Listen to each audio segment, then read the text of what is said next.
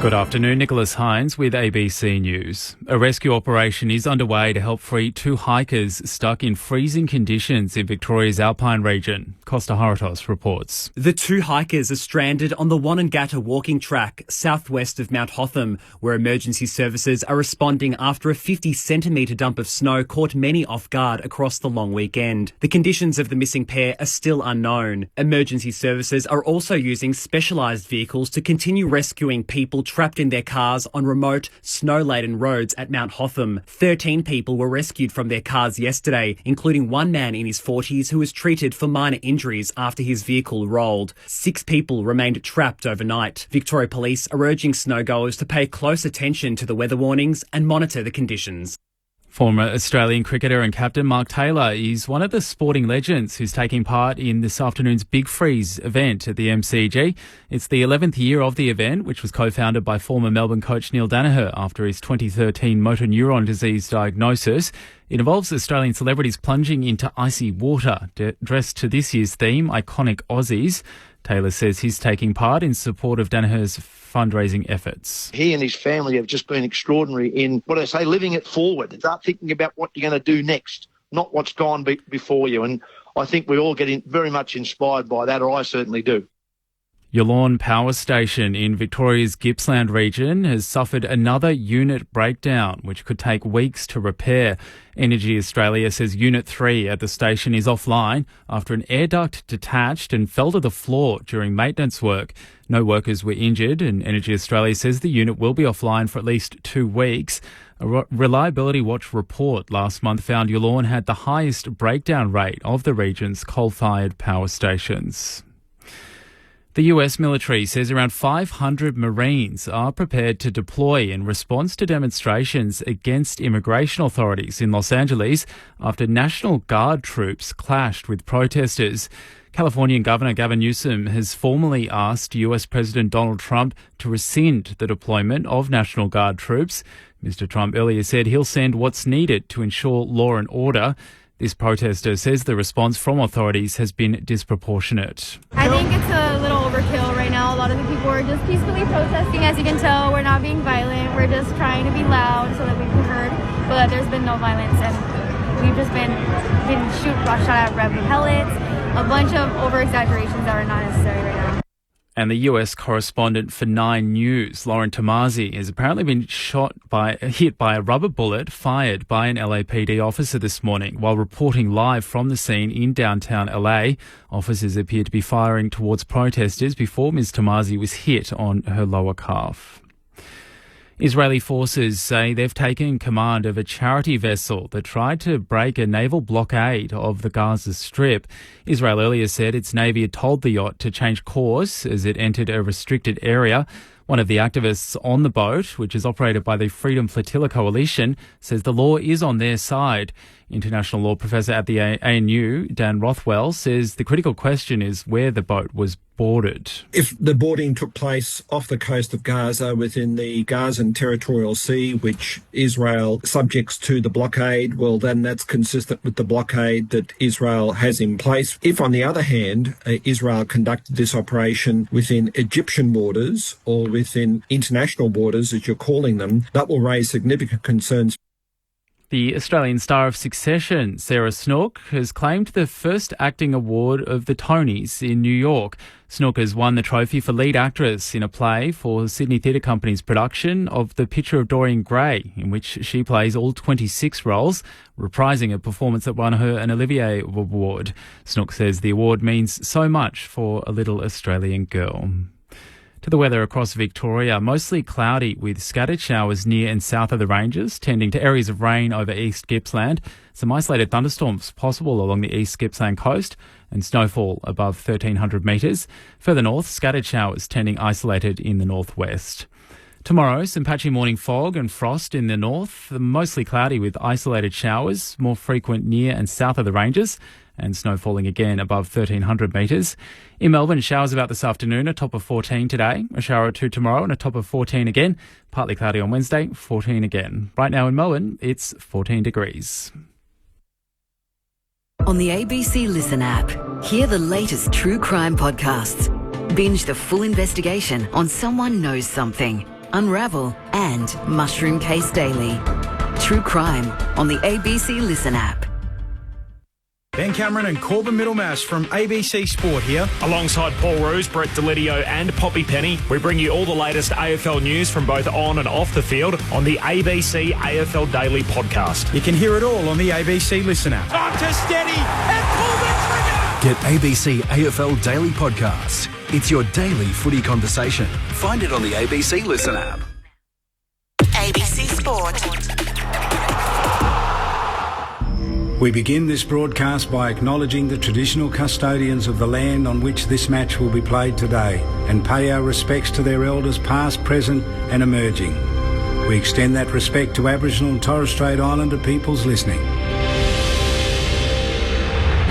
It's all on the line. Here we go. And the moment of truth has arrived. What a matchup this is. What a game. The umpire holds the footy up. I wouldn't want to be anywhere else on earth. On ABC Sport, this is the AFL. Oh, there's a bid to get inside of the net. The intensity and the pressure on the ball is unbelievable. Take your moment. This is that moment of the game of footy. This is just football at its best. And that'll be it. From walking on thin ice to dancing on the mountaintop, the Brisbane Lions never stopped believing. And they are the champions. Sit back, relax, witness the greatest. It don't get better than this. He called the river a magnificent goal. Comes out, gathers, snaps, goal! An extra bit of class. He smashed that through, what a kick! Goes bang with everything he's got. They are leaving nothing out there. Listen to the roar. The drop punt, he's gone, and the building is jumping. We know he's a big shot taker. He's a big shot maker. Leans back on the kick. Game on. Night camera action, baby. Countdown to contact.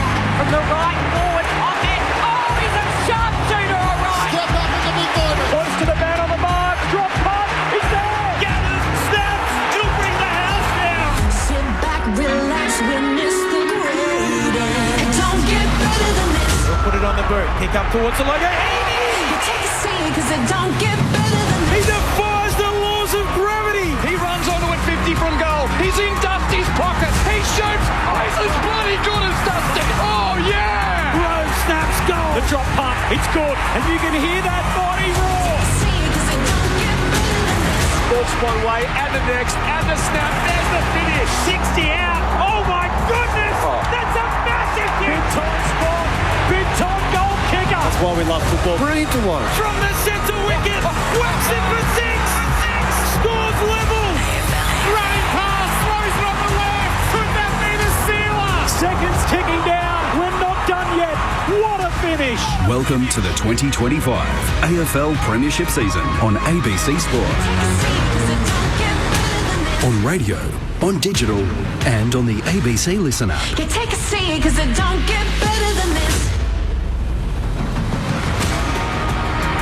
One of the most cherished days on the footy calendar. It is the King's Birthday blockbuster between Melbourne and Collingwood. But for the last 11 years, this has been the big freeze fixture. Of course, raising vital funds for motor neurons disease. And the face of it has been the Reverend, the great Neil Danaher, now the Australian of the Year.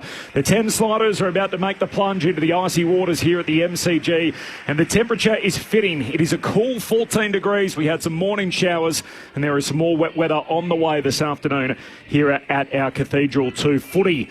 The teams are yet to drop. That's how early we are, but we're the first of the footy and the last to leave here on ABC Sport, and so we are again today. My name's Corbin Middlemash. To call the footy with me this afternoon is Ben Cameron. Hello, Ben. Hello, Corbin. It is a privilege to be here today. Of all days, and as two native sandgropers, I don't know about you, Corb, but I grew up with this game on King's birthday, and we couldn't watch it, we couldn't listen to it because we were at school. But we are here today, and this is a special day. And I love the words of Neil Danaher during the week and the modern AI technology that allows us to hear it in his voice, in which he says, every day you have the chance to choose your own attitude. Irrespective of whatever you're facing, you get to choose your attitude. And despite the fact that he needs 24/7 care, he finds it empowering that he gets to choose that. I just love that message, and I might let that just sit. Can't wait for the game as well. Diagnosed at 53 years of age. He's now 64. The life expectancy from someone diagnosed with motor neuron disease is typically 2 to 3 years. And about 5 to 10% of those diagnosed will survive for more than 10 years. And here is Neil Danaher into year 11 and still leading the cause as he is again today, as the first of the sliders has just gone down in Ariane Titmus. We've got a big pre-game. We'll go inside both camps. The AFL's Iron Man, Jack Crisp, is going to join us. Charlie Spargo, the injured demon, and Beck Danaher, who's really taken the baton from Neil Danaher as the wicked beast has grabbed hold of him a little bit more in the latter years, and she's done a lot of the work the whole way through with Fight M&D, and is of course a pivotal part of it again today. She'll join us as well. So I've got my eyes on it, Corby, and we've just seen the 4-time Olympic gold medalist in Ariane Titmus go down as Sandy from Greece. Olivia Newton-John had the perm blonde wig on, and I'm looking at Cadel Evans, the first Australian to win the Tour de France, the second man outside of Europe to win that race, dressed up as Max Gorn with a big beard, the bald head on, the D's, jumper and shorts on. He's going down into the cool water as well. We'll pick up a little sample of that as we work our way through as Cadel takes the plunge. And already you can see the sea of blue beanies around the MCG, which has made this game a real feature. The last 2 years it's broken the attendance record, so by data, my numbers' sake, it's getting bigger and bigger year on year. The Premiership Pine, Luke Ball, is with us again on ABC Sport. Afternoon, Bally. Hi, Corb. Hi, everyone. Yeah, it's great to be here, and well said, Ben. I mean, he was prior to all this. I mean, it's amazing. 11 years, a Big Freeze 11, incredible. I think he was a leader, an inspirational person prior to all this, but he is a genuine hero in every sense of the word, Neil Danaher. So, yeah, to be here to witness today, beautiful, great sea of blue beanies, as you said, out the front. Hopefully the stadium gets packed out, weather or no weather, and we get a game that befits the occasion. It's great to be here. We might just pick up on some of this if we can. Hamish McLaughlin's with Cadel Evans, and Max Gorn, who he came dressed as, is also there at the end of the slide to greet him. Bigfreeze.com.au. Buy a digital beanie if you can. Sometimes in life you need good timing. I didn't quite have it there, as we just missed a little bit of that. We'll pick that up on Relay in just a moment. In fact, Adam Jones has got it in the studio for us. That's why he's the best in the business, the cult figure. Let's have a listen to that. Cadel Evans and Max Gorn with Hamish McLaughlin. Cold? A little bit. Yeah. I might need some help today. Do you reckon you could run with me? No chance whatsoever. Thanks for coming down, mate. All the best today. He's my hero, Home. Well, this is quite nice because you're his hero, and you think he can play a good brand of football. Well, I think his worst day on the bike is way better than my best day on the footy field. When was the last time you had an ice bath in front of 60,000 here and 500,000 around Australia? First time ever. Well done. Huge thanks for being involved. The good news, I'm just looking at that sign, we've sold 5,000 digital beanies in 2 sliders. Awesome. Thanks, everyone. Thanks for the support. Thank you for having me. Cadel Evans with Max Gorn, who made the trip. He's a big cycling nerd, isn't he, Max? He loves getting in behind the Tour de France and the professional cycling scene. It was remiss of me not to mention as well, Iconic Aussies is the theme for those dressing up and going down the slide today. So that's where those ideas have come from. FightMND.org.au. I mentioned Big Freeze 11. One man who was the 58th slider to make the plunge into the freezing waters is the game's record holder. We can still call him that in VFL AFL history. Mr. 432, Brent Harvey, is with us this afternoon. Hello, Boomer. G'day, guys. And you're right. You all spoke very, very well. It's a great day. There's a different feel to it, though, isn't it? Like, you come to the football, you see the blue beanies, you know it's for a great cause. And Neil Danaher, Australian of the Year, it's just what a star. Like, what he has done for this day is absolutely huge, and not only him, obviously his family and his team. It's a huge thing, and I was lucky enough to go down there, and it was a huge thrill to be involved in, and I'm very, very honoured to actually say that I've been there and I've done that. It was a good day, and it's a great cause, so hopefully it can stick around for a long, long time. Is it nerve-wracking in its own way when you sit at the top of the slide? Yeah, it is, because you sort of don't know what's going to... When you get down there, I've done a lot of ice baths before, but it looks cold. There's I think Beck said there was 3 or 5 tonne of ice or something in there, and it was just a great build-up, being around other people, all for the same cause. It was a great day. It's been a big week of footy already. It's been a different round of footy, it must be said, and the one thing that's been obvious have been the low scores, Bally, that we've seen in this round so far. So if you look at it from a numerical point of view, the highest score of the weekend was Hawthorn's 81 points, under the roof at Docklands way back on Thursday night. if that isn't beaten today, it will be the highest score in any round of footy that we've had since 2020 round 13. But you think, oh, well, that was shortened quarters during the COVID days. Surely that doesn't quite count. Well, if you want to go back to the last time that we didn't have restrictions on minutes or anything else, 1967 is the last time, round 3 of that season, where the highest score of the round was less than 81 points. So it goes to show just how far the scoring's dropped off this weekend, Bally. Just an event you'd think, you'd hope from the AFL's point of view, not something that they will, you would think, have too much of a concern about at the moment. But yeah, it's an interesting one. I mean, the winter has set in. Yep. If you wanted to look at it as an obvious excuse. Wet weather. Yeah, wet weather. Cold. Bad kicking though yesterday. Yeah, couldn't the Kangaroos and your Kangas boom and the Eagles can't blame that. That looked a beautiful day down at Bunbury yesterday. Beautiful sunshine. So hopefully just an event. Hopefully just a one-off event, and you know, teams just out of gas a little bit, looking for a buy. A lot of those teams searching for a buy. So we'll see how the Pies, who are the most efficient team at the moment, aren't they? How they go about it today. There has been a little bit of a confluence of events as well, where a lot of teams have almost hyper-focused on their defence and their tackling. So I wonder whether that's contributed. We spoke about this on the ABC AFL Daily Pod earlier this morning, didn't we, Corbin? And if the Eagles, Hawthorn, they've really honed in on their tackling, and maybe that's just bottled it up a little bit. Yeah, Eagles 81 tackles, so that was the focus all week after I think they had the highest percentage of tackle breaks in the competition. So they thought, right, we're going to get down to the effort stat. They laid 81 tackles, Hawthorn 82, Adelaide 88, and even Sydney in the game that was the one, wasn't it? Yep. 68 tackles after quarter time. So in 3 quarters they laid 68 tackles. So they're massive numbers. Blame the coaches. It's always the coaches, isn't it? Let them play. Yeah. Free them up a bit. Well, we keep talking about it too. I said here on Saturday and said the best teams in the comp, and it's just the reality, are the best teams without the footy. So as long as that's the case, then expect this to set in, especially as the weather turns a little bit. I do remember Kane Corns tells this story about Mark Williams. He told Port Adelaide one day, if you do not record a tackle today, you'll be dropped next week.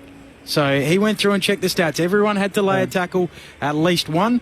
Malcolm Blight, on the other hand, he believed that tackling was completely overrated. He says that the ruck wins it down to the rover, kicks it to the full forward, kicks the goal, goes back to the middle. Where do you tackle in amongst all of that? Well, you know, Dennis Pagan had a very similar game plan. His thing was the least amount of possessions per goal. And we knew if we hit a number, it sort of did help that we had a bloke up there named Wayne Carey to kick the ball to, but the least amount of number, I think it was 16 or 17. If we kicked the goal per 16 or 17 possessions, we just won the game. Well, there's less chances that you're going to make a mistake and turn it over. The less you touch it, isn't there? But it was the one stat that I wasn't ever concerned about being called out on, tackling, to be honest. As I was sitting there at the team meeting, and the coach, either Grant Thomas or Ross Lyon, there's a couple of famous sprays that even I think it was the one time he actually sprayed the skipper, Rui, was about, you know, we were having an ordinary day, and at half time he had the tackles up on the board, and it was the one time he went through the skipper. 0 tackles for the year. But that was one stat that I never had a real concern. Everything else, I was worried that I was going to get called out about. But tackling. I was probably on the other scale. I broke did my AC joint against Port Adelaide. I don't even know what year it was. And I came back after 2 or 3 weeks, but it was 6 weeks down the track. And Dennis put it on me pre-game. He said, "How's your shoulder?" I said, "That's actually good." He goes, "Can you tackle today?" And I was just like, "I've had a tackle for 6 weeks." He didn't tackle. He got the ball in his hands. That's right. The game's record holder, Brent Harvey, the Premiership Pie, Luke Ball, with myself, Corbin Middlemass, and Ben Cameron on ABC Sport. We might head inside both camps, and you've towed me in beautifully here, Boomer. Possessions to score. Collingwood number 1 in the competition, so most efficient, least amount of possessions to put a score on the board. They're also the second best the other way, so teams have many possessions to try and register a score. Only one team's better than them in the competition. The stat was raised during the week. If they can get to 1-1 at the end of the season, there's only been 2 teams in history that have recorded that since the stat's been kept. Geelong in 2007, they won the grand final by over 100 points. And Geelong in 2022, who won the grand final by 81 points. Yeah, so, I think they won the last 14 games of the year, didn't they? They went on a run. And I mean, that's the game, isn't it, Bert? That's the game. It's a turnover game. I mean, clearances are important. We know that for field position, but the ability to... Does that emphasise, Bally, just how good this Collingwood team is? Yeah, it does at the moment. Yeah, I think the commentary during the week, they played the perfect game last weekend. They punished when they had the opportunity to turn the ball over through the arcs. And then when they did turn it over, which happens, every team turns it over, we know that, their ability to snap into defence and halt and hunt, pressure the footy and stop the other team from rebounding down the other end. was just magnificent. So it's hard to maintain that level throughout the course of the year, and that's why those stats that you just read out are so rare. But this team at the moment seem perfectly set up to be able to do it. I don't think I've seen a team for a long time that can turn the ball over across 50 to 60 out and then just transition the full length of the ground without the opposition even look like touching the ball. Not even look like touching the ball. And it goes from there, it's their score launch zone, and they just go bang and they just score. And Elliott and these type of guys just get on the end of it. And part of it is, we talk about all the time, the ability to be able to get the ball from traffic to the outside cleanly and quickly. Like you watch, I don't think you caught much of it, Boom. You watch the Kangaroos-Eagles game as an example. There's two teams, and we know where they are on the ladder. But the inability at times in good conditions for players just to execute a basic handball, they look like they're out, and the handball goes to their feet or goes behind them, and all of a sudden it creates congestion. It's so clear at the moment that the top teams, Geelong and Collingwood, their ability not to make those mistakes and be slick out of traffic into space it's stark, I think. And they're the basic fundamentals of football. Kicking, marking, handballing, you've got to be good at it. And it's funny, when you coach young kids, nobody wants to do it. And you're just like, boys, this is the most important thing. If you can't kick or mark or handball, you're probably not going to play some good footy. So you coach. I think we overcoach the game in general. I think we do that a lot, not only at AFL level, but all grassroots football as well. And keep it pretty simple. Get your fundamentals right, you'll be right. King's Birthday Footy on ABC Sport. Ben, we might send you downstairs into the Melbourne camp. And then we'll duck inside the Collingwood camp as the preliminary warm-ups take place. We'll bring you the latest from the slide, and Beck Danaher is going to join us as well. But we can go inside the Collingwood camp and welcome for the first time today, Lauren Borden. Loz. Thanks, Corby. I am down on the boundary with Premiership player Jack Chris. Jack, thanks for your time so close to the bounce. Can you tell me a little bit about this occasion? It's one of the biggest days on the home and away calendar. You're playing a lot as a pie, but is it an enormous occasion to be part of the build-up for? Yeah, firstly, thanks for having me. Yes, it never gets old. I think the whole build-up and the whole week is pretty amazing. Still being able to have Neil come in throughout the week, plus Fly's brother's come in the last couple of years as well, to kind of give us a talk and remind us why we do what we do, I guess, and all the fundraising that's involved. And the amount of money that we've raised, I think it was over 115 million since it started. So being able to influence what people do and kind of donate to this great cause is amazing. I wanted to ask you about Craig McRae's brother-in-law, Pat. You had him in the song last year. He's come into the club as well. Does it put a human face or another human face in terms of the disease as well? We know Neil, but now you've got someone quite close to the club as well.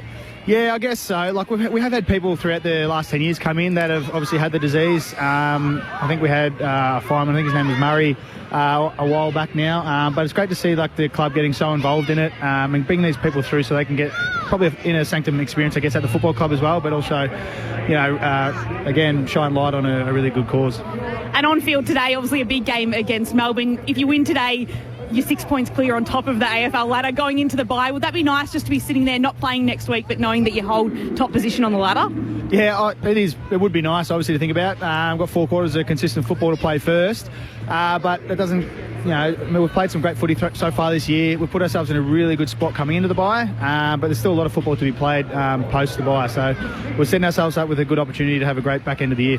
We'll get some more questions for you, Jack, now from upstairs from Luke Ball and Brent Harvey. Go, Jack. Good luck today. The MCG pretty famous for its powers of drainage. What's it like out there underfoot?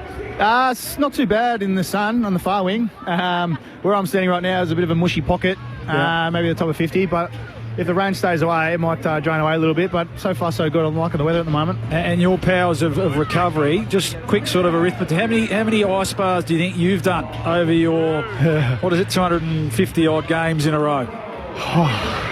Or are you an ice bather? Is that part of it? Yeah, that's part of it. Yeah. I even got the kids to jump in the ice bath yesterday at the club twice, which was funny. But I don't know. I've definitely done a lot. I don't know what a good number would be, a couple of thousand. I don't know. And speaking of recovery, great to see Dan McStay back in the team today. It mightn't be a perfect day for key forwards, but you get the sense he's a pretty important player structurally for you. Yes, no, he is. He's a powerful man. He leads at the ball well. He competes well in the air, and that's all we can ask.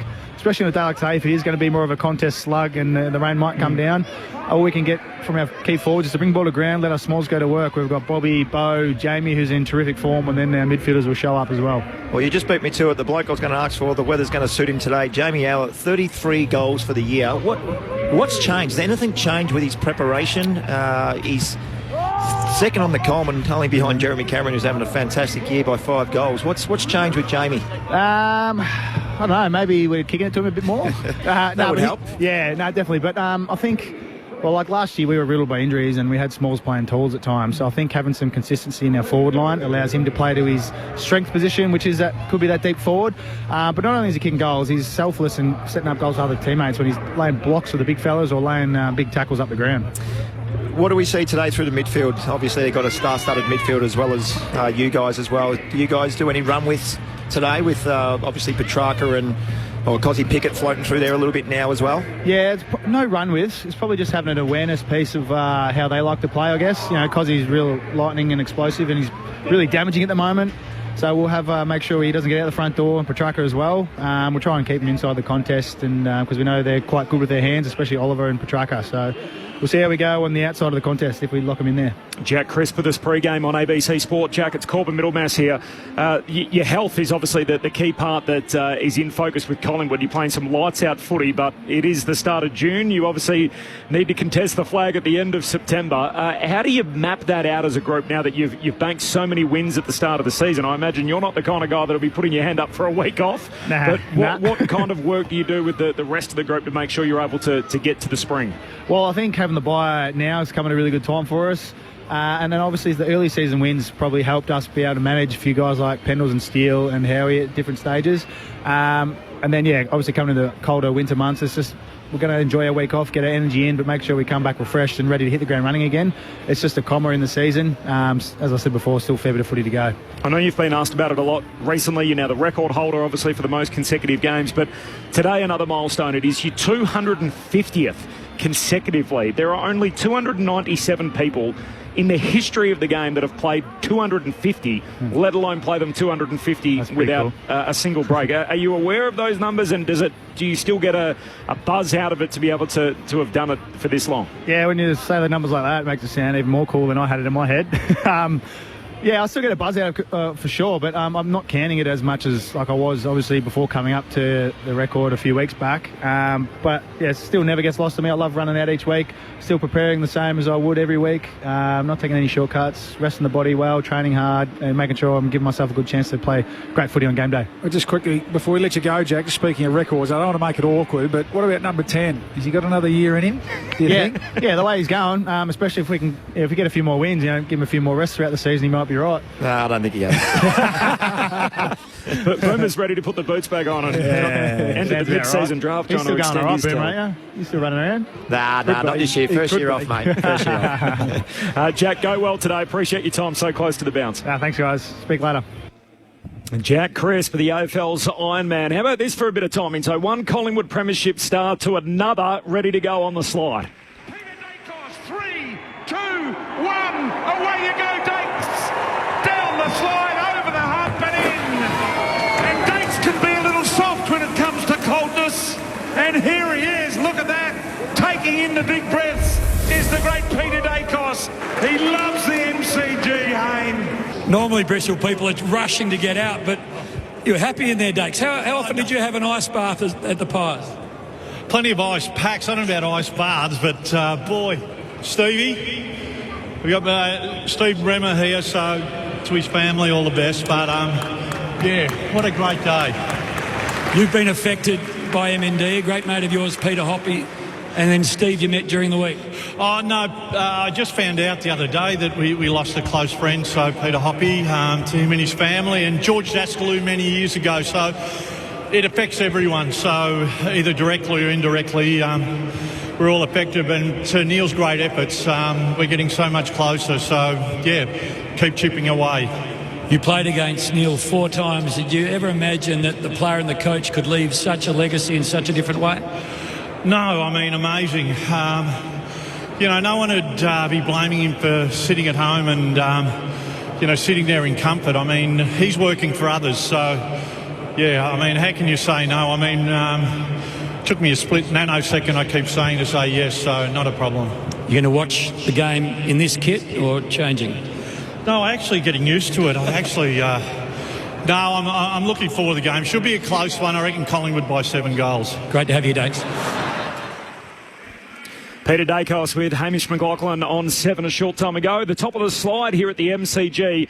And of course, it is Big Freeze 11 as we count down to the game of footy that follows. Of course, what a cause it is. Bigfreeze.com.au, and you can grab a digital beanie right there.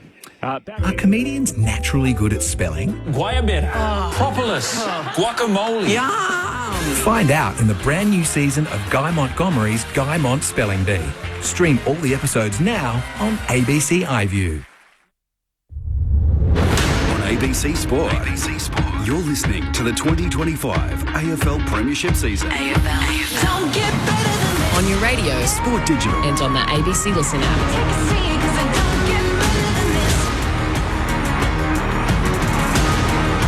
The King's Birthday blockbuster at the MCG. It is the Red Hot Pies up against Melbourne. Of course, the biggest fixture that the D's play in every year, and it is one of the most cherished days on the calendar. Of course, Big Freeze is the occasion. It is Big Freeze 11. And to Fight MND, you can find it all through fightmnd.org.au. If you'd like to donate, you can purchase a digital beanie this time around. If you've got too many of the real beanies, the blue ones, which are available right across the country, and obviously this is far greater than what happens here on the holiday Monday here at the MCG. But there's a sea of blue beanies all around the Melbourne Cricket Ground, and for the last 2 editions of this game, they have set an attendance record, including last year, which is the high watermark so far. So 84,659 is the number to beat today. And hopefully we get there despite the inclement weather that we've had so far this morning. There were sweeping showers across, in fact, there were heavy showers across Melbourne this morning. There are sweeping showers forecast this afternoon. It's currently 14 degrees. My name's Corbin Middlemass, calling the footy with Ben Cameron. Lauren Borden is on the boundary. We've actually sent Ben downstairs to go inside the Melbourne camp in a few moments' time. And the game's record holder, Brent Harvey, is up here with me, as is the Premiership Pie in Luke Ball. The teams are in. There's no late change. And the subs, Caleb Windsor, on his 20th birthday, is going to start as the sub today for the D's. And Will Hoskin-Elliott is the sub for Collingwood, so one of their 30-plussers, Bally, to get a late start. Yeah, he gives him versatility, doesn't he? Again, that's one of the strengths of this Collingwood team at the moment, Boom, isn't it? They can hand the vest around, the sub-vest around, and manage players' minutes with all those over 30 players. I think we've got to stop talking about that, to be honest. Like, at what stage do we they're the best team in the comp at the moment. It doesn't matter how old they are. If they weren't sitting on top of the ladder, we could probably have something to say about it, but you don't need to mention it. They're flying at the minute, 9-1. Absolutely flying. A little bit concerned, not concerned. Windsor being the sub. I feel if there is a way of beating Collingwood, it can be on turnover with quick ball movement. Now, he's got amazing leg speed. So it's a little bit, I'm not obviously coaching the Melbourne Football Club, and I don't want to tell them to suck eggs, but leg speed is something that's super important. You talk about the 30-plussers, Bally. One man who I'm sure probably wasn't expecting this to happen is Justin Lepage, who's the new list boss. He'd probably be thinking, some of these guys will wrap up at the end of the year, and all of a sudden you run through a few of these names, you think, doesn't look like any of them are going anywhere anytime soon. So Pendlebury, House, Sidebottom, Elliott, all still playing great footy. Myercheck. And then you're into Hoskin, Elliott, Cox, Mitchell, so maybe a decision to be made among a few of those. They're off contract this year. And then the guys that have another year to run after this, Jack Crisp, no signs of slowing down just yet. Tim Membry, who's played a role for them, and Darcy Cameron off contract at the end of 2026. So there's not too many there that you'd be thinking, they're ready to wrap it up at season's end. No, and I think you treat them all on their merits on an individual basis. There's no need to get too cute about it. I don't think you can also have an eye to the future. You can keep, sort of looking at that mid-20s and below talent as well, and keep bringing that in. And they've got a bit of that. Like we're seeing Ed Allen now get his chance, just with a few out. Ned Long. Hayes comes in today. He looks like he's showing a bit. Unfortunately, McInnes, went down, of course. So I don't think they're not mutually exclusive. You can treat the older players on their merits whilst having an eye to the future as well. Our build-up continues here at the MCG, just repeating, no late change. Windsor and Hoskin Elliott are the two subs. All right, we've heard from Jack Crisp. If you weren't with us, we spoke to him a few moments ago. It was great to catch up with the AFL's Iron Man. If you want to listen to our coverage, by the way, you can find it anytime uninterrupted, regardless of the ins and outs and certain joins that you might get across ABC Radio through the ABC Listen app, which is the home for all the best sport. And we've got the British and Irish Lions coming up, the World Test Championship final, the West Indies Tour, the whole nine is available there, so you can download the ABC ABC Listen app. Click on the AFL button to listen to our broadcast uninterrupted. Into the Demons camp. Ben Cameron's made the trip down there. Ben.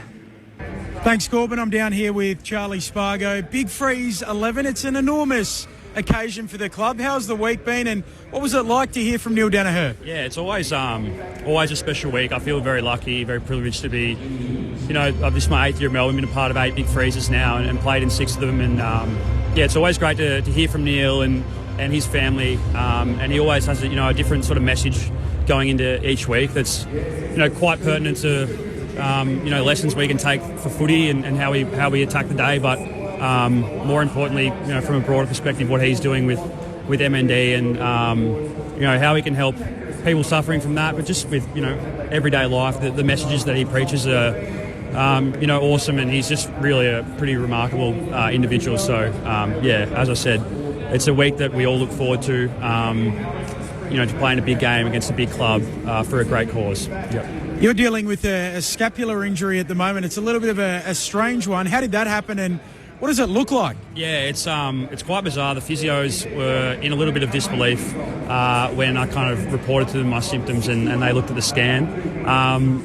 Cut a long story short, I probably nearly dislocated my shoulder, and all the pressure from that sort of referred back to my scapula in a bit of a weird way. So, not the most normal injury, but quite painful. And I'm recovering now, so hopefully not too long. Looking at it after the bye to be back. A zip 5 start to the season for the D's, and really you guys have been able to turn that around largely, apart from a little bit of errant goal kicking, which we'll get to. But what's been behind the turnaround? Yeah, I think we're getting back to our DNA. You've probably heard this a lot from other guys doing media over the last month or so, and from Goody as well, but we're really getting back to our DNA of being hard to play against, and that's what set us up for a pretty successful period through 21, 22, 23. We're getting back at becoming a really solid defence and working together as one unit, and that's where all the growth's been over the last sort of 5 to 6 weeks. Obviously last week was really disappointing, and some errant goal kicking, and probably just didn't really have the game on our terms at all along with that. We spoke about it during the week. Disappointing weekend, but we can't look past the growth that we've had over the last 6 weeks, and that's all built around our defence in our contest. I know that you're not out on the track at the moment, but I'm sure you've got a pretty good idea of what's going on out there from your teammates, etc. How much goal kicking took place during the week, and what does that program look like? Yeah, well, obviously, the stats there. We're 18th in the league this year, and that's not ideal. You feel a sense of frustration. As me being a forward, and I've missed a few easy ones this year, you feel a sense of frustration being out on the ground when we have a really dominant period of play, and you sort of can't cap off the work, and you probably feel like you're letting other guys down. But I'm, obviously not out there this week and on the track, but really impressed with the way that we've sort of gone about talking about this week. The reality is, we're not going well, but we're putting in a mountain of work to turn it around, and I'm really confident that the work will start to pay off. We always speak about, you start practicing something and there's always a little bit of a lag effect, and you'll feel the pressure when you're in front of goals today in a game like today, but I'm really confident that, as I said, the work that the forwards have been putting in, the mids have been putting in, everyone who's going to get a shot on goal, I feel like they'll be pretty confident in front of the big six today. A couple of fun ones to finish off. A couple of years ago, we actually went out and broadcast the O&M Grand Final, and Albury were playing in that game. I think I saw you at the club rooms later that night, but I was there. Yeah, we've seen Riley Bice emerge this year. He's a year younger than you. Yep. Did you come through with Riley at Albury? Yeah, so I played against him when I was younger in sort of junior footy. He was playing for a different team. Played basketball against him back in the day, and he's actually in a similar sort of friendship group to a lot of my mates back in Albury. It's crazy that, it seems like Albury's a little bit of a footy factory now. You see guys like Sean Manor as well, Aidan Johnson, who's come to Melbourne, all guys from Albury. Riley's always had the ability to just be a really good footy player, and I guess for one reason or another he sort of slipped through the cracks, but he's just a bloody good footy player, and I think that's what all it comes down to. And you see how composed he is out there, how good his kicking is. So unreal to I was speaking to him at my sister's 21st, probably a week before the draft, and we were speaking about where he might go. So it's pretty cool to be full circle. I was playing on him out at the G in the game that I got injured in the other week, but wrapped to see him doing well. That is very cool. Now, my spines and my tentacles reach far and wide. I'm very reliably informed that you are an eager DJ, and you're renowned for maybe just popping up incognito at certain festivals to maybe spin the decks. Wow, I don't know who you're talking to, but yeah, not bad mail you've got. Look, all I'll say is I do enjoy my electronic music. It's probably not the number one sort of choice of genre around the club, so I'm a little bit more low key about it. And yeah, I do sort of just go about my own business quietly in the background with it. Sometimes that sort of music, the scene is not seen to be conducive to playing good football. So yeah, during the season I'm a good boy, and I'm home early and all that sort of stuff. Yep.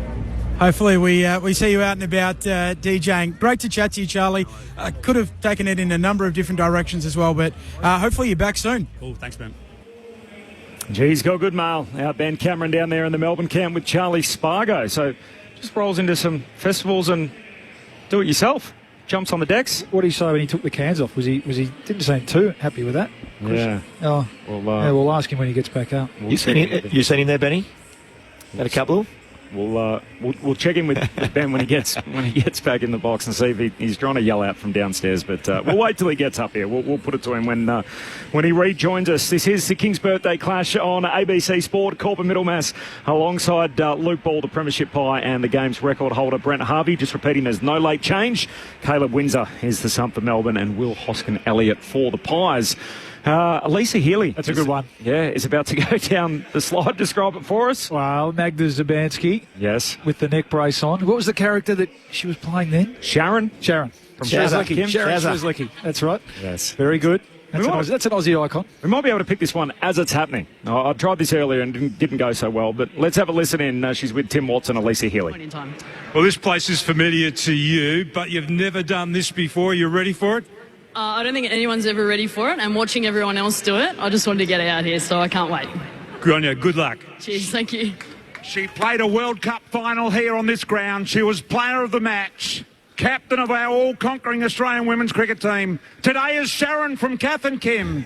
And as she takes to the slide, a shout-out to Magda Zabansky, who is in the thoughts of us all. It is fantastic to have Elisa Healy here. 3, 2, 1, away she goes, Sharon, down the slide and in, and hopefully the rash will be gone, only partly so. Forgot the netball, going to take that with her. Put your hands together for Elisa Healy. As I said, World Cup final on this ground, player of the match. She knows all about the MCG, and here she is with Haim. Well done, Shaz. Oh, yeah, look, thank you. Sharon is a huge fan of Shane Warne. To be sliding down the Shane Warne stand in front of Neil Danaher at a ground that means so much must be a pretty special afternoon. A really special afternoon. We may have had a snog out the back, but no, very, very special to be here, to be a part of it. To be Sharon, even better. If it wasn't Sharon, who was it going to be? Ooh, it was a tough call. I mean, I actually wanted to go as Meg Lanning, as Tina Turner, but this was it. In terms of your love of footy, the Giants are your team? The Giants are my team. How are they going? About to make a charge. Yeah, finals, surely. Okay, a thought on the great man that's about 15 feet in front of you to the left. Inspiring, I think, is the word that springs to mind, and I feel really honoured to have even been asked to take part of this, but his fight, his passion to get this off the ground and to see it flourishing 11 years on is incredible. That number, you got to read it out. What's that number? 52,000. That's half full. That's half full. That's the digital beanies that's been purchased since we got going. Started at 25,000. Bigfreeze.com.au. Elisa, get warm. Well done. See you, Shaz. Let's meet our next slider. That's Elisa Healy with Hamish McLaughlin. So 7 of the 10 sliders have gone down the slide so far. Ariane Titmus kicked us off. And from then, Cadell Evans, Peter Dacos went as the Joker. So obviously the late great Heath Ledger. From there, Matt Nable, Liz Watson, Matt Shervington went as Thor. So we've seen a couple sort of go as the roles that Australian actors have played in movies. So I'm not so sure about that. Who's got the money at the minute? Who's been number one? Elisa Healy's is pretty good. Yeah, I like I'm with Arnie Titmus. Okay. As obviously the late great Olivia John. Yep. Yeah, I thought she pulled that off very nicely. Okay, so we'll work our way through them as we go. As Aaron Davey is about to come up. He's got the Michael Long. Yes. traditional shirt on, of course, the long walk, which we've been used to, and then also the Kubra, which Longy often wears. So Aaron Davies is the next of the sliders to make his way down the slide. Corbin Middlemass alongside Luke Ball and Brent Harvey up in the box. Ben Cameron's about to rejoin us. Lauren Borden will be on the boundary for the call. And a short time ago, Laws had the chance to catch up with the woman who's really been the face of Big Freeze 11 the entire campaign, the inspiring Beck Danaher, the daughter of Neil, with our own Lauren Borden. Beck, it's great to see you again ahead of Big Freeze 11. It's already pretty chilly outside, so you've set the sliders a fairly decent task, haven't you, having to head into that ice bath? Well, we've actually filled the ice bath with 3 tons of ice. We had Shervo go in early, got pushed in by his producer, and he came out of that bath with a thermometer -6 degrees. It is going to be so cold. So is that probably the coldest that you've got it here? And poor Shervo's been pushed in as well. He's just got an early taste of it. I know. We haven't scared him away yet, so we're very excited. But I can guarantee you the horror that is their faces when they come out of the water is not acting. It is completely real. Beck, we've been speaking about Neil across the weekend. We've had a lot of listeners text in and get in touch because of the technology that's allowed him to speak. Everyone's fascinated by it, and they're really, I think, excited to see that he's been able to get his voice back. So what's it like for you as a family to hear him as a daughter, hear your dad again, and your dad to have his voice back as well? So he surprised us at the start of the year. So he sent this clip we've got a family WhatsApp, and so we opened it up, and then all of a sudden it was Dad's voice, and it was so emotional to hear Dad's voice. I haven't heard him speak for about 6 years, and then my 2 little girls, 1 and 3, got to hear Pop speak for the very first time. So I've got to be honest, it was something so special for it to happen. So I'm really grateful for the technology. No, that is incredible, especially when you mention your daughters as well. That was based on press conferences and things like that, wasn't it? It's just a pool of these videos that they've used. Is that how they make the technology work? Yeah, we're very lucky that there's a lot of footage of Dad across his coaching career, so they were able to take footage from back in the day, pull it into this technology, and then all of a sudden it's Dad talking, and I feel like he's using it a lot and people are really resonating strongly with it. And you've said before, you look around the MCG, you didn't expect the cause to become what it has been today. So what were you thinking in January when Neil gets named Australian of the Year? I'm guessing that's something that you never saw coming. We absolutely did not see that coming. Dad never did this for the accolades. He's always been doing this on behalf of everyone that will be diagnosed in the future. So it's really selfless why he went and did this cause. For him to be honoured in that way, he almost didn't accept the nomination, but he took it on purely because we wanted to recognise everyone out there who's been fighting the beast, that has lost their fight.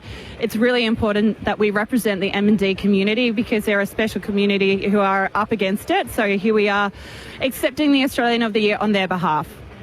Beck Danaher with us on ABC Sport. I'll send you upstairs to the box for some more questions from Brent Harvey and Luke Ball. Oh, hi, Beck. I hope you have a fantastic day. What an inspiration you and your dad are. Just on the research and obviously now Big Freeze 11, which is just amazing, and the money raised. It comes into sharp focus this weekend, doesn't it, for everyone else?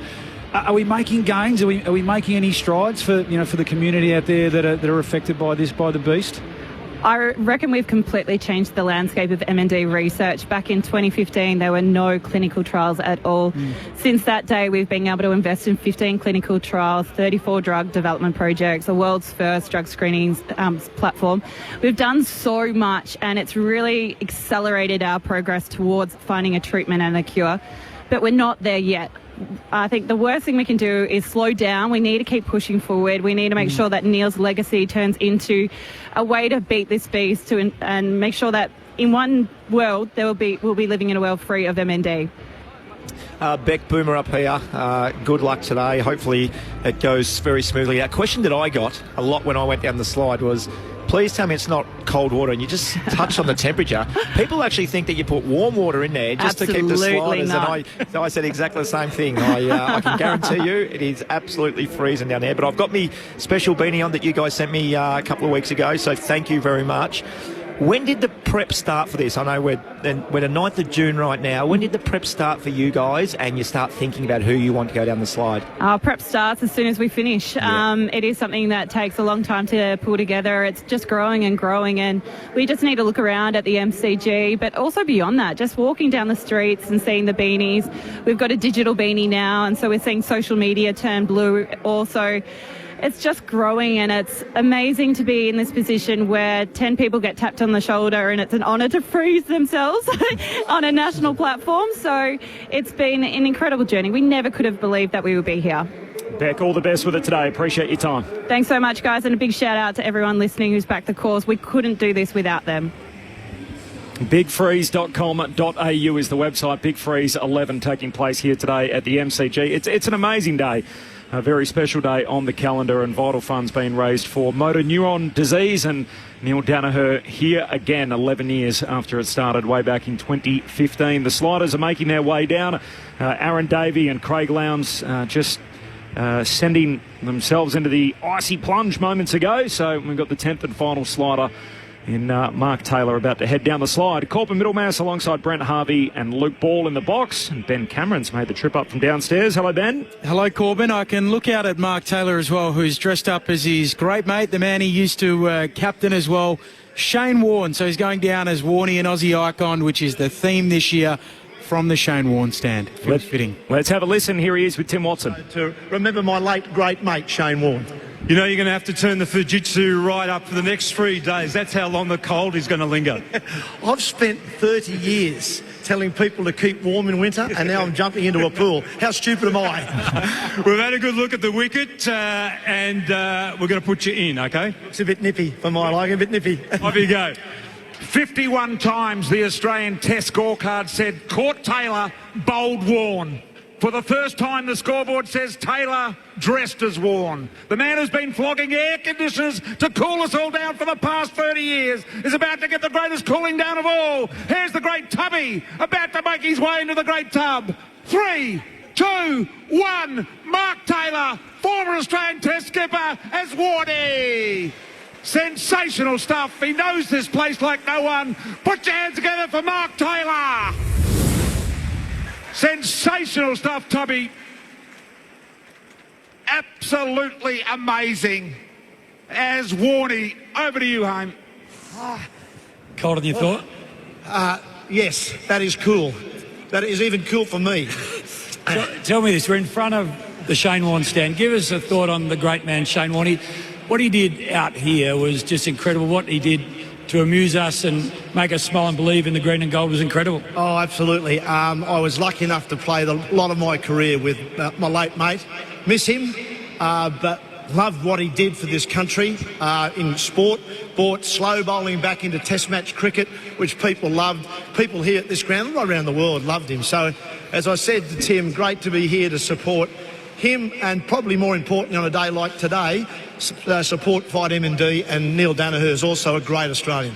We were at a lunch together on Friday, and you and Dylan Alcott and Neil, 3 Australians of the year, were together. It's amazing how many people can believe in what he's saying and how he's been able to put a movement together. Absolutely, and he's lived it. He's lived his values. I think that's the thing that's impressed me the most. As a player and as a coach, you talk a lot about giving and working hard and doing all that stuff, but it's when it's a game of sport, it's not that hard. Life is harder than that. It's been harder for Neil, but he's carried that ethos of his sporting days into his battle for life, which is terrific. What number baggy green were you? 346. You're 130 as a slider. They're both equally as important as each other. They're an honour, and you've got both. Absolutely delighted to be here today to support a great cause and support Neil Danaher and Fight MND. The last word comes from Fujitsu. Australia's favourite air. Well done. Bigfreeze.com.au. 58,000 digital beanies. Please get involved if you can at home. Bigfreeze.com.au is the place to find it, and as Haim said, you can get a digital beanie, and even us on the ABC, I think we'll let a couple of those go given the occasion that it is today. So bigfreeze.com.au. That is exactly what happened here live at the MCG as 10 sliders made their way into the freezing waters. Big Freeze 11. It's an amazing tradition now in our game that continues to renew every holiday Monday. Do you want the full list, Corb? This is how we went through them. Ariane Titmus, the 4-time Olympic gold medalist. She went down as Sandy from Greece, as Olivia Newton-John. Cadel Evans, the Tour de France winner in 2011, went down as Max Gawn, one of his favourite players, the bald head and the big beard. Peter Dacos, the dad of, he went down as the Joker. paying homage to the late, great Heath Ledger. Matty Nable, he was Angus Young on this slide of Akadaka fame. Liz Watson, the Diamonds captain, paying homage to Margot Robbie as Barbie. We had more actors in there. Matt Shervington as Thor, so Chris Hemsworth there. Then it was Elisa Healy. I think the pick of the bunch. We all agree? I think we're a bit split up here, but I'll take Elisa Healy. Down as Magda Zabansky, as Sharon from Kath and Kim. Aaron Davey, Michael Long was his dress-up. Craig Lowndes as Mad Max. So I think that's Chris Hemsworth again. Double Hemsworth there. And my favourite, who I would have gone down as, Mark Taylor going down as Shane Warne with the Aussie Icons theme. Yeah, he could have had a few more props. I would have liked to see some blonde shaggy hair, maybe a can of baked beans, something. I don't know. A dart, maybe. I don't know. No darts in the MCG. Nah, that's a good call. So maybe just a VB and a can of baked beans, maybe. Give us your winner. So you've got Warney on top. No, I think I'll give it to. Yeah, I'll go with Mark Taylor and Warney. Okay, after some consideration from our man Ben Cameron. I'm with Titmus as Sandy, Grease as obviously Olivia Newton-John. That's your vintage, isn't it? Sure, Grease? yeah, it is. Yeah, no, I thought she and performed too. I thought she came out and true. And put on a bit of a move, and I thought she really got into character very well. So loses my 3. Loses points for me because she is more adept in the water than everyone else. So I'll mark her down a little bit. And cold water, you'd imagine. Elisa Healy on top for me. Who do you like, Boomer? I'm with you, Corbs. Elisa Healy. There's the winning vote. That's exactly what we're looking for. Let us know off the SMS 0437 774 774. Who is your favourite slider if you're following along at home? Or alternatively, who would you have gone as? Iconic Aussies. I think Lids had a good one last night on the broadcast, Ben. Yeah, he went down, or he suggested Daryl Kerrigan out of the castle, so would have gone down with the joust. Certainly iconic. Tough to dress up as, maybe, but yeah, the moustache and the little bit of a mullet. 0437 774 774. Iconic Aussies, the theme. It's been a great edition again of the Big Freeze. I must admit, when they first did it, I thought this will wear pretty quickly and people will get sick of it, and you can only do it so many times. And I think they thought that as well. What are we going to do next? How many times can you send people down into icy water? And yet people love it, that the ground is so full so early. Really, apart from grand final day, we never see this full so far out from the opening bounce. And the attendance has continued to build year on year, that we've set records in both 2023 and 2024 for the biggest gate. Last year, 84,659, and a similar type attendance expected again today. The teams are in. Caleb Windsor is going to start as the sub for Melbourne, and Will Hoskin-Elliott will start as the sub for Collingwood. There is no late change. I just want to touch on last year's game. So obviously it was dramatic, the game itself, and it'll be remembered for the catastrophic injuries that Christian Petrarca endured that day after a collision with Darcy Moore. So a lacerated spleen, punctured lung, 4 broken ribs, a stay in ICU, major surgery. And then at the end of it all, he broke a rib again in the pre-season. He explored a trade, obviously in the off-season, and the times that we've heard him speak about it, you can hear it and you can see it on his face, just how traumatic the entire episode was. Do you think that renews today? Like, is there part of him thinking, look, I'm back on the same stage against the same opponent, the biggest home and away game, 12 months on, and he's got himself back to playing some really good footy.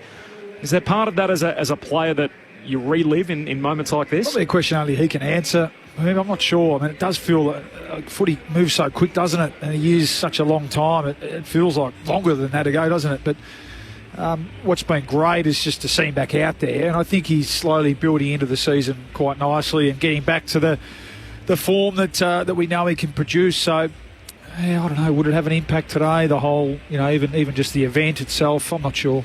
Yeah, I think as a player, there's certain things that stick in your mind, and obviously that was something pretty big. So I think it would be in his mind, Bally, but once you get out, it's like a grand final. The nerves are huge. Once you get out there and you just go win your first football, or you get an easy touch or whatever it is, it goes away. It's just gone. So I think he certainly would have thought about that, but bounce the ball, first clearance, everything's gone. They've got bigger issues to worry about with it. Not that there's anything bigger than your health and everything else. You know what I'm trying to, poor segue, but you know what I'm trying to get to.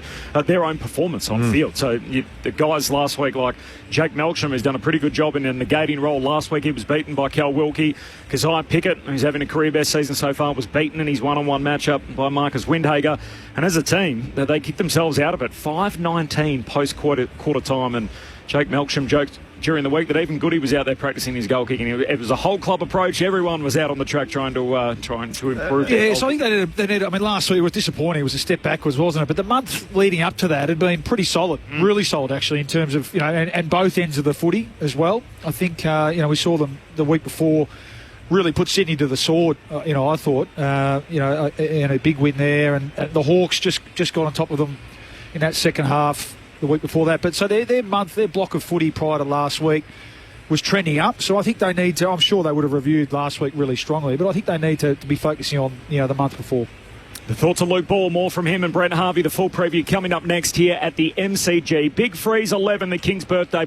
You meet the most interesting people on Sunday morning. Driving through this hot land full of dust and smoke, this little Tommy fella feels like a true blue Aussie bloke. Join the rest of Australia right here on Sunday morning. Australia All Over, Sunday mornings on ABC Radio. ABC Sport. On ABC Sport, this is the AFL. Route to steady and finish. It's close to the goal line and Marty good there. Another one. Sit back, relax, witness the greatest. It don't get better than this. Rampy from 55 and right all the way home. Huge fend off and kicks the goal. The skipper off a step finishes. Take a seat, 'cause it don't get better than this. Right foot strike. He's got it. Oh, the home fans like that. Takes a bounce. Unguarded. Goal square. He's got it. Reed's going to go for goal. Oh, my goodness. That truly is remarkable. This is the 2025 AFL Premiership season on ABC Sport. On radio, on digital, and on the ABC Listen app. You take a seat, 'cause it don't get better than this.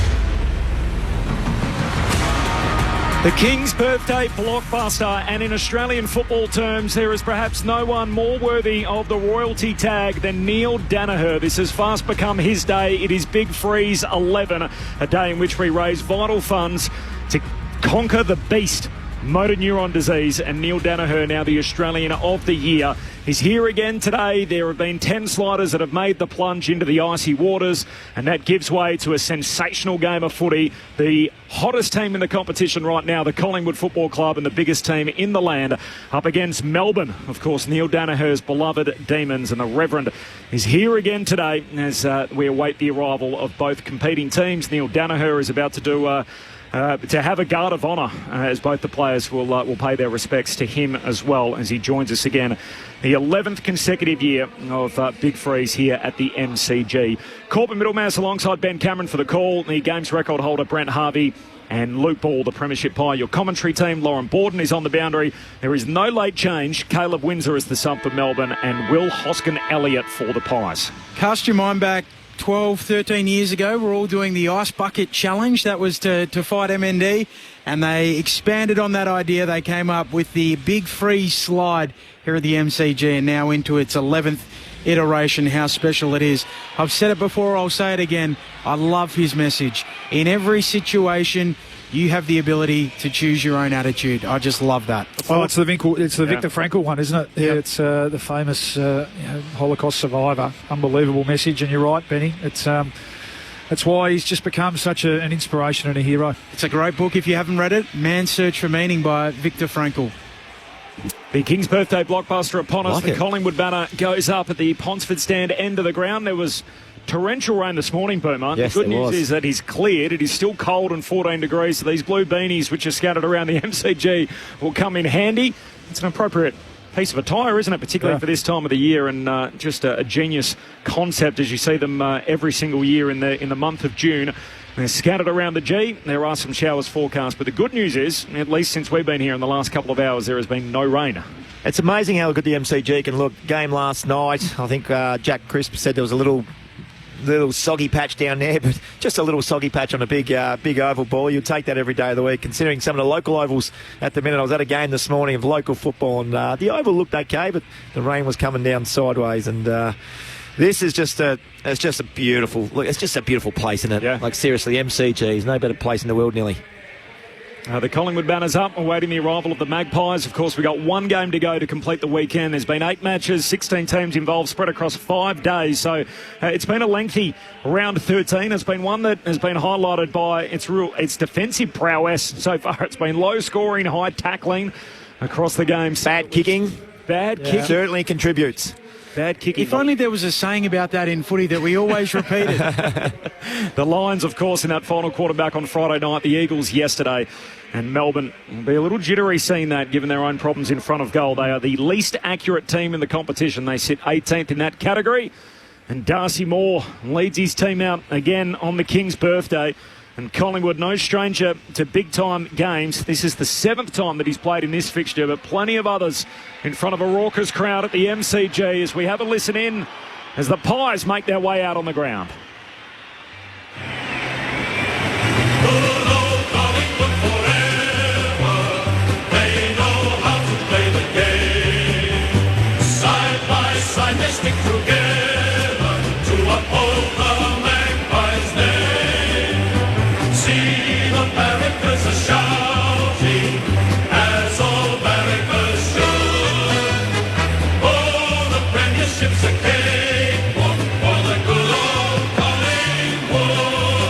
We are into the instrumental on the song before Collingwood have even burst through the banner, and the delay is for Bobby Hill, who's got one of his 2 kids with him. The other one is Bobby Jr., who for the 2nd time this year has had a false start making his way out on the ground. If you remember those iconic scenes from the All-Star game in the pre-season where he was standing there screaming, and in the end he got picked up by one of his teammates to take him through the banner. Didn't want to know anything about it, and again it's ended in tears, unfortunately, for Bobby Jr. He stayed with Mum, and Bobby Hill has made his way out onto the ground with one of his 2 kids for game number 100. Of course, the Norm Smith medalist, what 100 games it's been, the first 41 with GWS, and now playing for Collingwood here on a pretty special occasion. Neil Danaher is down on the boundary, flanked by his family. And of course, the face of the Big Freeze and Fight MND, as I try and amalgamate those 2 things. You can still donate, of course, bigfreeze.com.au, and the Melbourne Football Club will make their way out in just a moment. They couldn't have got much more out of the season so far, Bally, the Magpies, and this is all after they were embarrassed first up on the opening weekend of the season, and from that point on they've gone 10-1. And the one in that time is Jack Crisp missing after the siren against the Cats. Against the Cats, who, we think are a top 4 team, certainly. So it feels like an eternity ago, doesn't it? That round 1 game where they were too old, too slow, and made mistakes, not tapping guys on the shoulder. It's just been wonderful to watch since then, and it's been in different ways. I think that's been the key to it. Some of their experienced players, looking terrific form. Boomer, you mentioned Jamie Elliott. To me, it's just continuity in his training, in his body. Which has allowed him to have such an uninterrupted run at it, and you can just see his confidence, and he's flying for marks, his timing's there, and he's kicking beautifully, and that's going to be a big challenge for Melbourne's defenders. I mean, I'm just looking down now. I wonder who gets the match up on him. Do they go with a smaller player? And if you do that, he marks the ball. He marks the ball. So maybe it's a Turner who's got a bit of pace and explosiveness about him. They've got an amazing spread, haven't they? And we mentioned Ed Allen comes in, Ned Long. They just come in and play a style of football. And I just had a quick look at the goal kickers. Elliott's 33, Mychek 22, Hill 17, Membry 15. To go, he's only played a handful of games. Yep. And then you got Sidebottom and Dacos on 6 each. They could probably get some more goals out of their mids. But then you flip the coin and go straight to Melbourne. Pickett, who missed the first 3 games of the year. At least. Yeah, yep. He's 18. He's a leading goal kick, and it drops away really quickly. Petrarca 13, Fritsch on 11. They've just got more avenue towards goal, and when you have if you give them the opportunities with the inside 50, which I think is the most important kick in football, you just got players that are just going to kick goals for you. Max Gorn has just led his team down towards the goals at the punt road end of the ground and immediately goes over to Neil Danaher, gives him a hug in the forward pocket. Now every single member of the Melbourne playing 23 today goes and gives Neil Danaher a touch on the shoulder. The crowd is on their feet, and it doesn't matter what colours you're wearing, whether you're a Collingwood or a Melbourne fan. And that's getting a warm round of applause, as you can imagine, for the Australian of the Year as he battles motor neuron disease. And Neil Danaher in the forward pocket at the moment with the Demons at the punt road end of the ground. Great touch. Yeah, it's fantastic, isn't it? Yeah, he means a lot to that club, we know that, and to the broader game. So getting the acknowledgement that he deserves from the Melbourne players. And thinking about the game, boom, I looked outside this morning and thought, okay, a bit of rain, that'll probably suit Melbourne, the way Collingwood have been playing in terms of their transition, and their slickness with ball in hand. We've seen that over the last couple of weeks, and turning this game into more of a clearance stoppage type game would suit Melbourne. You think of Max Gawn, who's just been in magnificent form, hasn't he? He's been a big reason. Take last week out of it, he's been a massive reason for their turnaround over the last 5 or 6 weeks. And so that battle with Darcy Cameron today looms as a key one, clearly.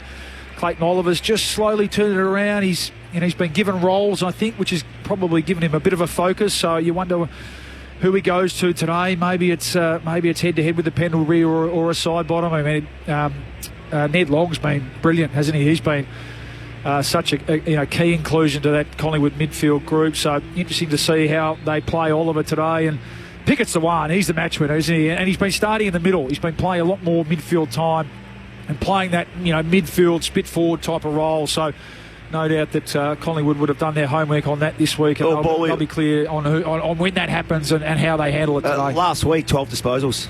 Got held by the Saints, and you sort of look at Melbourne, you always went, you know what, Gawn's probably going to play well because you don't tag Ruckman, but if we can keep Petrarca and Oliver quiet, we're probably going to win the game. Now you chuck Cozzy Pickett in that, but the Saints were able to do that last week against him. He becomes the most important player for Melbourne because he's a goal kicker. He starts in the mid, like you said. He starts in centre bounces now. He gets hard forward. He hits a scoreboard. He has 4 or 5 shots every time. Neil Danaher is just looking out towards the outer here as he's in a wheelchair nowadays, Neil, and now the snappers are just positioning Neil in front of a block which is really through their own doing, jumped on their feet and given him a standing ovation as he's made his way towards their section of the crowd. So some beautiful images, and his grandkids with him down there as well as part of that moment. I must admit as well, Corbin, I'm a bit overwhelmed by the sea of blue. It is truly incredible when you look out of our broadcast position on the centre wing of the members' side of the ground and you look down towards the punt road end and both the city end through the members. It is just a sea of light blue to a person. They are wearing the Big Freeze 11 beanies. It's an incredible sight. We've spoken a bit about the new AI technology which is available, which has been able to bring Neil Danaher's voice back, and he addressed the Melbourne Football Club during the week, and here's a little bit of what Neil had to say when he was able to speak to the footy club that he loves so much. In every situation, you still have to choose your attitude. In life, there are a small number of things we control, and so much is out of our direct control. Even more so with motor neurone disease, I've lost control over so many bodily functions we take for granted, and I need 24/7 care, yet I feel empowered that I get to choose my attitude every day when I wake up. That is entirely in my control. Whether I want to feel sorry for myself or look for the opportunity the day offers, it is my choice. We deliberately didn't start out to advocate to government for a bigger slice of the funding pie. We appealed to the community for their help. I now know how generous the Australian public can be. When we started this fight against the beast I call MND, I had no idea that people would be so generous in their support of our fight. Every year I'm blown away when I see the number of our beanies on heads and our socks on feet. It's a collective effort. That support gives those living with motor neurone disease like me and their families hope and belief that if we keep at it long enough, the research community will find treatments and ultimately create a world without MND. So to all out there who have bought a beanie, socks or donated, I say a sincere thank you. Together we will eventually win this fight. Here's a little of what Neil Danaher had to say during the week, and he's just down in front of us now. And every block that he moves in front of, the entire block rises and he's up on their feet. And there's a big broad smile on his face, as there often is, Neil Danaher, whenever we see him out in public. I love as well, Corb, he's got one of his young granddaughters who's dressed in a little blue fairy dress, and she will just not let go of the wheelchair that Neil is being pushed around in. So For all of us, he's a hero. He's Australian of the Year. For her, as we heard from Beck earlier, it's just pop, and she doesn't want to let him go. The SMS number 0437 774 774. Iconic Aussies is the theme this year for Big Freeze 11. Sandy was the best. Go the Blues from Adrian in Hampton East.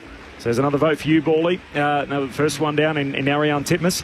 And from Mick in Victoria, after 300 plus park runs, I would have to go as Cliff Young, Sydney to Melbourne ultra marathon guru. Yeah. There's a couple of How would the nominations. dress-up go? He's sort of in the gumboots, wasn't he? That was what he was famous for running in, Cliffy. What about, what did you say earlier on? Skippy. Imagine what do you mean outside the box? I like it. Yeah. The only problem is it might fill up with water pretty quick, and it could become of an issue depending how deep the pool is. Neil Danaher is working his way around towards the players' race. Both teams are conducting their preliminary warm-up, and we're only a few moments away from the opening bounce. It is King's Birthday footy here on ABC Sport. Caleb Windsor is the sub for Melbourne, and it is Will Hoskin-Elliott for the Pies. Can the D's keep up today? That's really the big question against a football team which has been red hot. And the Collingwood Football Club 10-1 in their last 11 games after that sluggish start. The D's and the Pies are about to make a guard of honour, so the players and the key combatants involved today, the umpires and all the other officials, are starting to get themselves in position for that as Neil is about to make his way off the mighty MCG. It is an amazing scene, particularly the lower bowl and the amount of beanies that you can see in just about, it feels like, 8 in every 10 people has a beanie on, and there'd be 80,000 people in the house. This is a stirring scene. You're absolutely right, Corbin. These players coming together.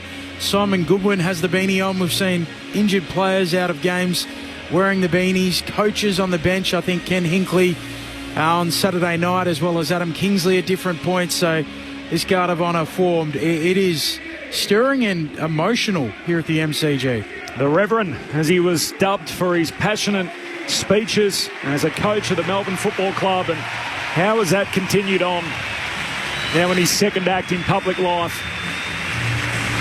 as a leader of this cause to fight motor neuron disease. And Neil Danaher, the Australian of the Year, is wheeled between the two teams lined up on the boundary's edge. Melbourne up against the fence, Collingwood on the far side from that. And all the snappers at the end get the shot of Neil Danaher with the two teams alongside him as he departs the MCG after the 11th edition of the Big Freeze, and Simon Goodwin leans out and gives him a hug at the end of the line. And the captains from both teams embrace Neil as well and shake hands with one another. What a day on the calendar. That's become far more than just the footy itself. Yep, yeah, it is. It's just one of those days. It's bigger than footy, and the club's colours get drowned out by one common colour, one common cause. Fantastic. It is King's Birthday footy here on ABC Sport. There is no late change. And Neil Danaher about to make his way off the MCG as all the Collingwood players take the opportunity to go over and give Neil Danaher a bit of a pat as well. It is a Melbourne home game, so they're all in navy with the Red Sox, of course, and the red V. And for Collingwood, they're all in white today with the black stripes. Just repeating, no late change. Caleb Windsor, the sub for Melbourne, and Will Hoskin-Elliott is the sub for Collingwood. Darcy Moore about to join Max Gawn in the middle of the G for the coin toss. Lauren Borden is downstairs for us this afternoon on ABC Sport. Loz, what was that like as Neil made his way past you? It was an incredible moment just to be here as he made his way around on the wheelchair. He was stopped right in front of me, and everyone in the MCC and the members with their blue beanies on gave him a big round of applause and a big smile on his face as well, as David Neitz made a little joke to him and he smiled. So that's incredible to see. I guess as well, Max Gawn and Darcy Moore shaking hands right at the end of that the parade or the lineup that they had there as well just shows how much this brings the two clubs together in the footy world as well. So they've gone into the middle shaking hands again, and it is Darcy Moore that won the toss, and the Pies will be kicking towards the city end, which is where it is a little bit soggy today. So there's been a lot of rain across this weekend, and you can see at the top of the 50 there's some puddles where they actually had the leaf blower out a little earlier on, a couple of hours ago, trying to just dry it out for the game. So there is definitely, it is a little bit soggy, the MCG today. It's about 12 degrees or so it's not awful down here, but there is a little bit of wind, so the beanie's hopefully protecting some of the fans around here from that. As you mentioned, the 2 subs today, it'll be Caleb Windsor coming to the back of the bench for Melbourne, and Will Hoskin-Elliott, the veteran, playing the sub role for the Pies today. Thanks, Loz. Darcy Moore wins the toss. He points towards the Ponsford Sand end of the ground. He said during the week he asked Steele side bottom always which way we should kick. So I imagine Steele said, skip up, we're going to go that way. Why is that? Is he the guru on what the breeze does when it comes in? The Hell's Bells are tolling around the MCG. The weatherman.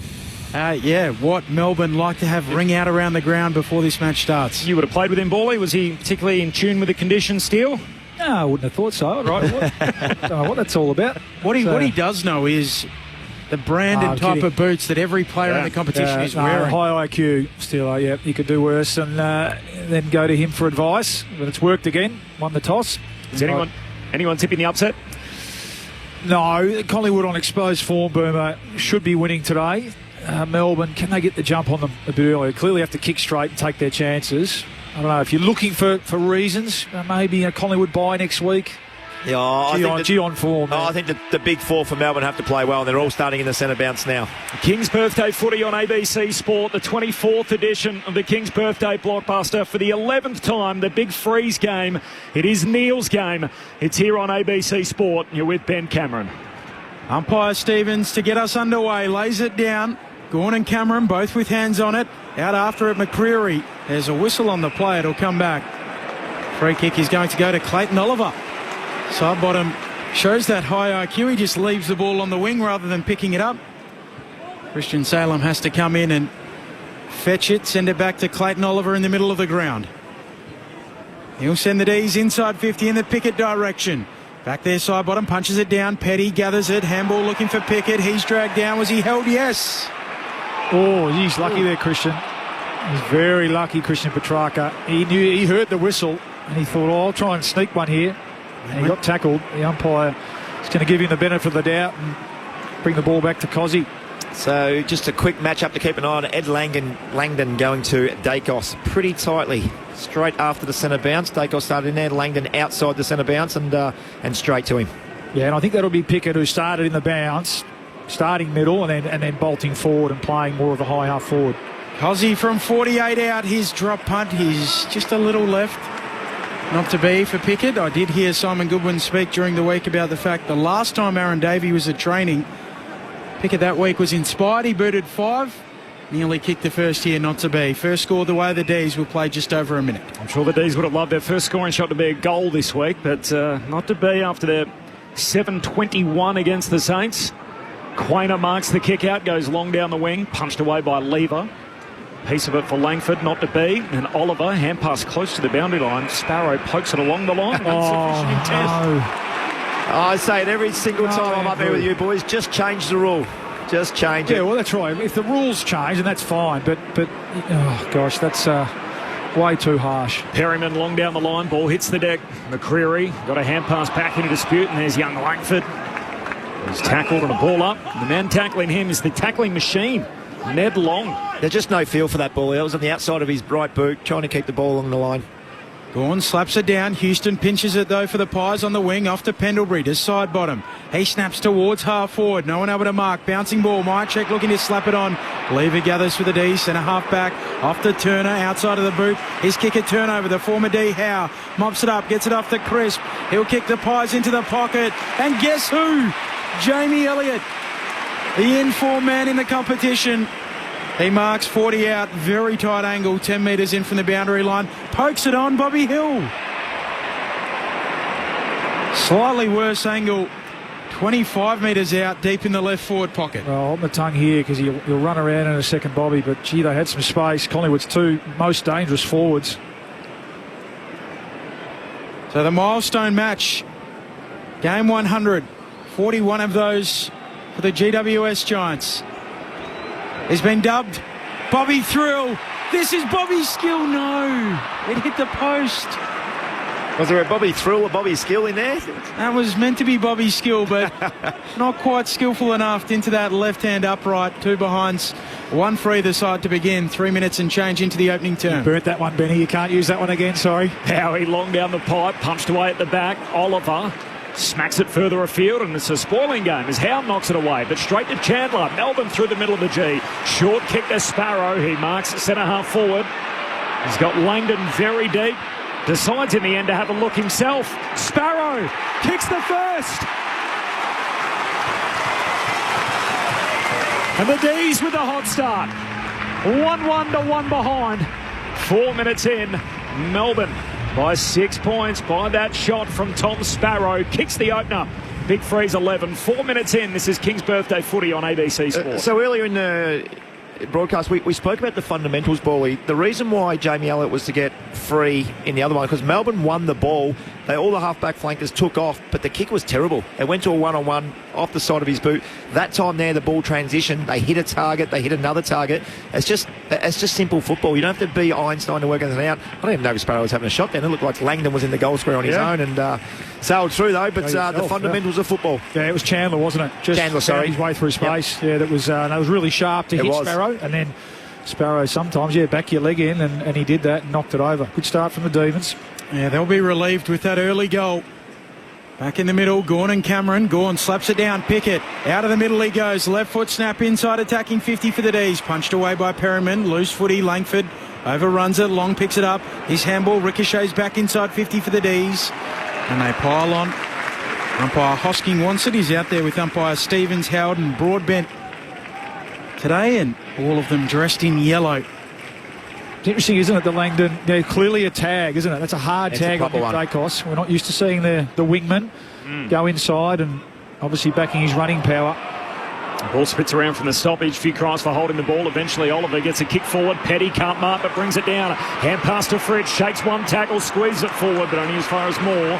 At fullback, ugly kick out towards the back flank. Ball bounces, won't quite reach the boundary. Oh, in the end, eluded two players pursuing it. Turner gets the sit, gives it back by hand to McVie. Now to Bowie, back to McVie. Tackled, dispossessed, holding the ball. Took on the tackle and lost, and a free kick from Myercheck. Defensive side of the wing.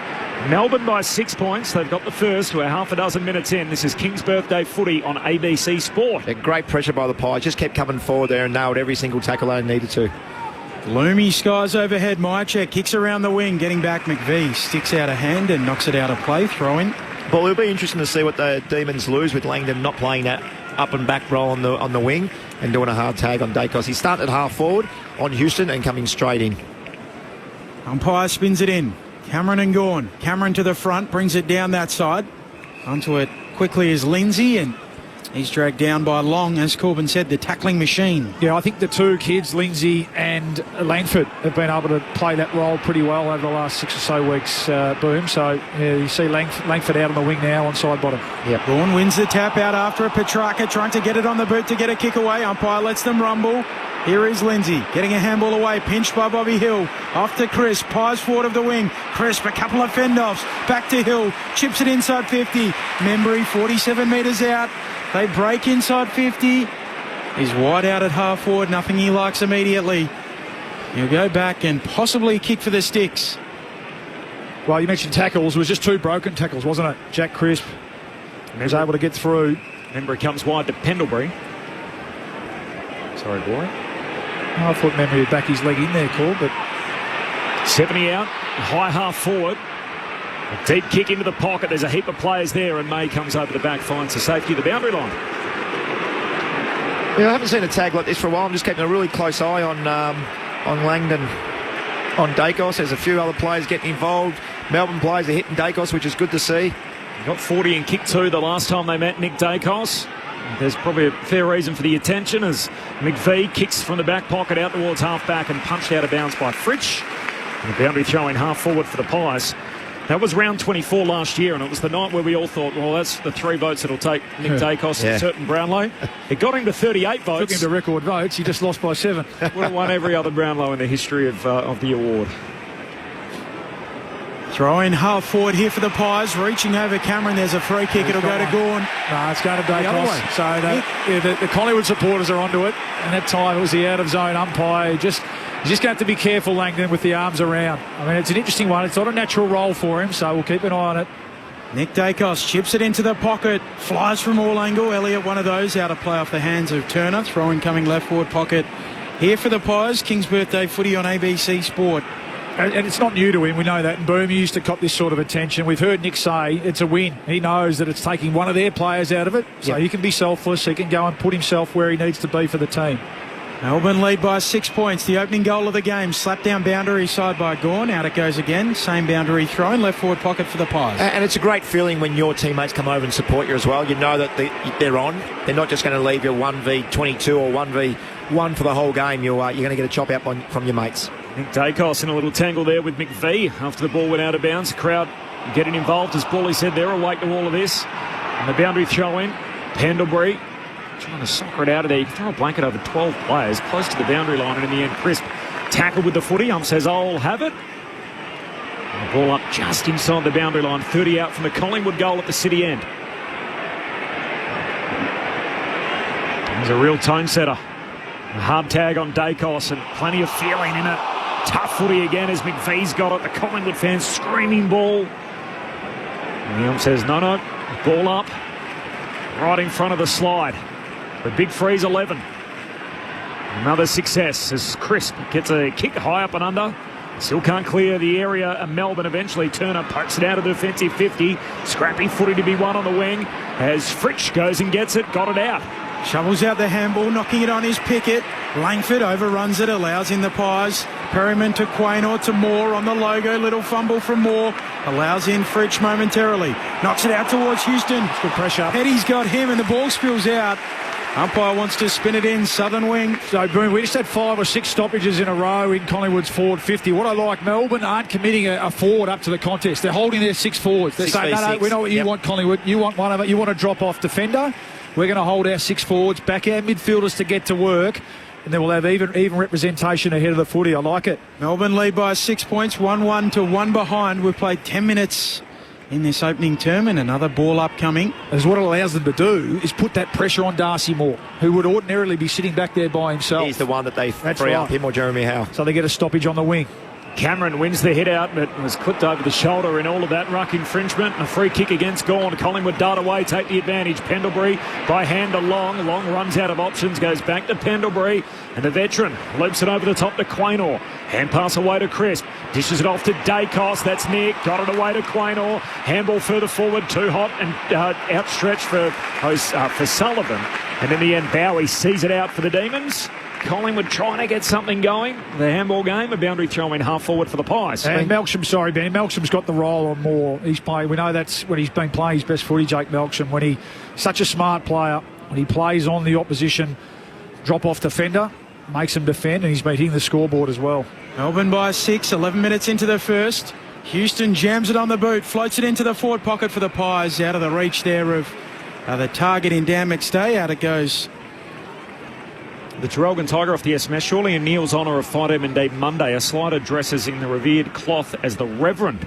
Didn't Neil, Chris Fagan, I think, went as the Reverend? I think that was Chris Fagan when he did his hammy. I was going to say, didn't pull the tendon off the bone. As May kicks up to the wing and the mark taken by Darcy Cameron. Maybe gave Gawn a little shove underneath it. Cameron sends the Pies back inside 50. High ball, Myercheck down there, May too. And it's the latter who marks for the D's and bites off the kick into the middle. Kick, Sparrow takes the mark. Now looks one way then the other. Comes out to the broadcast wing, finds Langford. 6-point lead for the D's, 8 minutes in. Or in fact, a dozen minutes in, down to half forward, and Chandler marks. And Melbourne going inside 50 again. They've hung with the Pies early. Kicks to the hot spot. Spills it. Petty bounces off his chest. Petrarca, hand pass to Sparrow. Was that a high fend off? Says no, but it's holding the ball. Just they get back hard, don't they, the Pies? And Darcy Cameron's the one. He leads it. He's the old school ruckman. Gets back to support his defence. You've got to be quick with the ball. Yep. You cannot go slow and go sideways against the Pies. Long's up to 3 tackles already as he kicks wide to Houston. Goes long down the wing. Punched away from McCreary. Side bottom cleans it up. Handball inboard to Membry. Over into the path of Sullivan. He shovels out a handball. It's a turnover. Mays there, back flank for the D's. Sweeps a handball to Langford to Salem. Clever dribble kick. Onto Chandler. Right up to the centre line. Hospital handball away to Sparrow. Houston looks after him right in front of Lauren Borden. There is a decent breeze down here, Ben, so it's blowing, if anything, across the ground, across towards that Shane Warne stand side where we've seen probably a lot of the play across the last 12 minutes. So a decent enough breeze, but it's blowing across the ground. It's the same theory again, as they say on ground level. It's almost the complete opposite with the flags, and again it shows us that here with the swirling nature of the G. What an occasion it is. King's birthday footy on ABC Sport as Ed Allen buffeted off his kick. Christian Petrarca thought it might have been holding the ball. Yeah, I think his first initial move was the fend off, so he missed his foot with the footy, so it sort of should have been holding the ball. Ball did dribble out, so a throw in coming. They do say that, don't they? The flags on the big screen are almost the complete opposite of the breeze. Yeah. Do they? I haven't heard that before. I don't think there's ever been a win favourite end at the MCG. She's a swirly breeze. The Pies come away with the footy. Josh Dacos with a quick kick up to half forward. May beelines the footy, marks it, kicks from half back to half forward here for the D's. Moore's underneath it. He takes the mark, centre half back for Collingwood. It's a good win at each end, isn't it, Boom? Yeah. For May out in front of Elliott, and that time Darcy Moore out in front of Jake Melksham. Gives it to Josh Dacos, long kick wide for Crisp, pokes it down the wing, spilling the mark. Out there, not to be for the youngster who's back in the team in Hayes. Melbourne able to link up, long kick down the line, and Petty takes the mark. And a kick from Lindsay as he got around onto his preferred left peg, thumped it down the wing. It's a very hot game, Bully. Hopefully Melbourne can maintain this because we know the Pies can. Ferocious 15 minutes to start. Melbourne with the only goal. They lead by 6 points. Contest kick into the pocket. The two Pies fly and Frampton takes the mark. Back to Nick Dacos, who's at fullback to get a kick after the heavy early tag. Shares it with brother Josh and he'll have another go. Yeah, so they wax as they so often do. Nick Dacos kicks out wide to Quain, or back flank. Well, he's got himself on, Nick, and Ed Langdon's waiting to get back on. So let's see if he can get 3 or 4 touches to really annoy the tagger while he's on the bench. Melbourne by 6 points, 1-1 to 1 behind, quarter hour mark in the opening term. Kick goes out wide from Josh Dacos to Ed Allen. He's fuming too, isn't he, Ed Langdon? Yep, he's screaming out as Ed Allen kicks up to a contest. Half forward for the Pies. These have the numbers. Petrarca roves, gives it off to Rivers. Tumbles a kick. Here's Pickett. Fumbles the footy. Still follows up. Quaynor gets involved. Josh Dacos wins it back on the wing here for Collingwood. Sweeping hand pass middle of the ground. Pendlebury doesn't take possession. Knocks it to his mate side bottom. Turns into a two-man tackle. High. He was cold, wasn't he? Harry Petty, he just came in too hard. He didn't need to. It was Trent Rivers had the tackle, had him cold, and it was the second man in, got him high. The pressure's good here. The Pies just over-handballing a little bit, Boomer, inviting the pressure in, and Melbourne are up to the challenge at the moment. 16 minutes in, Melbourne by 6 points. Side bottom to Frampton, and now the long kick out wide for Howe. He's played in this game for both teams. Kicks out to half forward, and young Hayes takes the mark. William Hayes, the 19-year-old. Debut round 11, missed last week, comes back in. With Lipinski and Schultz both out injured. Hayes to the top of the goal square. May's back there, punched away in the end by Turner, but into the path of Long, trying to squeeze a kick out along the ground. May playing goalkeeper. Gives it to Lindsay, kicks to half back. Howe the target, one-on-one with Fritsch. There's a free kick, it's going Howe's way. An illegal shepherd in the marking contest. There's a couple of times Melbourne now just not putting the ball to their teammates' advantage, just kicking on top of his head. Howe elects to come inboard, spots up Quaynor. Attacking edge of the square, he looks inside 50, overshoots Elliott. At the back, Allen gathers in the pocket there for the Pies. Coughs it up with a handball, Petrarca and Salem combine. Petrarca coughs it up, Perryman back there for the Pies. Kicks inside 50, no mark. Bursting through Nick Dacos, he can't gather it. Lever there to clean up. The D's avert the trouble and clear through Petrarca, who gets it from Van Roy, and then he kicks up to Melksham. Tumbling mark on the wing. Pickett tearing forward. The kick goes in that direction. Howe back to lend a hand. Breaks it up. Down to Josh Dacos. And it is a hot start to the King's birthday clash. Melbourne by 6 points. Collingwood still looking for a goal. Frampton off the back flank. Short kicked along. Just that last kick there by Melksham, it just didn't go to Cozzie's side. It just, again, on his head. Gee, Long pulls it across the ground, almost turns it over. Fritz broke it up, but couldn't trap it. Howe, Chris Brother sweeps a hand pass further forward to Sullivan, to Pendlebury. Hand pass away to McStay. What a way to return. Down McStay, kicks Collingwood's first. Welcome back, Dan. And the Magpies tie the game. 18 minutes in, 1-1-7 apiece. King's birthday footy on ABC Sport. Luke Ball and Brent Harvey. I'll go back to the play where Melksham had the ball, took a really good mark. Moore just sort of sagging off. Turn and Cozzy Pickett was flying inside 50. All he had to do was put the ball into space or slightly to his advantage. He kicks it right on top of his head. The Collingwood player, Jeremy Howe, just intercepts, ball comes to ground, and we know if the ball lands from 40 to 60 out, Collingwood are the best team in the competition from transitioning the ball. Again, Melbourne didn't touch the football, goal straight over May's head. It's spot on, Bert. It's not as slick as they usually are, Collingwood. I think that's still their over. The forward handball's been used a lot, isn't it? It's just inviting Melbourne's pressure, but that time, you're right, it was hard to defend that turnover at half-back, and it was a good finish in the end, wasn't it, from McStay? Well, it's a 12-point play because Cosy probably should have run into open goal if the kick was good from Melcham. What a start to this game.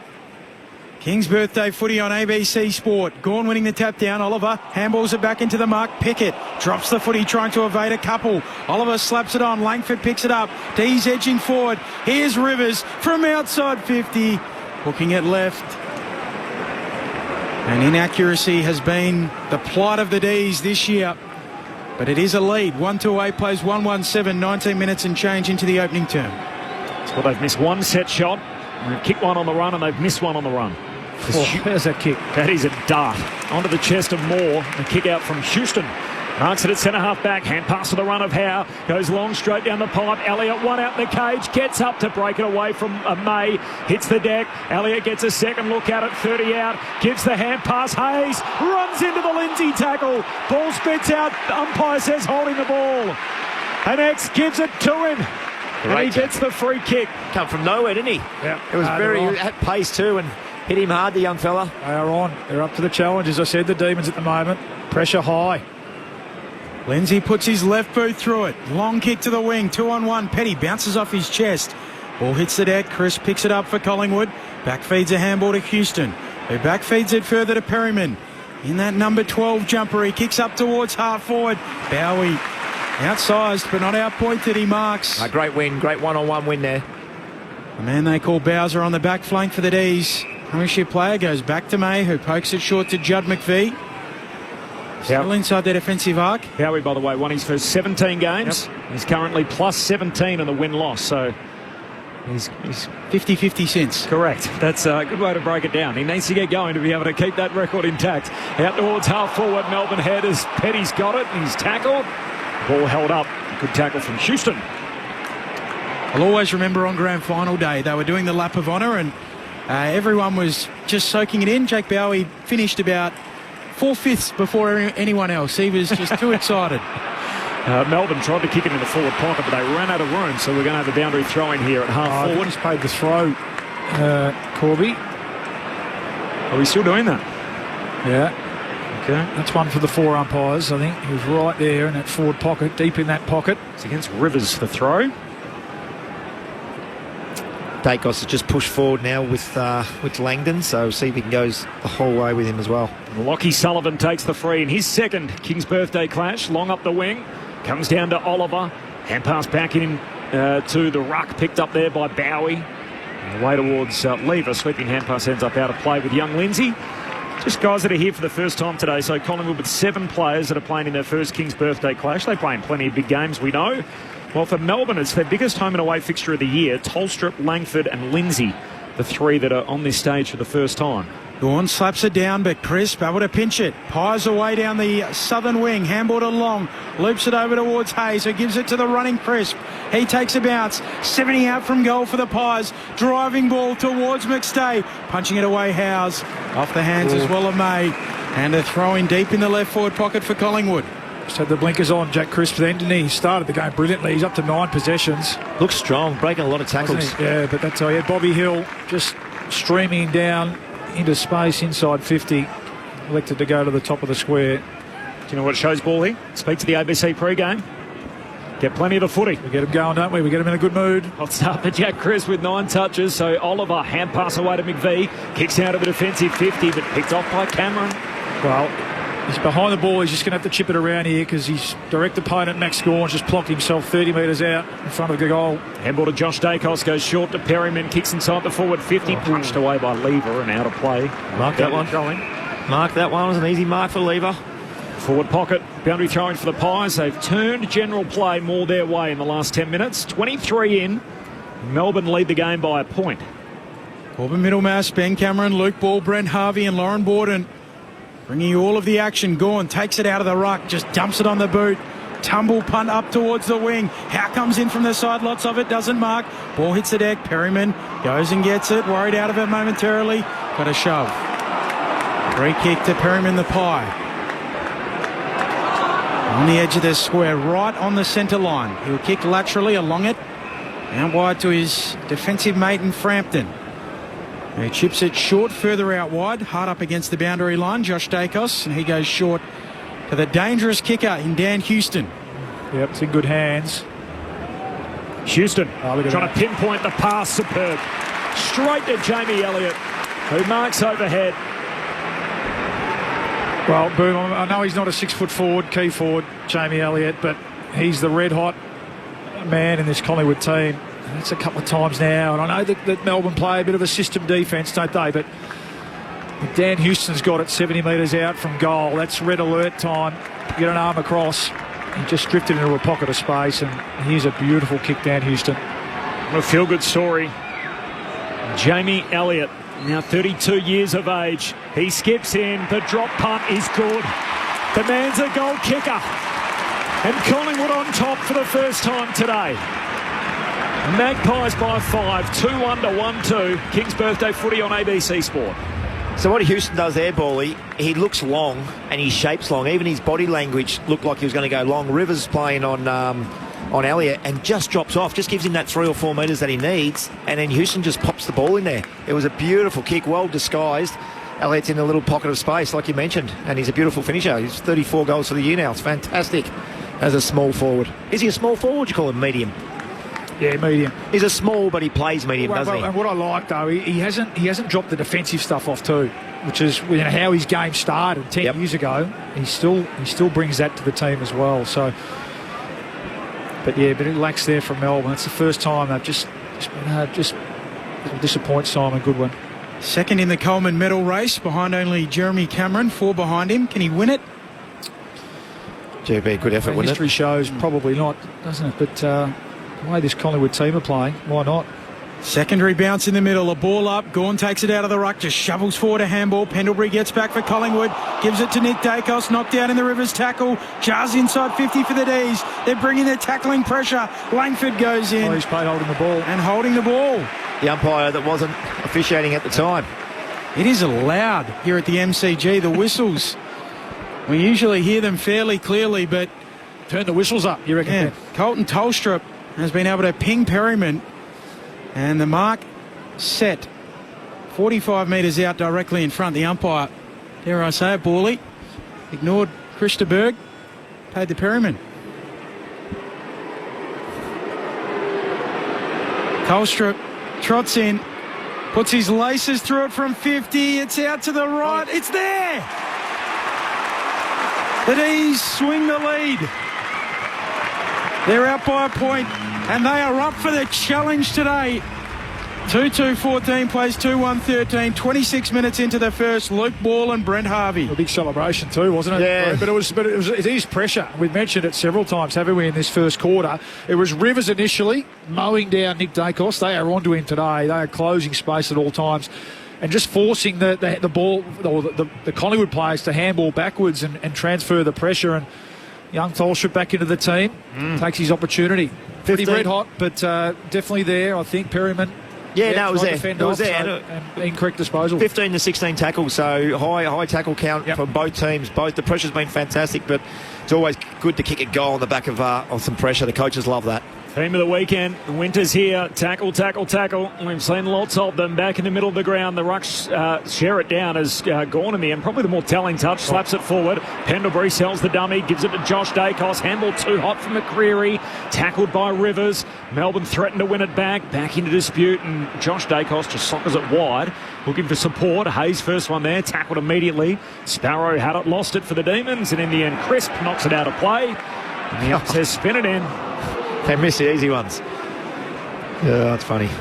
You would have paid that insufficient intent? 100% that one was. Brent Harvey, the games record holder on ABC Sport. There'll be 75,000 to 80,000 people here, and 65,000 to 70,000 people in the Freeze MND blue beanies. Cameron wins the tap down. Sockering it on, though, is gone. Picked up by Josh Dacos, and here go the Pies. Pendlebury to Quaynor. Through the middle of the ground. Kicks inside 50. Hill thought he was impeded. There's a whistle. Yes, he was. It was late. The 4 umpires, they look at each other. A lot of out of zone calls, hasn't there? Heaps. At that time, there wasn't a lot in that. It was one of those ones. It was at Young Howes who just turned his head.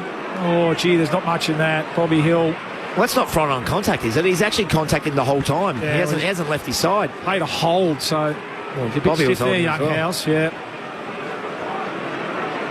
Because Pickett would want that, he won't like that footage off half back there. That stoppage, just fell asleep and let Quaynor run from behind, receive the handball, results in this shot at goal. And Bobby Hill trots in, 48 out, goes right to the line, and we'll check it. We'll have to look upstairs. Max Gawn coming in late.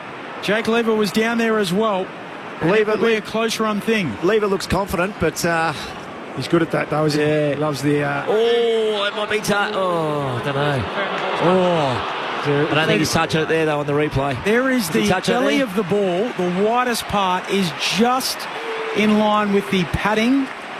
I think as it touches Max Gawn's hand, or is it just another frame that what was the soft maybe call? Sends it over the line? What was the soft call, Benny? Do you know? I didn't see one or hear one from the communication. I think the soft call was a behind.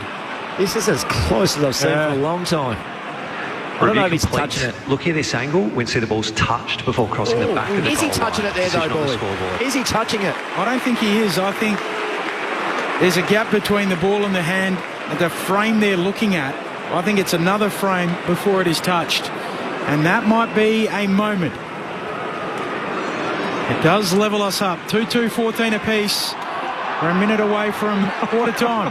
They just showed the celebration from Bobby Hill. He thought it was there. He turned to the Melbourne fans and gave them the shush. Oh, no. And yes, that little bit of egg on the face now as that came back as a behind. Meanwhile, Melbourne worked the footy up the half-back and Salem's helped out of play. So just wait for the next time Bobby gets it. The Melbourne fans, I'm sure, remember that. He's had a poster and he's had a ball touched on the line. Bobby Hill in game 100. With one crying child that didn't quite make it out through the banner for the second time this year. Little Bobby Jr. Felsh was another happy starter in the All-Star game and didn't quite get to the line and through the banner today. Nick Dacos with some brilliance, kicks inside 50 after the stoppage win, but a turnover, and there's Turner, who takes the intercept mark for Melbourne. The long kick up to Fritsch, who marks it half-back for the D's. Fritsch moves it on quickly. Moore closing late on Melksham, punches it out. And right on the centre line, southern side of the ground, Shane Warne stand wing. Boundary throwing coming. Corbs, how's your scoring going? 14 apiece. You happy with that? I did West Coast North yesterday, so it's better than that. I'm coming from a really low base. What was the 81 was the highest score this round? 81's the highest score. It's not looking good, is it? No. From the throw-in, Gawn takes it out of the ruck. Handball to Pickett. He gets it onto Rivers. Rivers with the kick inside 50. No D's are there, only Frampton. Marks defensively for Collingwood. Scores level as we hit quarter time. And Melbourne, they've bracketed the Pies 2 goals in this opening term. The goal kickers Sparrow and Tolstrup. While for Collingwood, McStay and Elliott, we are tied as we started 2-2, 14 apiece at quarter time. It's been absorbing hot footy though, and the battle with Nick Dacos and the close tag with Ed Langdon has provided a bit of interest. And then Bobby Hill denied a goal in his milestone match by the Arc. The soft call was a behind and that was upheld. He thought it was there as he gave a little shush moments ago to the Melbourne faithful. Fran from Melbourne, today emotional and uplifting. I hung up the washing, but it looks like the rain is coming. Go the Pies. Might have to go get that, Fran. Andy from Wodonga, I just Googled Jamie Elliott's height. I'm blown away that he's only 177. He marks like he's 187. Thanks, Andy. Nice to hear from you. From Joanna, listening while walking the coast-to-coast walk in the UK. Go the Pies. Thanks, Joanna. Nice to hear from you as well, and everyone, wherever you may be listening through the ABC Listen app. And from Paul and Catherine, I would like to see Mick Dundee slide down the slide with knife in hand. Good on you, Paul. Appreciate that. We had one from Andy a little earlier as well. Another proponent of Cliff Young, the gumboots. Yep. Seems to be a popular theme, obviously. Iconic Aussies. Was the theme for our 10 sliders earlier today. You're a bit of a runner, Corb, but you do more than the Cliffy shuffle you're sort of striding out these days? Well, I'm not so sure about that, Ben. I certainly wouldn't be doing anything in the gumboots. I don't own a pair of those. More from Luke Ball and Brent Harvey. They'll tell us about what we've seen in this opening quarter in just a moment. This is King's Birthday Footy on ABC Sport. There are 3 warning levels across Australia: advice, watch and act, and emergency. To learn more, go to the ABC Emergency website and stay listening to your emergency broadcaster, ABC Radio. This is the 2025 AFL Premiership season on ABC Sport. Chandler, Melbourne through the middle of the G. Short kick to Sparrow. He marks the centre half forward. He's got Langdon very deep. Decides in the end to have a look himself. Sparrow kicks the first. And the D's with the hot start. Pressure's good here. The Pies just over-handballing a little bit, Boomer, inviting the pressure in, and Melbourne are up to the challenge at the moment. Chris whips a hand pass further forward to Sullivan, to Pendlebury. Hand pass away to McStay. What a way to return. Down McStay. Kicks Collingwood's first. Welcome back, Dan. And the Magpies tie the game. Jamie Elliott, now 32 years of age. He skips in. The drop punt is good. The man's a goal kicker. And Collingwood on top for the first time today. Colstrip trots in, puts his laces through it from 50. It's out to the right. It's there. The D's swing the lead. They're out by a point, and they are up for the challenge today. This is ABC Sports coverage of the AFL. On your radio. ABC Sport Digital. And on the ABC Listen app. Sounds from the opening term, another blockbuster edition of the Big Freeze game, the 11th edition. It is the 24th time that Melbourne and Collingwood have met in this game on the King's Birthday holiday here in Melbourne. Scores level, 14 points apiece, 2-2 to 2-2. The thoughts of Luke Ball and Brent Harvey. Yes, I'm just thinking Melbourne had more opportunities there, Bally, in terms of their forward 50 entries, and we've seen the one, and we called it, with Melcham not going to advantage side for Cozzy Pickett, and Collingwood pick up the ball and transition full length of the ground for a goal. I just feel like if Melcham's their man up forward to play on more, which is fine, you can't kick the ball on top of their head. You've just got to give him something a little bit to work with, whether it's a 60-40. Just can't be a 50-50. Moore's got more height, more experience. So the forward 50 entries, if Melbourne can work with that just a little bit. 41 tackles last week, Melbourne, for the game. 19 in this first quarter. So nearly half of their tackles last week's happened already. And it's been a high-pressure game from both teams. I think it's 19 to 18 tackles. Collingwood's way, sorry. So Melbourne have had 18 tackles, I should say. They've been good. The Pies, on the other hand, controlling the football through marks, uncontested marks. What have they had, Bully? It's 26 uncontested marks they've had, is it? Yep, 26 to 12. 26 to 12. So just controlling the football a little bit more methodical with the way they play. Jack Crisp has had a great start to the game, breaking a lot of tackles. I think we're in for a riveting game, though. 14 apiece, not high scoring, but it's been entertaining. Yeah, it has been. Yeah, red hot. Finals-like intensity around the footy, and you mentioned the tackle and the pressure, the contest, and we know that's Melbourne's strength. We spoke about it before the game. That's going to be the way that they beat this team. They have any chance today to stay in this contest. You just get the sense when the ball gets out into space. You mentioned the uncontested marks. That's where Collingwood look more at home. But I've been impressed by Melbourne's back six too. Apart from that one time when they switched off and let Elliott move into space and kick that goal, they've been pretty. Their system's held up pretty well. We know that's a strength of theirs with May and Lever, and Turner now has gone down there in terms of being able to get off and support each other. That's been pretty impressive as well. It's interesting. I mean, Collingwood have had 58 kicks, 42 handballs. At times it's felt like it's been the other way around. They've been too handball-happy, Collingwood, and invited that Melbourne pressure in. And we spoke about Melbourne being up for the challenge from that point of view. The challenge, of course, is can they maintain it? Now, can they reset, put that in the bank? It's a hard style of footy to play, but to stay in the contest, to be able to hang with a team like Collingwood the way they're going at the moment, that's the task.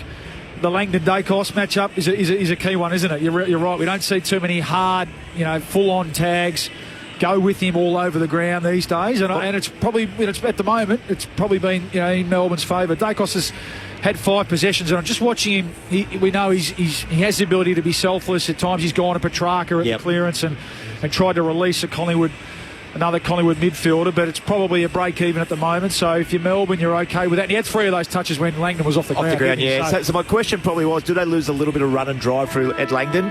He hasn't touched the footy just yet. Now, I know his job is from the gate, Dacos, but he still needs to find a little bit of... His running capacity is as good as anyone's in the AFL. Find the ball going the other way sometimes as well.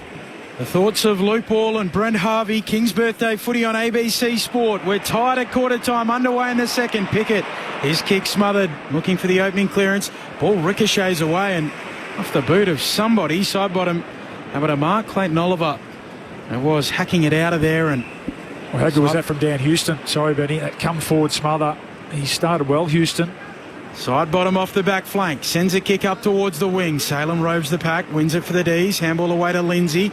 Off to Oliver. Dump kick. In front, Howe marks. Well, that's the kick. He's just got more time, Oliver. You've got to do something better than just put on top of the opposition's head. Howe kicks inside the centre square. Broken up by Hayes in the end. It looked like a certain Melbourne ball. Tolstrup eventually collects. Gives it to Gawn. Kicks to half forward for the D's. Big late Melksham. Whacked away by Frampton.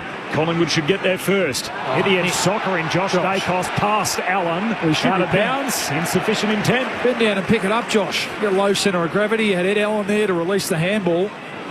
You spoke at quarter time as well, Boomer and Bawley, about not just dumping it on the head of Jack Melksham. They've done it to start this term. Yeah. Well, both teams. It's not the order of the day for both teams. Tolstrup to a contest. And half forward spills down to Cozzy.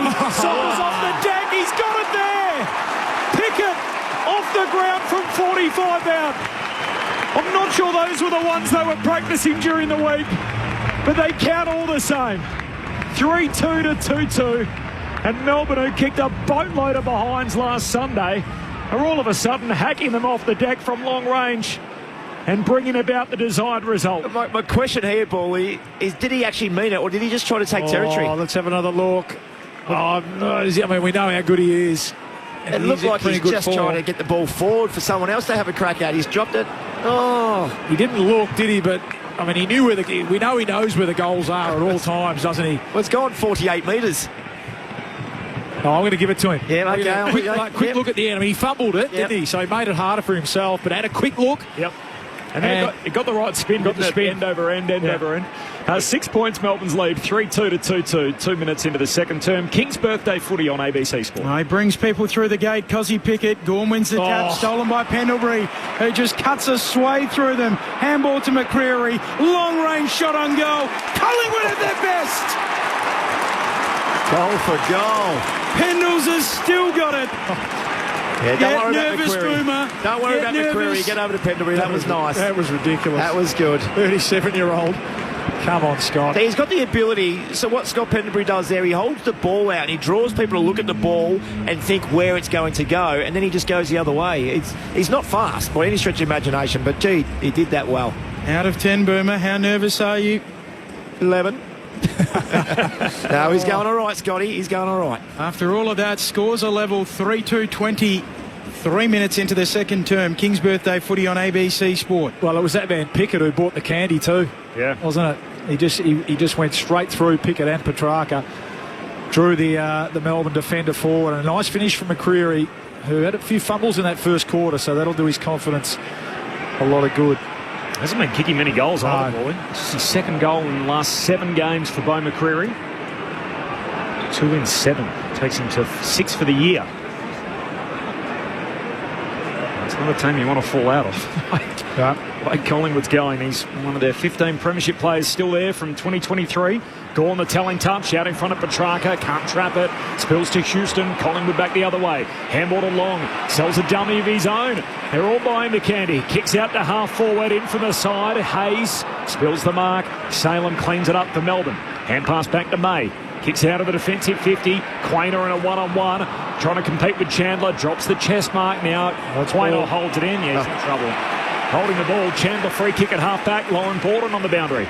Ball, you were just speaking about not dumping it into the forward line. I got a little glimpse of the Collingwood whiteboard at quarter time, and it just said an opportunity there is to change the angles, although they had the territory. So something they're working on. Good call, Oz. Right on cue there. Both teams, as we said, that's not the way to play today, and that was a beautiful kick from Fritsch. He had the Collingwood loose defender queuing up down the line. Just pulled it inside 45 the last minute and onto the chest of Harrison Petty. Well, they're the kicks you want, Bally, because if the ball's moving fast, the opposition will turn their back and running to their own to the opposition goal. If you can get them scrambling like that, it's just so much easier. Back up forward, Harrison Petty. He's got a goal in his last 2 games. Stuttering approach. Drop punt from 47 is just to the right. Enough for a lead. Melbourne lead by the smallest of possible margins. 3-3 plays 3-2. Handful of minutes into the second term. King's Birthday footy on ABC Sport. Kick out wide from Josh Dacos finds Moore at left half back.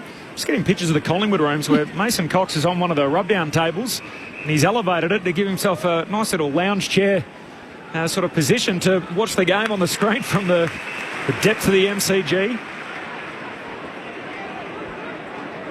Kick down the line finds Cameron. Well, he looks up and he sees Max Gawn and Stephen May straight down the line, so he's going to kick it to them here.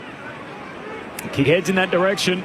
Here comes May, picks it off. Easy intercept mark and well forecast, Paulie. He's had a good start too, May, and the intercept marking.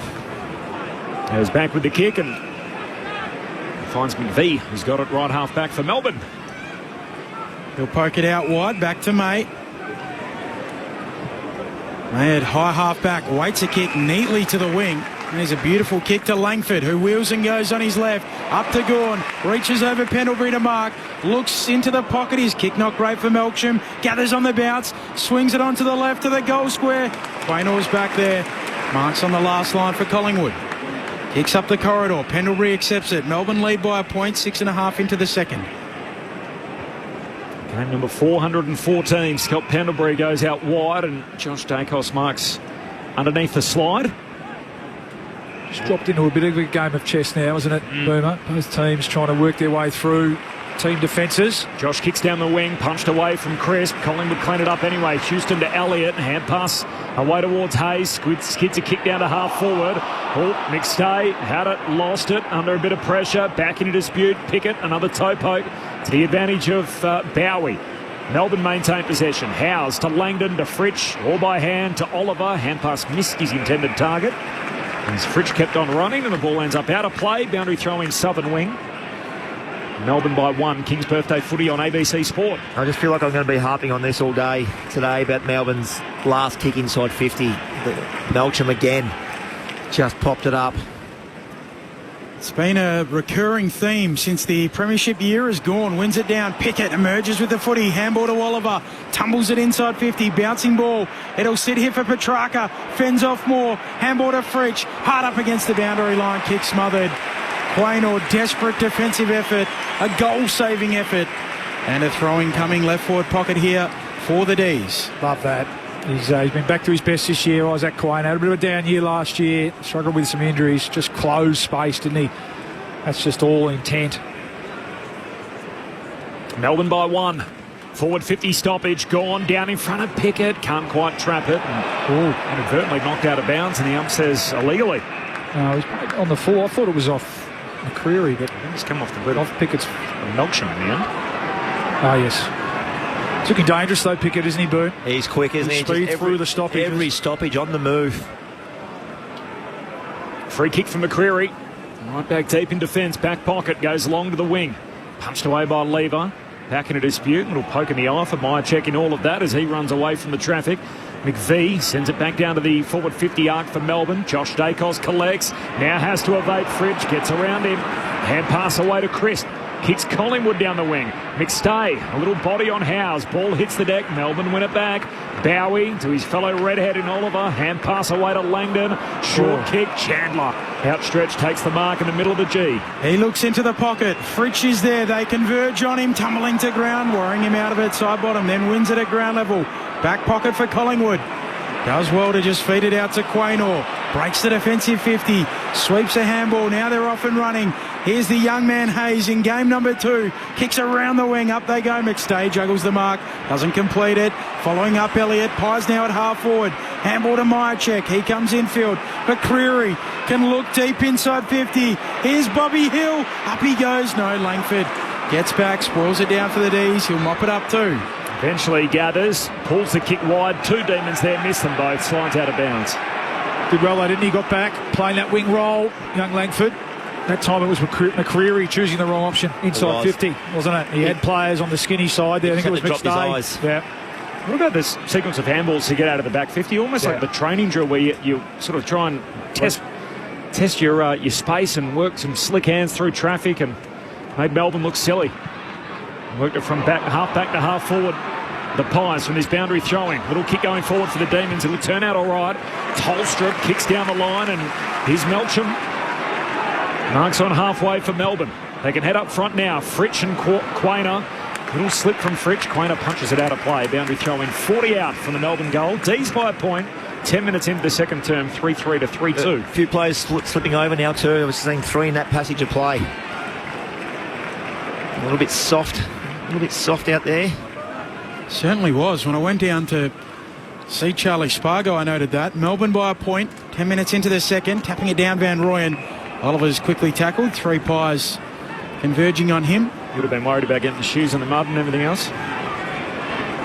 Head by centre of gravity. Corb, don't go to ground as Cameron taps it down. Side bottom. Flicks it out. Chandler has it momentarily. Now it spits out towards Oliver, trying to just barge his way through them. Moore gets involved. It comes out in the end to Melcham. His kick smothered.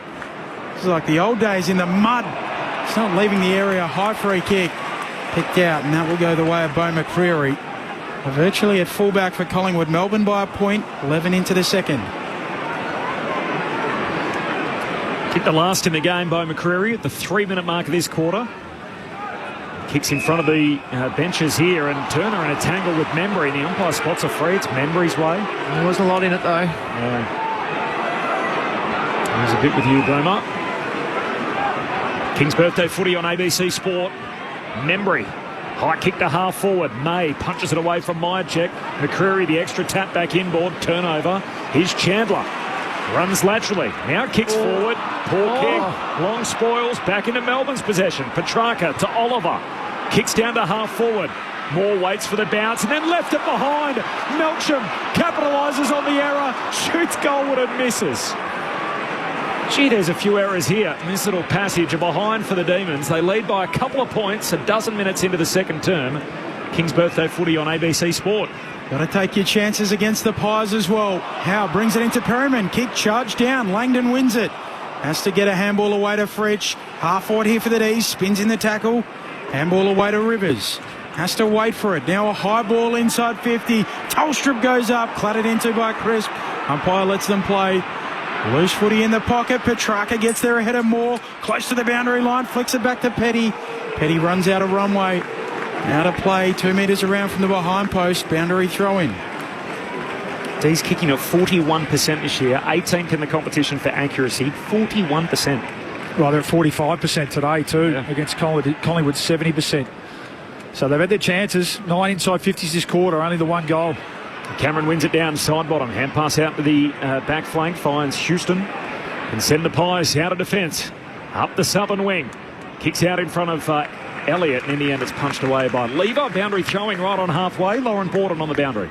And just after Jake Melcham's miss as well, Mark Williams, the goal-kicking coach, he was sitting down, he's kind of stood up and he's chewing his gum furiously, and you can just see him watching on, taking a little bit more of an interest here. I wonder what he's been up to, you know, with his techniques. He's always got a few interesting ones, Mark Williams, when it comes to goal-kicking techniques across the week. I did see him out there pre-game. They had the silhouettes guarding the markers. Advantage paid to the D's. Rivers runs away with it.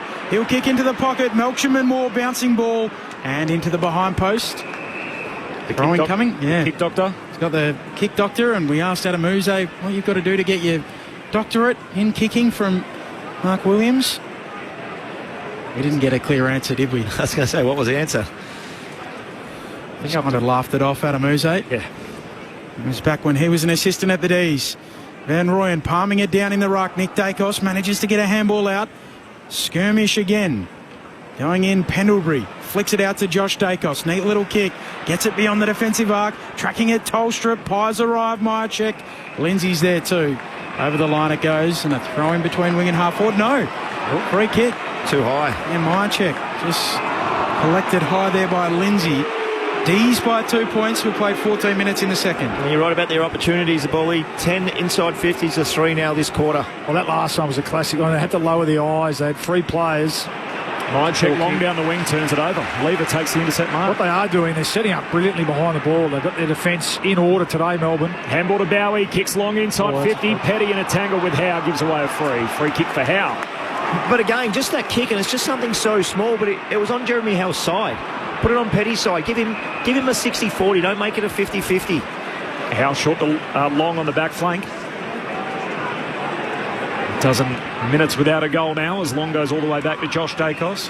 Of course, Collingwood, the stingiest team in the competition, averaging just 62 points per game against in their wins. And that's 10 of their 12 games.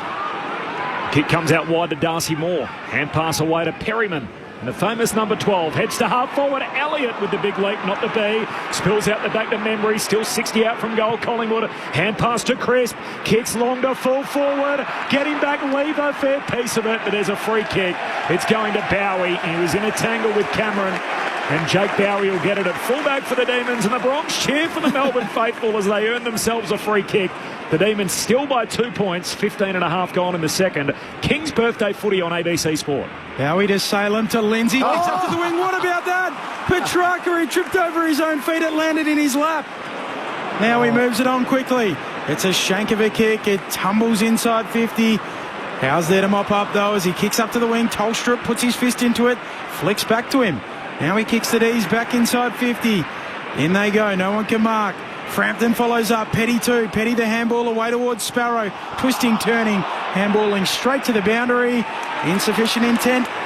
Melbourne by 2 points. 16 minutes into this second term. King's birthday footy on ABC Sport. They just can't find a mark inside 50, Melbourne. They've had 13-4 for the quarter. They've completely stifled Collingwood's ball movement. Their defence has been rock solid, but they just cannot find that all-important mark inside 50, and it might come back to bite them. There's a contested mark for Myercheck on the wing. Collingwood up over halfway. Membry trying to take one of his own. Doesn't, but controls it at ground level. Hand pass to Hayes. High half forward. Kicks inside 50. Sullivan leaping into Rivers. Rivers spoils. Hill left it behind. Melbourne at centre-half back through Langford. His hand pass a turnover too. Elliott centre-half forward for the Pies. Under pressure. Hand pass to Pendlebury. Kicks wide for Crisp. And Jack Crisp has got it 70 out. Melbourne by 2. 17 gone in the second term, short to long. We had a hot 3 or 4 minutes there, and the boys are just saying, the Collingwood boys are just saying, calm down a little bit. Oh, Long kicks in the man on the mark. Rivers with the 1%er. And then to Sparrow, hand pass to Chandler, back into dispute. Josh Dacos wins it back, centre-half forward for the Pies to Sullivan. Short kick to Membry, not long enough. Hand pass away to side bottom. The veteran steadies on the kick. Side bottom goes bang.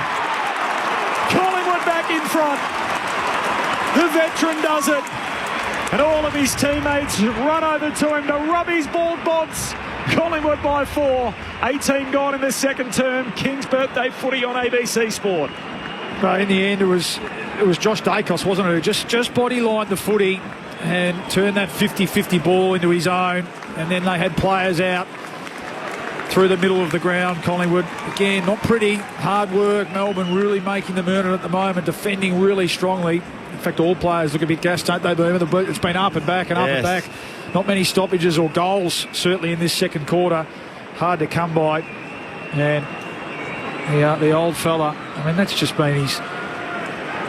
It's almost like his distance has increased as he's got older.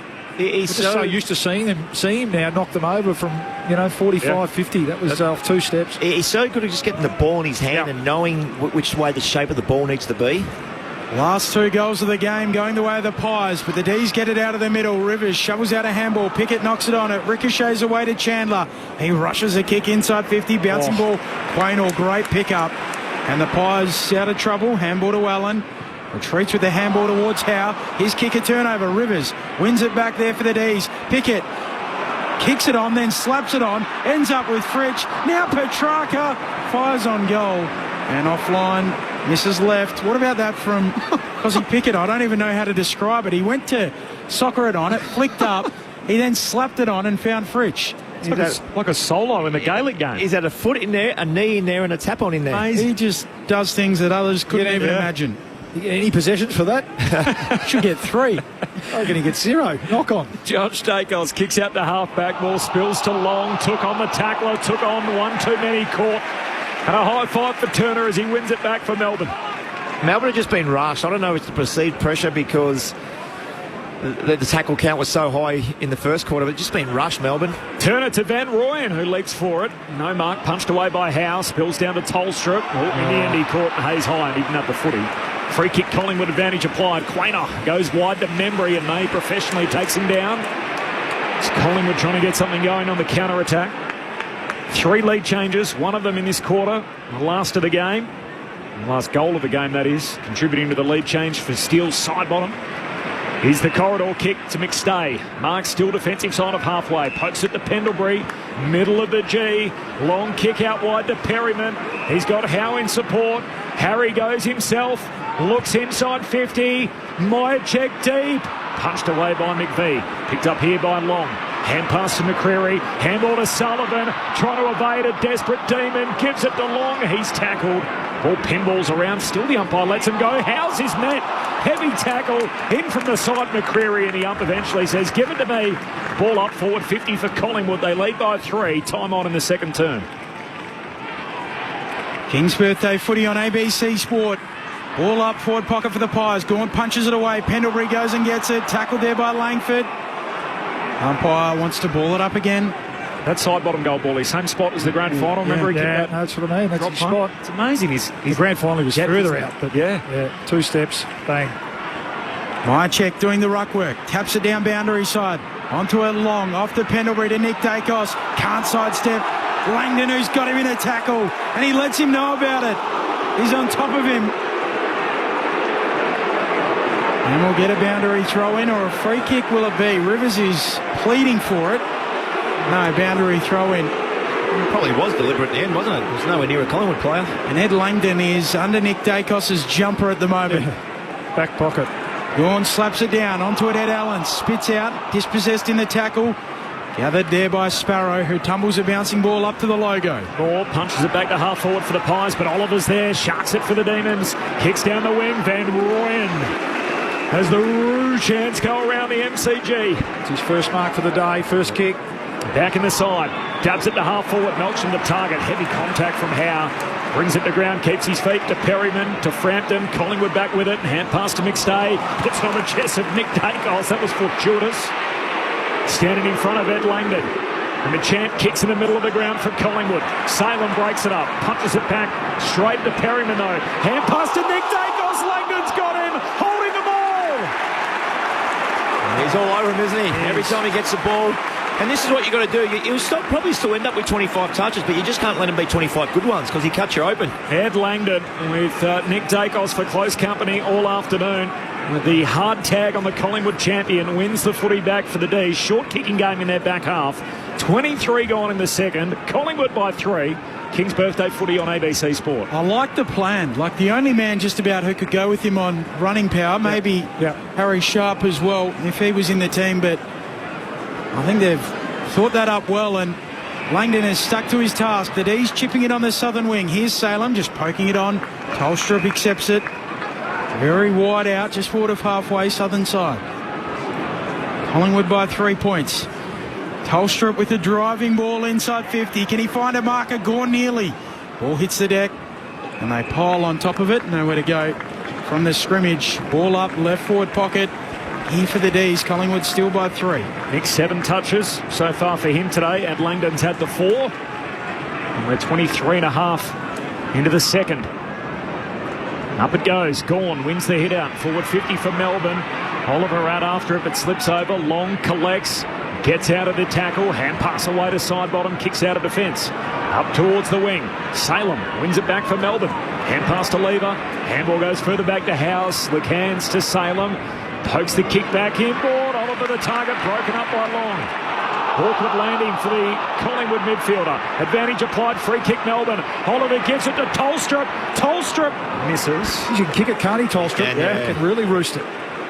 High draft pick and behind here. Kicked a goal earlier in the game. Collingwood by a couple of points. 24 gone in the second. King's birthday footy on ABC Sport. From Esperance Borley. Also Boomer and out of the Subiaco Football Club.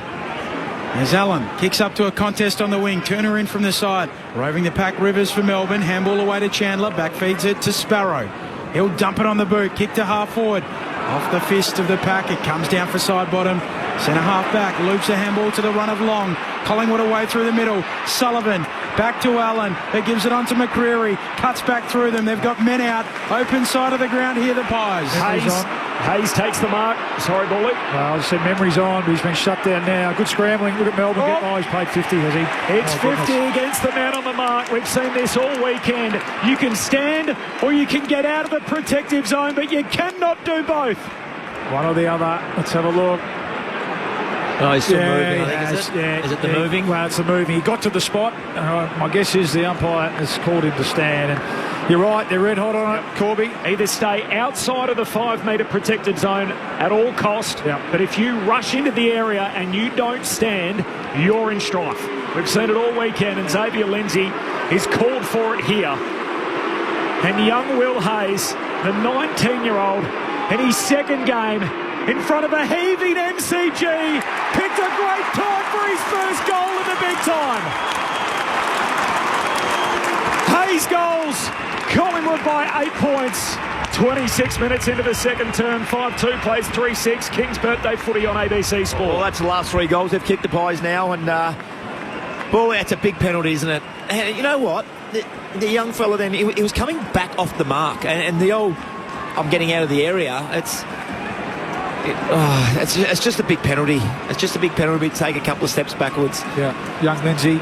Yeah, Stephen May absolutely cooked him too. Yeah, well, because they really surged back hard, Melbourne, which has been the order of the day. They're defending so well as a team, and there's that Collingwood kamikaze handball through the middle of the ground that almost looked like it was going to come undone. They just keep turning up in numbers. McCreary made the key play to change direction and hit Hayes out wide. But Melbourne had scrambled back to cover off all the options inside 50. In the end, just a technically there, obviously the free kick, but you're right, it's a big penalty. And we just had looking at the replay, you can actually read his lips where he said, "What the hell? I was moving back." Yep. So he was saying I was getting out of the 5-metre zone. He thought he was out of the zone. The umpire begged to differ. Cameron wins the tap, stolen by Gawn. High spiralling ball inside 50 here for the D's. Rivers at centre half forward. Dribbles a kick. Going in to pinch it is Sparrow quickly. Handballs it back into the muck. I have zero issue with that. No, I agree. The rule's designed that you're meant to stand on the mark. Teams try and exploit it. And if you don't want to be in the 5-metre protected area, don't be in there. But you can't get in there and then say, I'm going to retreat. Because all that's doing is trying to delay the ball carrier, which is, well, that's why we got the rule. Oh, I don't mind that, Corb, but be consistent, umpire to umpire. Yep. That's the big part about it. Collingwood starting to win the arm wrestle. Cameron slapping it down. They play volleyball. Petrarca jams it on the boot. Here's Pickett. It might work out. Cozzy, yes! Snaps his second. Creative Cozzy at his best. And he brings the D's right back into it. A 2-point ball game. 5-2-32 Collingwood. Melbourne 4-6-30. We're 98 seconds away from half-time. King's birthday footy on ABC Sport. Paulie, help me out here. How does the most dangerous player for the Melbourne Football Club stand in an area in his forward 50, 6, 7, 8 metres on his own? It's a great question. It's a great question, Boom. There'd be 6 Collingwood defenders all standing around talking to each other at the moment, wondering, I'll tell you who it is. It's Ned Long, unfortunately. You won't want to see that replay. Pickett, on ball, notionally an on-baller for that stoppage. Yep. Ned Long had him, got caught ball watching, and it was Petrarca, just the hat kick forward. If you ball watch, a smart little forward like Cozzy Pickett is going to make you pay. He has looked the most dangerous, hasn't he? He certainly has. Starts in the centre bounce again here, and he gets on the fly, gets forward so the Langdon or whoever it is can come forward and go on to Dacos. He's pleased there's no Marcus Windhager out there today who put the clamps on him last time out. Melbourne win it at the coalface. Bowie to Petrarca, hand pass to Chandler, but they're headed wide, southern side, kicks up towards half forward. Oliver competing for it, no mark, follows up ground level, turns it over. Pendlebury, hand pass to Long, feeds it inside the side bottom. Here go the Pies through the middle of the G, tumbles a kick across the ground. Langford runs into the tackle, got it out. Collingwood win it through Membry, hand pass to Allen, handball misses Houston. Picked up by Sparrow, D's back the other way. Chandler, hand pass out to Turner, long kick down the wing. Looking for a marker down there, going to ground is Melksham. Was he shepherded out of it? No, the other way. Hang on, how's this work?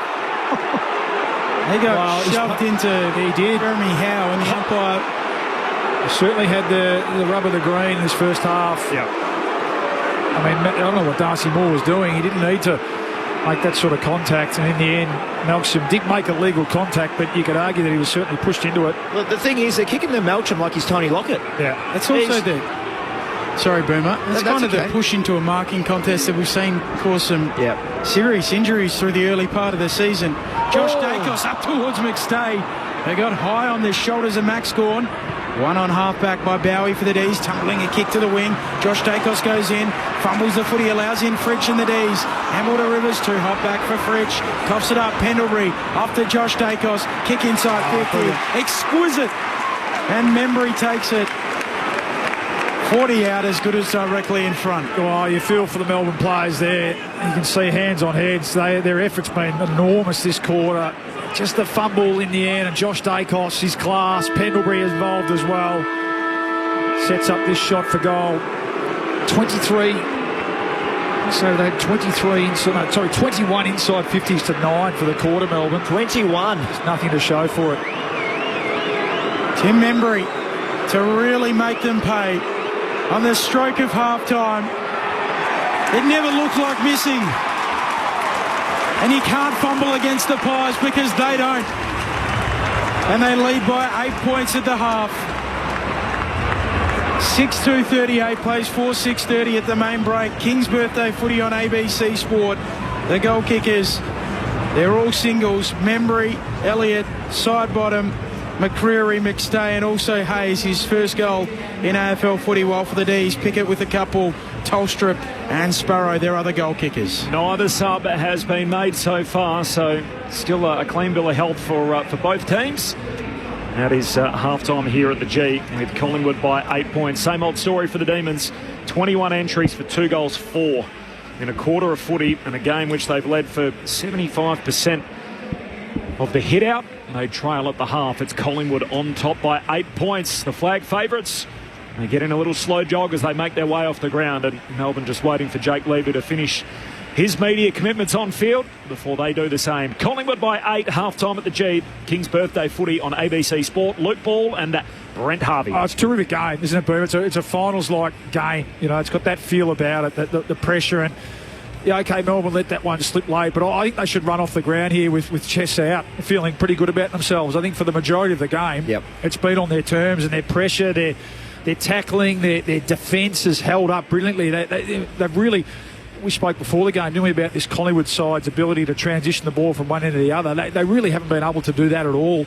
And I think that's full credit to Melbourne. In the end, it is a bit of the same old story. Unfortunately, 21 inside 50s to 9. So they dominate field position for the quarter. It's 2 goals forward to 4 goals straight the other way from 9 entries for the Pies. So a little bit of the same old story, but they shouldn't get disheartened by that. So what can they do? Can they throw a few magnets around? Can they change the mix forward of the ball? I actually think Collingwood, credit has to go to... I thought Jeremy Howe was magnificent that quarter, and Isaac Quainer as well. So credit has to go to the Collingwood defenders for standing up. It's just part of its method, isn't it? And then its execution. That's where I want to go. That's where I want to go, Paul. I want to talk about Melbourne's method to go inside forward. I just said they're kicking the Melksham like he's Tony Lockett. Yeah. You can't just kick the ball in his head when he's playing on Darcy Moore, and you got Jeremy Howe coming back into his space as well. I think he's a good player, but he ain't Tony Lockett, by the way, or Wayne Carey, or one of these guys, or Gary Ablett Senior. Oliver, he's butchering the ball a little bit for me, but he actually kicked one along the ground. It was a tall Peter that rolled 3 or 4 times. Melbourne actually looked dangerous because the ball wasn't in the air going to Collingwood's advantage. I think it's the method of the way they go inside 50 for me. If they can change that slightly, maybe drop the eyes every now and then, kick a couple of grubbers in there. When they got Collingwood scrambling, going back towards goal, yes, get it in there nice and fast, but the method is the way. Well, they didn't take a mark inside 50. 21 entries, they don't take a mark. They kick at 53%. What was the stat, Corby? So it is, unfortunately for Melbourne, but you could not question. I think their effort's been magnificent. They're scrambling to get back in defence. May and Lever are controlling things behind the ball. And Gawn's starting to look dangerous as well, giving them first use out of clearance and belting the ball forward, which is I love on a day like today. So most facets of the game, you come in at half-time on the whiteboard and you tick them off. It's just that last bit of taking a little bit of care with the kick, or it might be, as you said, the high, long one's not working. It's playing into the hands of Howe in particular and Moore. and Frampton, maybe the chaos ball. That's when they've scored, isn't it? That's when Pickett scored. Yes. That's when, and they've missed a couple. That's when Pickett scored 2 goals. His 2 goals for that quarter. So I think there's a lot to like still. That again, we talk about, can they reset? Can they continue to bring that effort? And the challenge is, when you have that effort and you don't reward yourself, you don't get the nourishment of the scoreboard pressure. Sometimes it can just wear away at you and break your heart as the game goes on. 35 tackles for the half, 41 tackles last week against the Saints, so another 17 tackles that quarter. The pressure's been good from both teams, but we spoke about fundamentals, Bally. Fundamentals from both teams. This is, for me, just a couple of handballs just not hitting the target. Melbourne looked like they were dead set out a couple of times. They've just missed that target with the handball, so just clean that up a little bit. The guys up front, you've got what you've got, clearly, but Petty, Van Rooyen, Fritsch, the last 2 have been dropped on a couple of times this year. Have they got enough out of those guys so far today? Well, no, they haven't. That's in short. That's right. And Van Rooyen, is the one. He's only had the 2 possessions. So, Bully, he's the one. Sorry to cut you off. He's the one that they should be kicking the ball to, just to bring the ball to ground. Melton can be at the ground. Yeah, just compete. You don't have to take 8 marks a game. Just compete. Be that big guy for us. Yeah. If you don't mark it, they don't mark it. Maybe it's Petrarca. I think has to go forward in this second half. I think things are under control around the footy. With Pickett in there, with Langford pinching in there. They've got Dacus under control with Langdon, of course. And Oliver's, had his hands on the footy, kicking it at a low percentage, but getting his hands on the footy, and Sparrow's the other one. I think it's probably Petrarca is the one, the lever that they need to pull in the second half going forward to the ball. Give us a quick hit on Nick Dacos versus Ed Langdon. I like it. I like what Melbourne are doing, because you've got to put it under pressure. I think he's still going to end up with 20 touches or thereabouts. He's had a really slow start to the half. What he had, 8 or 9. I think he's only had 8. Yeah, you called in that quarter, in that half. He's only had 7. So he's had 7, but. What you're finding, he's got no time and space. So whenever he gets the ball, it's just a quick handball. Now, if you can have 25 of them, you're taking them rather than getting the ball in space. Because when he gets the ball, he carves the you don't want him kicking inside 50. Yeah, glass half full for Magpie supporters. The best player's been kept to 7, no impact at all.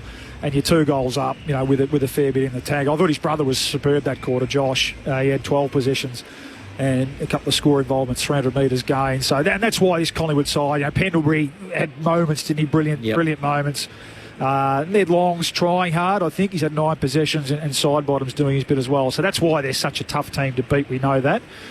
But it's a nightmare matchup for Nick, isn't it? Because he can't run away from it. That's the big so thing. He's going to have to use his smarts. And I think he'll say, okay, it's not my day to have 30 today and kick 4. How can I help the team? And credit to him, he does do that. Yep. I've watched him. He's gone and put time into Oliver at clearance. He's gone and put time into Petrarca. So, it's a fascinating one. Can he keep working and eventually get some rewards in this second half? Sam Durham's been suspended for 2 weeks for his bump on Adam Chera. So it's come back as careless, high and high. So a 2-week ban for Sam Durham. I think that's right, and he's lucky that he missed him.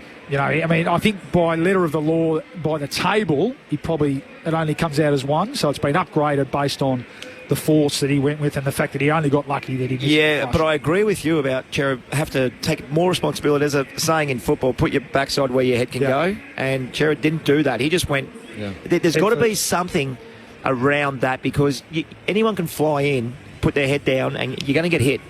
Is there part of that, though? So when you guys played the game, you never would have approached a contest like that, but is it almost... Well, no, it's just... I did, and learnt the hard way a couple of times. So that's what you hope for. Okay, Adam, you got really lucky here. Next time, you mightn't get as lucky. But isn't it almost like he's almost in... He feels like he can go for the ball like that because he's not expecting someone to do what Sam Durham did. Yeah, it's almost interesting point. The action that we're trying to change is what Durham did. And interestingly, when you look at what happened with Tom Stewart, I saw that on Saturday, and the first thing I thought was, you can't do that. You can't run past the ball and bump someone. And yet, for 100 years in our game, that's just been a good old-fashioned hip and shoulder. I actually wanted to take it further, whether we're getting to the point now, we basically said, if you bump and you cause damage, you're responsible for it. Maybe we just get rid of the bump. What do we actually lose as a game? What Tom Stewart did on the weekend is no longer allowed. You lose a physical. It's still a great game of footy. You don't see it as much. That's why it stands out. I still think you can make, and players have got to make. So Durham's made a wrong decision, hasn't he? And we don't see that much. Players now will just wait, won't they? If they're second to the ball, they'll wait. I thought Stewart wasn't necessarily I didn't think he ran past the ball. I think we need to look at that again. I thought it was, instantaneous as Anderson got the ball. So he was second to the ball. He was second. And so he made a decision, but he got him in the middle. And Anderson was limp too, because he's not expecting to get bumped like that. He's expecting to get tackled. So again, he's changed his whole philosophy about how he approaches the ball when someone picks him off. And the thing for me is the margin of error is too great. So if he does get him in the wrong way, and Noel Anderson, who's a great player of our game, ends up with some life-altering concussion, are we willing to trade the bump for that? Like, we might see Tua weekend. I'll add something, Corbs. Our game is extremely hard, and it's got quicker since we've finished ball as well. You are making decisions, and this is what people don't understand. We can sit back now and watch frame by frame by frame. When you're out there, you're protecting yourself at times. You're trying to go for the football other times. It is a bloody hard game. That's what I will say. It's largely out of the game anyway, and there's high risk, obviously, that is associated with it. And thankfully, Adam Chera's okay. And likewise with Noel Anderson, 2 weeks for Sammy Durham. It's half-time here at the MCG, the King's Birthday Clash on ABC Sport. Collingwood by 8 points. More of your thoughts on the SMS through 0437 774 774 coming up in just a moment. But first, the latest from the ABC Newsroom.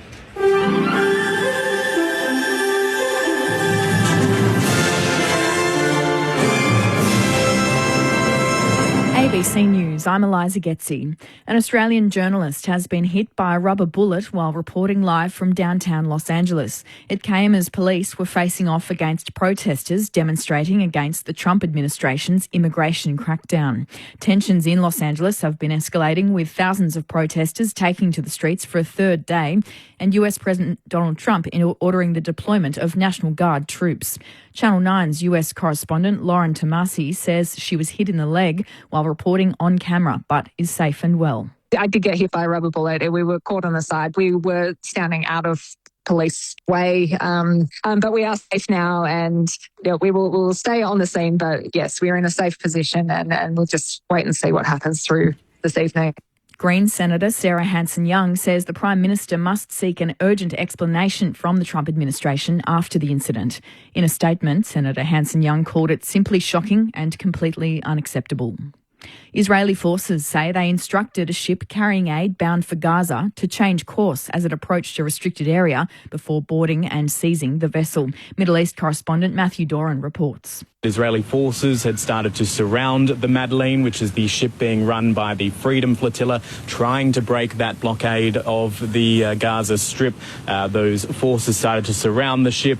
There were drones monitoring its movements before Israeli forces finally boarded the ship and seized the vessel. We believe, based on the information that we were hearing over the last couple of days, that this ship is being taken to Ashdod port, which is north of Gaza. That's where it will dock in Israel, and then the crew, including the activist Greta Thunberg, they will then be deported. A Qantas plane en route from London to Singapore has made an emergency landing in the Middle East after a passenger suffered a medical emergency. The Airbus A380 landed safely in Azerbaijan in the city of Baku a short time ago. It's understood a female passenger aged in her 60s went into cardiac arrest and was assisted by an Australian doctor on board. Qantas has been contacted for comment. Victoria Police says 2 hikers stranded in freezing conditions in Victoria's high country are expected to be rescued this afternoon. The pair became trapped in the Wonnangata Valley, 50 kilometres southwest of Mount Hotham, after a weekend of heavy snow in the Alpine region. It's believed the pair contacted emergency services for help, but it's not known what condition they're in. Inspector Tracy Johnson says specialist teams are working to bring them to safety. We expect that rescue to be enacted within the next couple of hours. They're just in an area where they're, due to the snowfall, that unable to progress further on the track, and we would prefer them to stay there until trained police get to them and can help them out of that way. Meanwhile, a whale rescue organisation says a team of experts is on standby to help free a humpback whale if it's spotted off the New South Wales coast this afternoon. The 20-tonne creature was seen off Sydney over the weekend with a rope and a buoy wrapped around one of its pectoral fins. Pip Jacobs from Orca says a small army of volunteers has been called out along the south coast to try and locate it. We do believe that the whale may be around the Ulladulla region by sunset, but it's difficult to tell. So at the moment we've got all eyes on the water trying to see if we can spot this whale again, and potentially formulate a disentanglement response if it's spotted. The Bureau of Meteorology forecasts a cold snap will keep bringing rain, snow and hail to southeast Australia this week. The system has brought some welcome rain to drought-affected parts of Victoria, as well as hazardous surf along the east coast. Parts of New South Wales, Victoria and Tasmania have already seen some snowfall, and senior meteorologist Dean Narramore says it's expected to develop further. It's off the south coast of New South Wales today, and it's going to continue to wrap cold air showers and snow right across southeastern Australia. We're going to see another showery day in Tasmania, Victoria and New South Wales. We're likely to see snow not only in the southern tablelands of New South Wales, but the central and possibly even the northern tablelands as well. And motorcyclist Corey Hammond has claimed the Finke Desert Race's King of the Desert title in his 5th attempt of the race in the Northern Territory. Hammond increased his lead over second-placed Brodie Waters in the return leg from Apachula Community to Alice Springs, finishing in a time of 1 hour 52 minutes and 39 seconds across more than 200 kilometres. After placing 4th last year, Hammond says his homework on the red dirt track paid off. I've spent a lot of time up here this year learning the bottom end of the tracks. Know it pretty well, so I was just happy. You're up to date with the latest from ABC News. The ABC Listen app has it all. The British and Irish Lions Tour of Australia, Wimbledon, the World Test Championship, and West Indies versus Australia. Oh, and did I mention we're doing the footy every weekend? ABC Sport on the ABC Listen app. This is the 2025 AFL Premiership season on ABC Sport. Tolster to a contest. Oh, it spills down to Cozzy. Soles off the deck. He's got it there. Pickett off the ground from 45 out. I'm not sure those were the ones they were practicing during the week, but they count all the same. Gorm wins the tap, stolen by Pendlebury, who just cuts a sway through them. Handball to McCreary. Long range shot on goal. Collingwood at their best. Goal for goal. Pendles has still got it. I just feel like I'm going to be harping on this all day today about Melbourne's last kick inside 50. Melcham again just popped it up. Josh Dacos wins it back, centre half forward for the Pies to Sullivan. Short kick to Membry, not long enough. Hand pass away to Sidebottom. The veteran steadies on the kick. Sidebottom goes bang. Collingwood back in front. The veteran does it. Young Will Hayes, the 19-year-old, in his second game, in front of a heaving MCG, picked a great time for his first goal in the big time. Hayes goals, Collingwood by 8 points. Cameron slapping it down. They play volleyball. Petrarca jams it on the boat. Here's Pickett. It might work out. Cozzy, yes! Snaps his second. Creative Cozzy at his best. Tim Membry to really make them pay on the stroke of half-time. It never looked like missing. And they lead by 8 points at the half. This is ABC Sports coverage of the AFL. On your radio. ABC Sport Digital. And on the ABC Listen app. Half-time, Collingwood by 8 points, as you heard there from Ben. This is King's Birthday Footy on ABC Sport. Corbin, Middlemass, Ben Cameron, Lauren Borden on the boundary. Brent Harvey, the game's record holder, and the Premiership Pine. Luke Ball off the SMS. Francis from Watsonia says low scoring, just a matter of whether the D's can maintain the intensity and tackling pressure. Tagging is on well and truly. You weren't much of a fan of the taggers back in the day, I know that for sure. The great Bruce McAvaney has just dropped into our box here on ABC Sport as well, which we always love whenever we get a visit from best to ever do it. I did think someone could have gone down the slide as Bruce. Absolutely. Iconic Aussies. No problem there. 7 Mike, have a little lapel and a little mic, and he could go down as Bruce. It would be, dare I say it, special. Bruce is. I would go down as Bruce. Next year it'll be you. Great to see Bruce, as always. He's, of course, worked the Olympic Games for the ABC Sport, so we're lucky to be broadcast colleagues.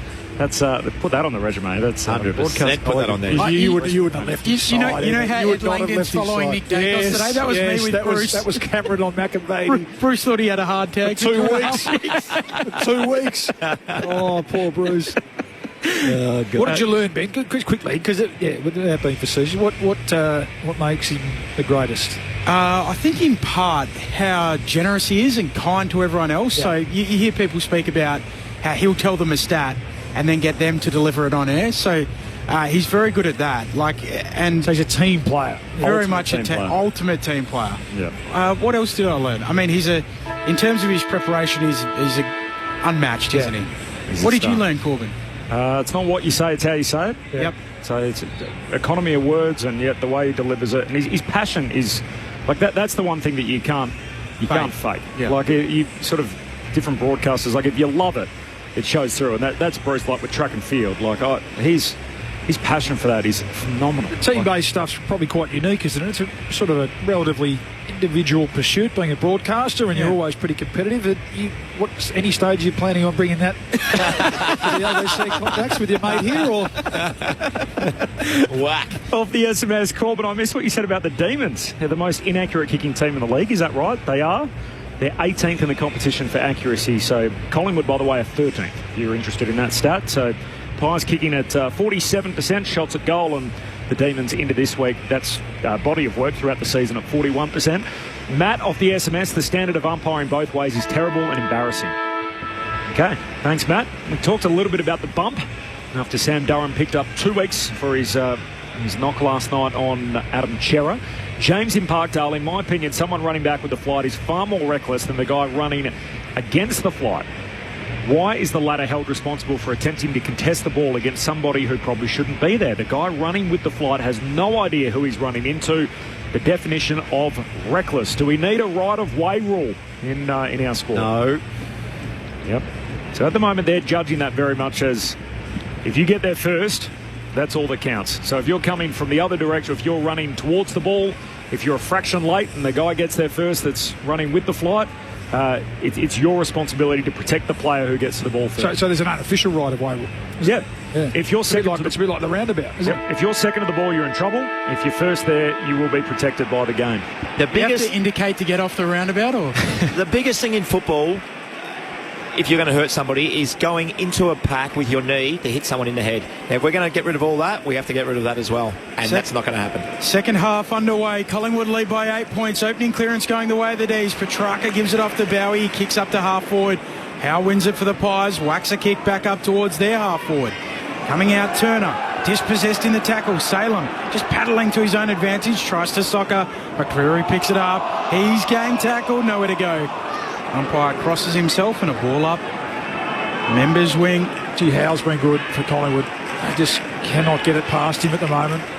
He's winning one-on-ones too, so it's not just third man in stuff. Jeremy Howe. A little trivia question time for you, Crawley and Boomer. He's one of 8 players to have played in this game for both teams. Okay. Who are the other 7? All right, leave that with us.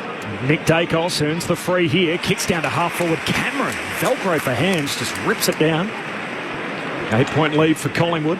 Can I have that again, Corbin, please? 8 players. Jeremy Howe's one of 8 to have played in this fixture for both Collingwood and Melbourne. Beautiful. The other 7. That is an absolute dart too. Beautiful. It's a long way from hand to foot for the big man Darcy Cameron, and yet he's put it straight on Myercheck's chest. I've got one. Peter Moore. Peter Moore. No.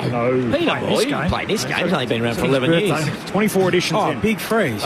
Big freeze? Are we talking just big freeze? King's Queen/King's birthday. Heredia Lumumba. 24 editions. Heredia Lumumba is 1. Not many others spring to mind. There's 4, by the way, that started at Collingwood and finished at Melbourne, and there's 4 that started at Melbourne and finished at Collingwood. As Myercheck, the marksman, pops it through from right half forward, turns to the Collingwood fans and says, how about that for a bit of work? 14 points the Magpies lead.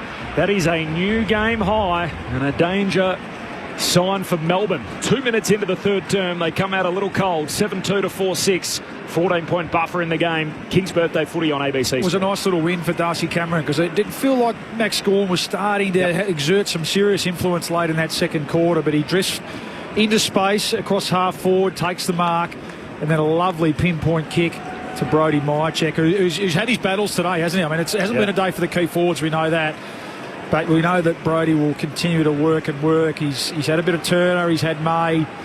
That time just found a little pocket of space and a lovely kick. It presents the footy, and then you just lower your eyes or drop your eyes, whatever you want to call it. It's just a nice, easy piece of play for Collingwood.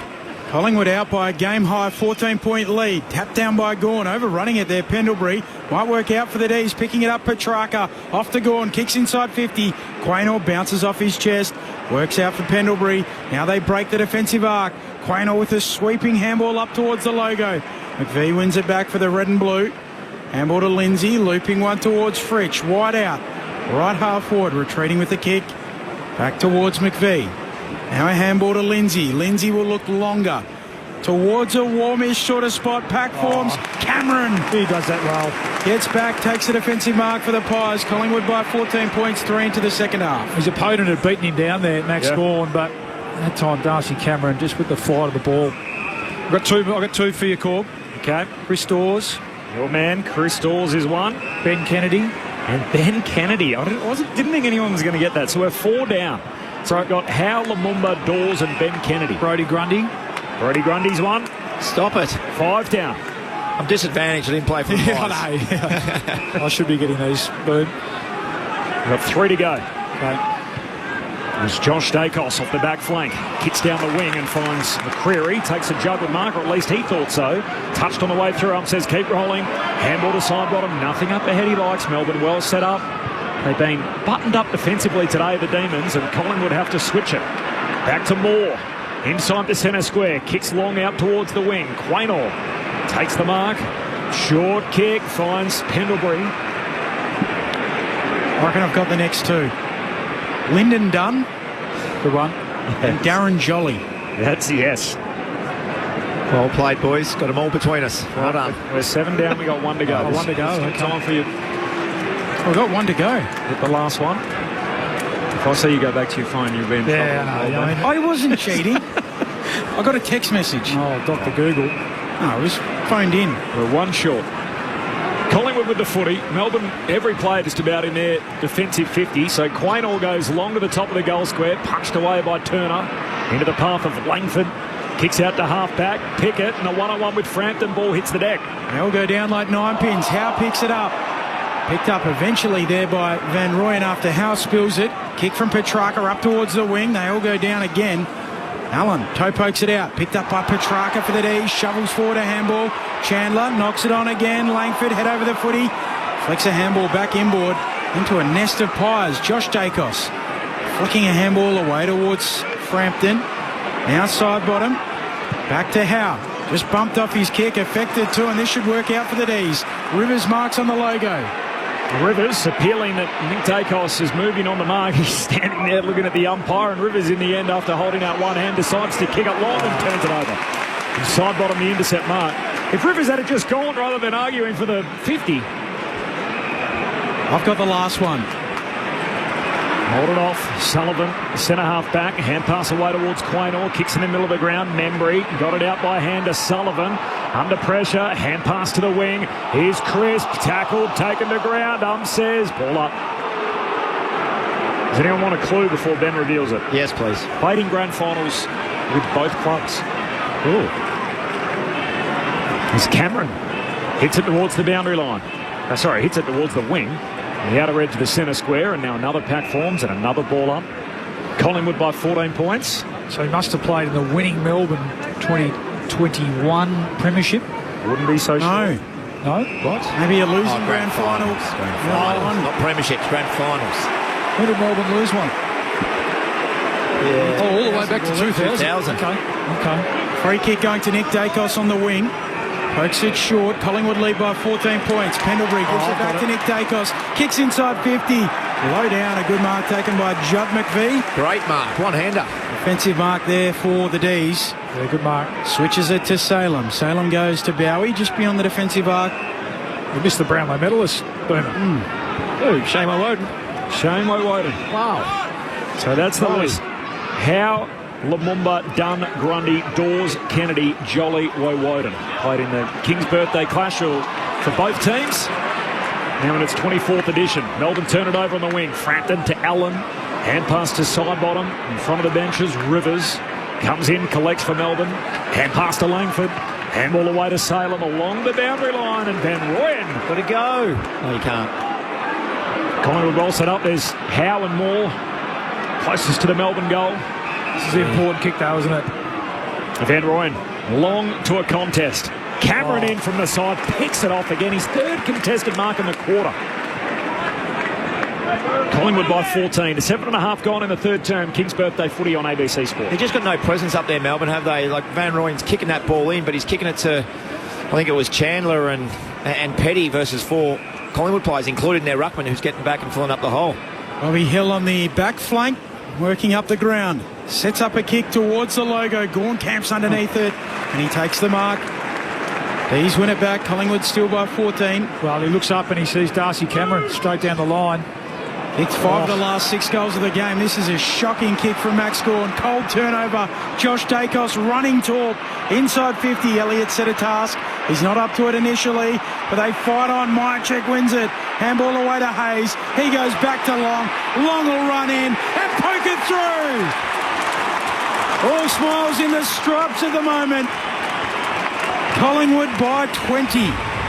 A new game high. 8-2-50 plays 4-6-30. Luke Ball and Brent Harvey. Well, we called it, didn't we? Max Gawn. You could see what he was trying to do. I'm just not sure Max is the one that we want kicking that ball 45 metres inside to half forward. You could see what he was trying to do. As we said, he looked up, he saw his direct opponent by himself long down the line. But just a kick. And Josh Dacos, who's just everywhere at the moment. He had 12 possessions in that second quarter, up to 6 already. Was smart enough to come forward, intercept the ball, and then it was just the taunt, wasn't it? The kick and hope, the chaos ball forward. Elliott good enough to make a contest. I was trying to work out who Gawn was actually going to in the end, Brawley, because there's space in the end, wasn't there was a triangle of players around the ball where it landed, and all Collingwood players. Yeah, well done. Yeah, Will Young Hayes too with a goal assist, and Ned Long getting on the end of it. Pies by 20. King's birthday footy on ABC Sport. Gawn wins the hit out and then the follow-up. Gives it to Oliver, to Petrarca. Back to Oliver. Kicks inside the forward 50. At the drop, Melcham. Bursting out from the goal square. Takes the mark on his chest. Well, that ball there, that was more advantage side. And Melcham could do the work instead of just sitting underneath it and letting Moore jump all over him. Good. And he rushed it. Yeah, he did. It was great clearance work, wasn't it? Great contest method, so there from the 2 champ midfielders, Oliver and Petrarca, the 1-2. And the beauty of a centre clearance is you've got 6-6-6, haven't you? One-on-one ahead of the footy. That time Melcham read the drop of the ball better. We said everyone at the clubs this week been practising their goal kicking. Jake Melcham to live up to the words. Straight through it goes. And Melbourne hang about in this game. He shows them the Milky Way. Collingwood by 14 points, 11 gone in the third, 8-2 to 5-6. King's birthday footy on ABC Sport. Set of clearances, Boomer, 11-3, Melbourne's way. Oh, so really? There's an area of dominance, right. And a lot of the time it's just been Gawn belting it forward, taking the yards, which I like, and then surging onto it. And it gets Collingwood on the back foot through the middle of the ground. That time it was just a bit of class with Petrarca and Oliver, the 1-2. Petrarca drawing the 2 Collingwood midfielders and threading the handball through. And Oliver, who's kicked it poorly today, he's had plenty of the footy, Chloe. He's had 19 possessions, kicked it at 33%. That time there was a nice kick to advantage, wasn't it? As you said, just to space, putting it across his body. And you let the forwards do the work, and especially in today, like with Melcham playing on Moore, you've got to put it to space so Moore can actually trail, and Melcham can cut off the line and actually take a mark or contest the mark at least. 199th goal in AFL footy as well, closing in on 200. Gawn winning the tap, Oliver out after it, plays tunnel ball, Petrarca picks it up, off to Gawn. He just dumps it on the boot, inside 50. How too good. Outbodies Petty and takes the intercept mark. Well, he has. It's a problem for the D's. He's just been way too good, Jeremy Howe. 16 possessions. What's he had? 7 marks from opposition kicks. Played the first big freeze game for the D's and then 6 cents for the Pies as he goes out to Houston. His kick to the logo off the hands of the pack. May fighting after it. Squeezes a kick away. Ball in dispute. Oliver does well. Wins it. Off to Langford. Long left-footed kick inside 50. Melcham and Moore. Moore gets a fist in. Out to the boundary line. Halves the contest. That's enough for now. Throwing in the left forward pocket for the D's who have a little run of momentum. Gee, that was a good contested ball, wasn't it, from Oliver? That was Oliver at his best there. Just beat 2 players. And fantastic hands. In the hands that set the Demons player Langford free. Been good today, Oliver. Looks like Long's going to put a bit of time into him now. Boundary throw in. Knocked away by Howe, close to the boundary line. In the end, they see it out. Sorry, Corby. Boom, this is where I think you point around. I think Langdon needs to get on the move here and try and get himself catch Dacos snapping a bit and see if he can't get on the end of one here and kick a goal. It's deep in there, forward 50. There's no point in just hanging around in his back pocket now. Get proactive. D's have not kicked back-to-back goals all day. They need the next one. As Rivers goes darting through traffic, gets a flying shot at goal. It's offline, and in the end he's knocked through for a behind. Lauren Borton's on the boundary for us. Was any movement down there? Both subs still available? Yeah, both subs still available, Corby. It's been a pretty clean bill of health throughout the game. So apart from the odd physio rub down, it's been quite quiet on the benches. But Caleb Windsor still sitting there for Melbourne, and Will Hoskin-Elliott, I can see the top of his head just at the back of the bench for Collingwood. Collingwood by 13 as two of the vets combine. Howe with a short kick into side bottom. Side bottom pokes it out wide to Josh Dacos. Virtually on the elbow of the 50 in the boundary line. He dabs it over the top and gets it back to side bottom. In that kick mark game here, Collingwood. Nearly 14 played in the third. Side bottom feeds a handball to Howe running by. He'll look long around the wing, up towards a contest. Membry juggling it. May ends up with the footy, tackled to ground by Membry. Umpire crosses himself. Ball upcoming between wing and half forward. Collingwood's record in third quarters this year has mirrored the end result in every single game. Whatever that's worth, they're leading this third term at the moment as well. That was an easy one, Ben Royan. Worried about Cameron. Yeah. Put his arms around him. As Ant-Man Razor tells us, Bally, treat it like a marking contest. Gave away the free. Cameron to Houston, told to keep it moving. Kicks inside 50. Elliott hitting up, no mark. Spills to Long. Long snaps. Bends a little too much. Through for a behind. Yeah, just a Melbourne player got stepped inside by Houston there. It's cardinal sin, isn't it? Bally, got to keep him the boundary side so the defenders can read that cue and kill the ball, but once they step you inside, you've got the whole ground to play with. Pies by 14 midway through the third. Howie goes to Howes, who kicks to the wing, and Petty, little backhander, controls it down, one-handed with the mark. It was very neat work. Moves it on short. Sparrow releases the running Bowie, who kicks long and high. Milchin from the back, reaches up and marks over the top of them. A chest mark from the back of the pack over Myercheck. Maybe he's Wayne Carey, Boomer. Yeah, well, he looked like Wayne Carey on that one, but the thing is, he's going to do one of them a game.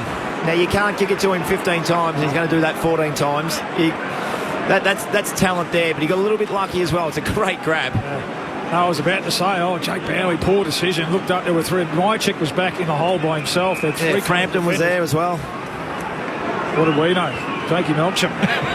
Would be his 200th goal in AFL footy, but the here and now is more important. Melchin hits the post. Oh, that would have made it very interesting. 2 goals neat. Collingwood's lead, 16 played.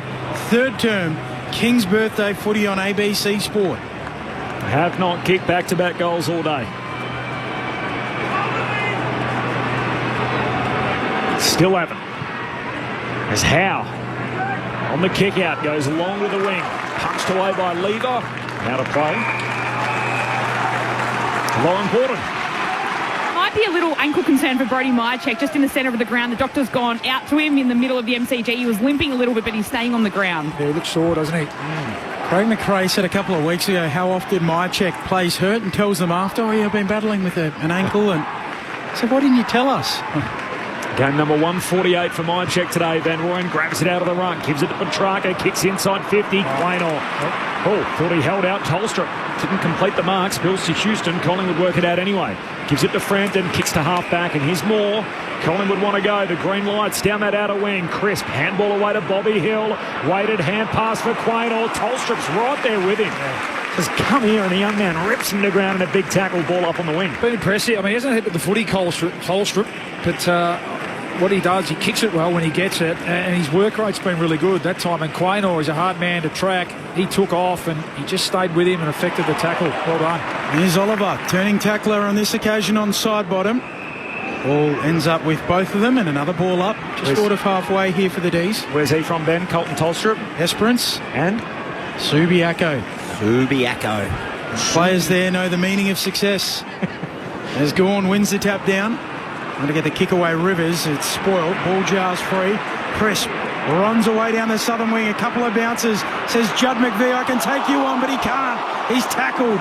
Umpire lets him play though. Handball away to Bobby Hill. Slipping over there, Pendlebury. Coughs up the footy. Now Hill turns tackler. He horse-collared him. Dragged him down, and the umpire says, hey, give it here, boys. I'll sort it out. Went to Subiaco a couple of weeks ago and spoke to the boys. Did you? Spoke to the leadership group. Wow. And they haven't won a game since I left there 4 weeks ago. His side bottom, who gets it on the outskirts of the stoppage, runs out of room. And insufficient intent, free kick. I think he was trying to get the ball forward, wasn't he? Well, where do you want him to go? Like, where do you actually want him to go? He's trying to break a tackle from Oliver and in the end stepped out of bounds, and the ump said, nope, it's insufficient intent, free kick for the D's. They work it up the wing. Here's Sparrow, takes the mark. This is the kick here, Bally. This is the one. Hit the first goal of the day, sends it inside the forward 50. Fritsch! Got it! Bailey Fritsch will have a look from 30 out just right of centre. And now 50. Oh, guaranteed now. There was a bit that followed, and Bailey Fritsch will be marked to the top of the goal square and pops it through against the team he grew up supporting. Bailey Fritsch pulls Melbourne back within single digits. Collingwood 8-3-51. Melbourne moved to 6-8-44. 19 gone in the third. And there's your 2 in a row, Corby. You've been asking for it. First time in a quarter today. 6-8 to 8-3. 19 gone in the third. King's birthday footy on ABC Sport. Well, it was just off the back of pressure again. Boomhammer there on the wing. They've been at them all day. Collingwood have been a bit sloppy, not as slick as usual with hands, but part of that is due to Melbourne's pressure and their ability to keep turning up. They turned the ball over, and then once they did that, it was Sparrow who rolled on, and they kept the ball in motion and didn't allow Collingwood to get their numbers back into their defensive 50. Not sure what was it, abuse or what was the 50? Yeah, I'm not sure. I missed that. I missed that one. Probably kicks it anyway, but first time that Bailey Fritsch has been able to have a really clear run and jump at it. I mentioned 41 tackles last week against the Saints, 46 already the Demons, and you mentioned that pressure. That's exactly where that goal source came from. Bounce back in the middle. Gorn down to Petrarca to Oliver, who squeezes a clever kick to Rivers. Loops a handball towards Langdon. Perryman punches it away. Nick Dacos can get on the end of it. Shrugs a couple of tackles. Feeds a handball forward. Houston swings one out towards the wing. Perryman under the pump. Slaps it on. Now Quaynor, running room. Gathers the footy. Great kick. Bounces off the chest there of Hayes. And the D's are there in numbers. They win the footy back. Rivers collects a hand pass, kicks it down to half forward. Fritsch, a little nudge, takes the mark and goes. Hand pass away to Sparrow. Saul Sparrow caught by Perryman holding the ball. Yeah, your first option, you got to give it.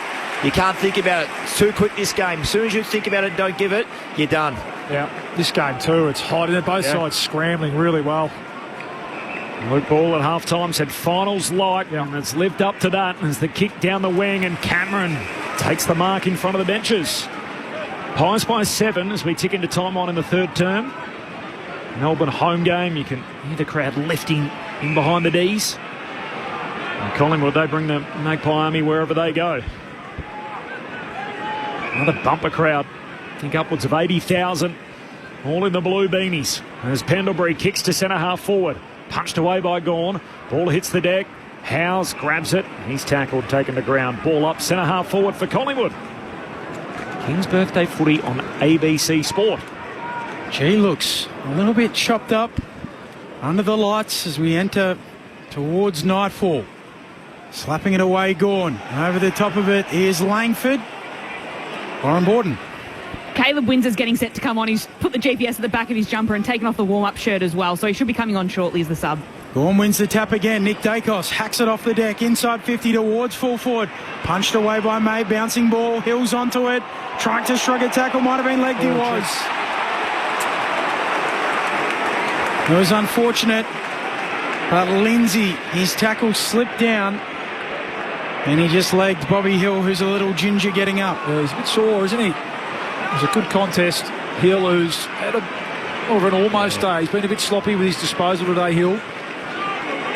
Melbourne's pressure. Yeah, he's just grabbed the leg, hasn't he? He's stronger than he looks, Hill, isn't he? That was just his ability to stand up in the contest. And the younger player letting the tackle slip. I was just about to say it, that stoppage, but in a funny way, it feels like Collingwood need a goal. I mean, they've only had the ball inside 56 times for the quarter against Melbourne's 10. They just feels like they need a settler here. Had a poster and a touched on the line. Bobby Hill in the milestone game. Third time lucky. And it settles this game down for the Pies. Their lead out beyond 2 goals. 13 points. 9-3-57 plays 6-8-44. 23 into the third. Lauren Borden before Luke Ball and Brent Harvey. It is Xavier Lindsay who's been pulled off for Melbourne. So Caleb Windsor into the action and Lindsay now at the back of the bench. He just, I think he just gave the free kick away too, didn't he? The ankle tap. How you want to finish your day, is it? No, it's you want to get at least a stat before you go off. But no, you're right, Paulie. They needed a goal. The Pies looked like the Demons were controlling the game just through kick mark pressure. They really needed that one, and Bobby Hill often stands up for the Pies. Just repeating, Sam Durham, 2 weeks for his bump on Adam Chera. So the findings from the match review officer, a 2-game ban graded as careless, high and high. 13 points. A margin. Centre clearance. That's where Melbourne have been dominant. Sorry, Corb. Pies need to be on red alert here. Melbourne, they've been really dangerous from the centre. The floodlights taken over before 3/4 time. As the D's through Rivers, got a little handball out, but coming through is Houston, just hacks it off the deck in the other direction. Picked up by Sullivan.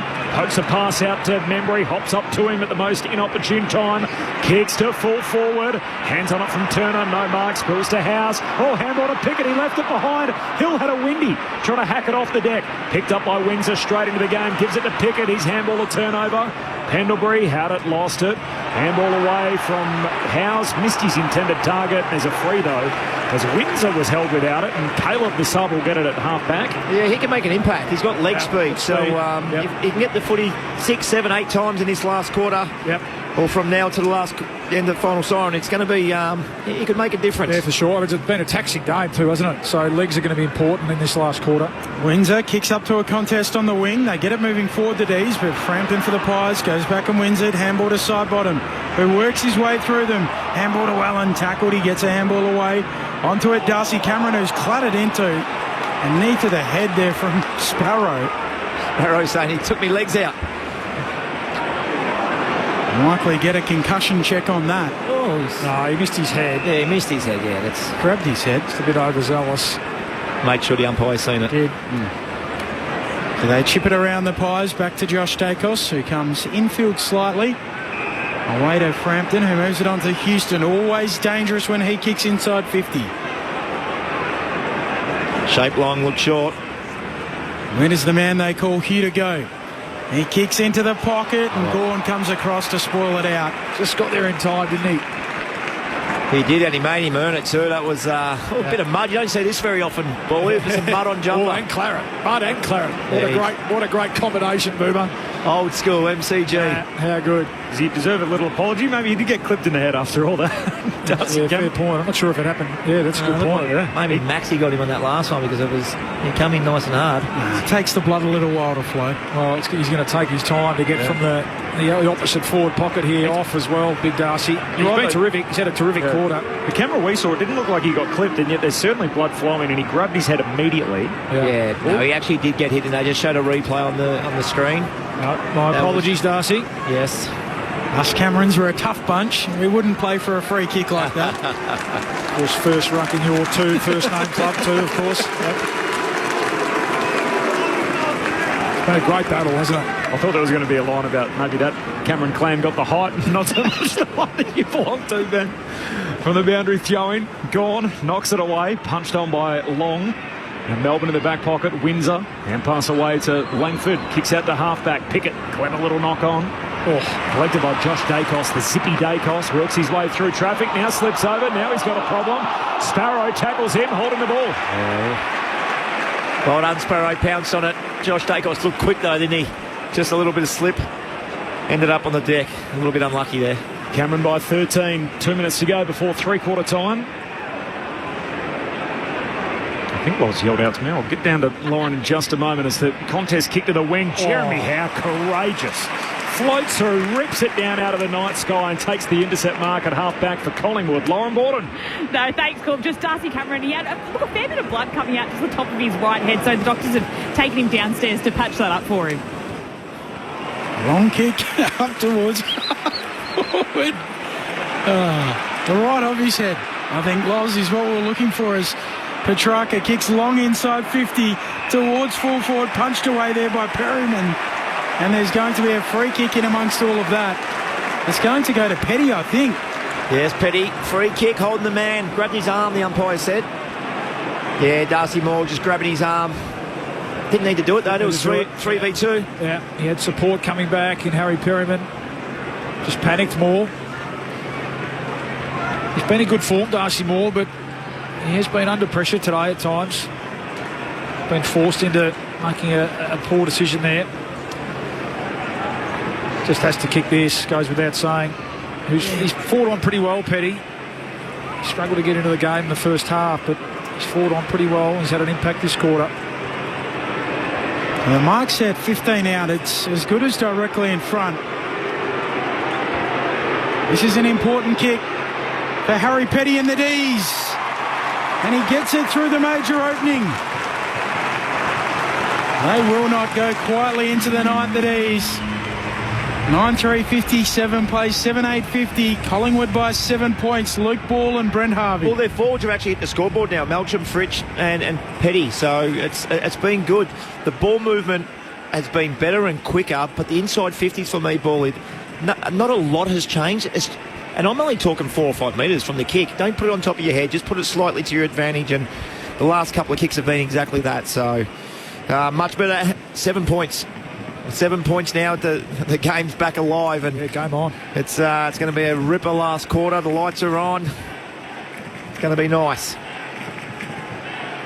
Lauren Borden on the boundary. Darcy Cameron, is he still getting that cut looked at? He is. So still downstairs in the room. He's probably been down there for 3 or 4 minutes. No movement from Will Hoskin-Elliott, but he is downstairs getting the cut looked at. So McStay's rucking against Gawn, and yet Collingwood win the centre break. Nick Dacos kicks inside the forward 50. And an intercept mark for Lever. Yeah, Lever and May, they've been good to go together again. They haven't played a lot of footy this year together, Bally, but when they do, they just look like a different team, the Demons. Lever, third game back after that ankle surgery. Comes wide with a kick, and there's Max. And his hands around it. Max Gawn stands in front of the pack. Van Rooyen trying to contest the mark now. Yeah. He's the next bloke you want to kick the footy to, but he's only 25 metres away from Gawn. He's getting back.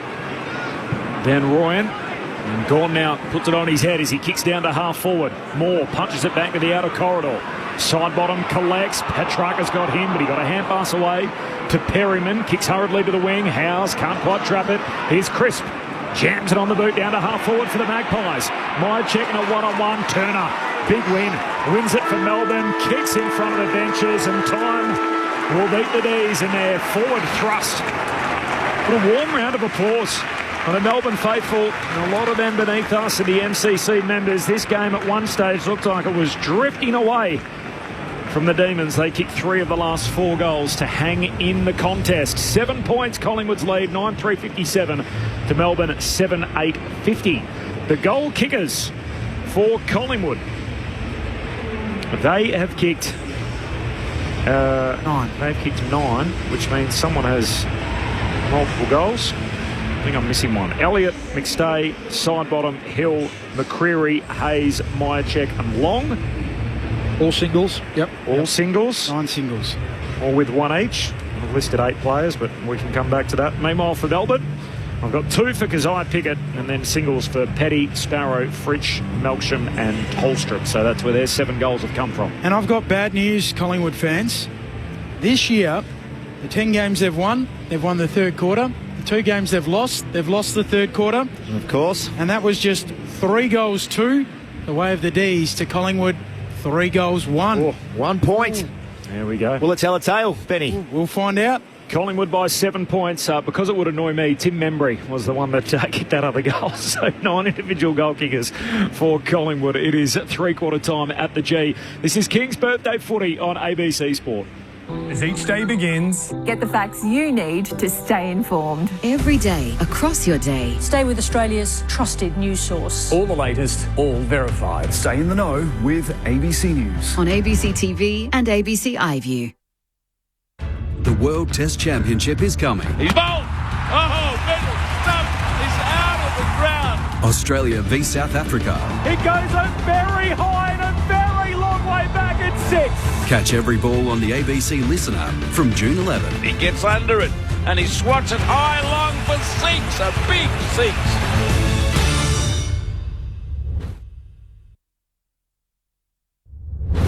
This is the 2025 AFL Premiership season on ABC Sport. As Myercheck, the marksman, pops it through from right half forward, turns to the Collingwood fans and says, how about that for a bit of work? 14 points the Magpies lead. Josh Dacos running tall inside 50. Elliott set a task. He's not up to it initially, but they fight on. Myercheck wins it. Handball away to Hayes. He goes back to Long. Long will run in and poke it through. All smiles in the stripes at the moment. He said everyone at the clubs this week been practising their goal kicking.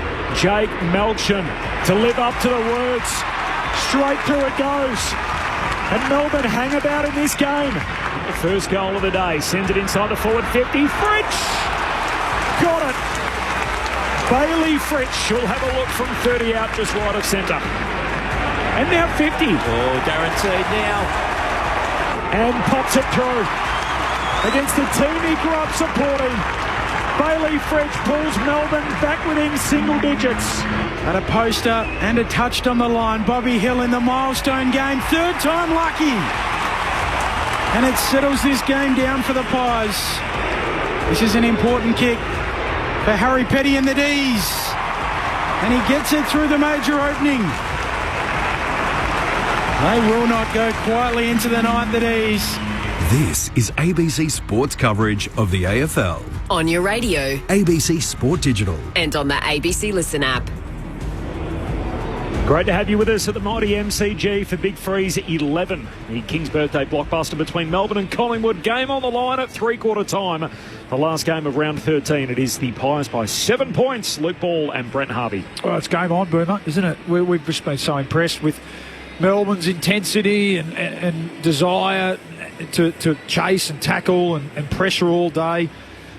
I mean, the stat sheet only says 49 tackles. It's felt like more than that, hasn't it? It's felt like that Collingwood haven't been able to get their run and gun. You know, only once or twice have they been able to go ping, ping, ping with hands from one end to the other and get easy goals. Melbourne's defence is back to its stingy best, its rock-solid self. Well, even though Collingwood have kicked the 9 goals from only 33 entries, I mean, that's the key. They've only had 33 inside 50s, Collingwood. They've stopped really, that ball movement. Really, do you win a game of footy, do you, like that? And at the start, Collingwood chip mark, and they'll get in the inside 50s. But now the last 2 quarters, the thing I've been probably impressed with Melbourne the most in that quarter was the centre bounce clearances. Yeah. And you called it really well.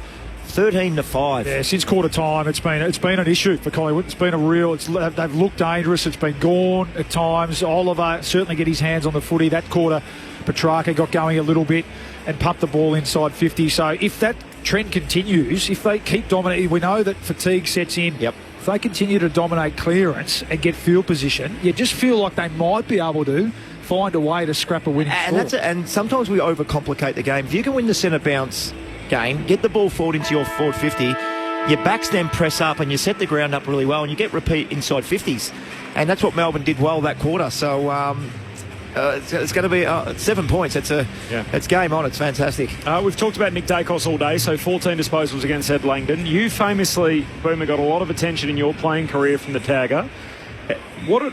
How did you deal with it? What annoyed you? What do you think was fair and what wasn't fair? And we've seen a lot of them we've seen them going at it all day. Yeah, I didn't like the players that didn't really face the ball and was just had your arms around you. The umpire wouldn't pay free kicks and then they wouldn't go get the footy. The best players, the ones I admired the most and had most respect for, was they would play on you, they would try to stop you, but when the ball's there, they go and win it. There was other teams that played more of a team defence. You'd have Clinton Jones. I was actually against the Saints one day. He played on me, but every time I got away from him, somebody else would cover. Luke Ball would just be there. Let him on tackle. Just be there. And you're the most important player that they had to stop. So it's good. What Nick Dacos can do a little bit more of, I think, is sneak forward like the Dustin Martin. Play in between. Play 20 to 80 out from goal. We saw him do that a little bit against Freo, didn't we? But not as much today. It's a good call out. Brent Harvey The man that's played more games than anyone else in VFL AFL history with us on ABC Sport alongside Luke Ball. Final term underway, Pies by 7. Cameron first possession, handball to Crisp, tackled, lost it. Oliver gives it to Pickett, sends Melbourne down to half forward. Forced to punch it away. Fritsch bounces back to his feet, wins it. That's a good win. Handball away to Petty, who puts it out on the full. Oh, he's paid the push. Oh, wow. It's coming back to Melbourne. This is a let-off. So Petty, is he going to get the kick away? No, that wasn't a good decision. Yeah. I don't know what Harry Perryman was thinking there. It was an obvious push straight, 2 hands into the number, as they say. Well, you've got to get lower. You've got to push him in the hips where around next to your bum. He got really high on the number there and pushed him forward. They used to call that the punky push, didn't they? The Luke They did. Yep. And Alistair Clarkson obviously brought it to North Melbourne. The punky push. Well done. Push him in the side as they go to kick it. And the hips to kick. Yep. It was straight in the back, and it's cost Collingwood a shot at goal. Same result, though, on the full. He's put it out on the full near side, so that doesn't change. Collingwood by 7. Lauren Borton on the boundary, start of the final term. To start this final term, it is Will Hoskin-Elliott that's come on. Ed Allen has come to the back, and you would have seen Darcy Cameron started off at the start of the fourth term, right in the centre of the field, so he's all patched up and ready to go. That's interesting. They've gone for Allen. I thought young Hayes might have been in the vest, but they've gone with Allen. Perryman kicks up towards the wing. The D's win it back. High kick from Bowie. It'll come down a shallow inside 50 or almost right on the arc and roving the pack. Crisp wins it for the Pies. Kicks back to the wing. Lever called into it by Langford. So he marks right in front of the benches. King's Birthday footy on ABC Sport. Collingwood by 7 points. Can the D's muster a comeback? Lever with a high kick to a contest. Off the hands of the pack, out the back. Perryman's there, misses the handball. Out of play it goes. They appeal. He was looking for Quaynor, who was right there. Throw in 60 around from the attacking goal here for the Demons. Collingwood by 7 points, 2 minutes played in the fourth. Yeah, Melbourne's pressure, they've just forced them into those sort of mistakes all day, I reckon, Boomer. Usually you see the Pies, they're really decisive with their hands to set a player free. Melbourne's pressure has forced some errors. Gone, grabs it out of the ruck. In fact, he spills it on the way down. Comes to Crisp with Collingwood. Hand pass to Pendlebury. Gives it to his mate Sidebottom, and they're out down the wing. Sidebottom saying, can someone come towards me? In the end, he's got to kick it to Elliott, who's caught in the back, and May takes an easy intercept mark. He's an angry man, isn't he, Stephen May? Well, he's done the job today. All of a sudden, it's looking like Collingwood are going to struggle to find a way forward here with Lever and May. May back to McVee, and McVee retreats even further to Salem, who marks on the behind line. So 7 points, Collingwood's lead. 3 minutes into the last. King's Birthday footy on ABC Sport. I like that play, Boomer. You mark the ball and you're half back and you go back, right deep in defence to a player who can't play on. They get out of it here. I'm with you, Boy. I think if you can play on, you go back every single time because you can go the other side of the ground, but they went from 50 to 10 out. So a free kick for Petty. He doesn't utilise it. Turns it over. Frampton bobbing up to Mark. Just back on the wing. He turns it over. Straight to Sparrow. Forward of the wing for the D's. Goes deep to Gawn. One out with Cameron. Cameron kicks it away with the boot. It spills to Fritsch. Fritsch on the snap. Skillful. Brilliant. D's back in it. He's second. And it is a 1 point ball game. Bailey at his brilliant best. 9-3-57 plays 8-8-56. 4 into the fourth. Luke Ball, Brent Harvey.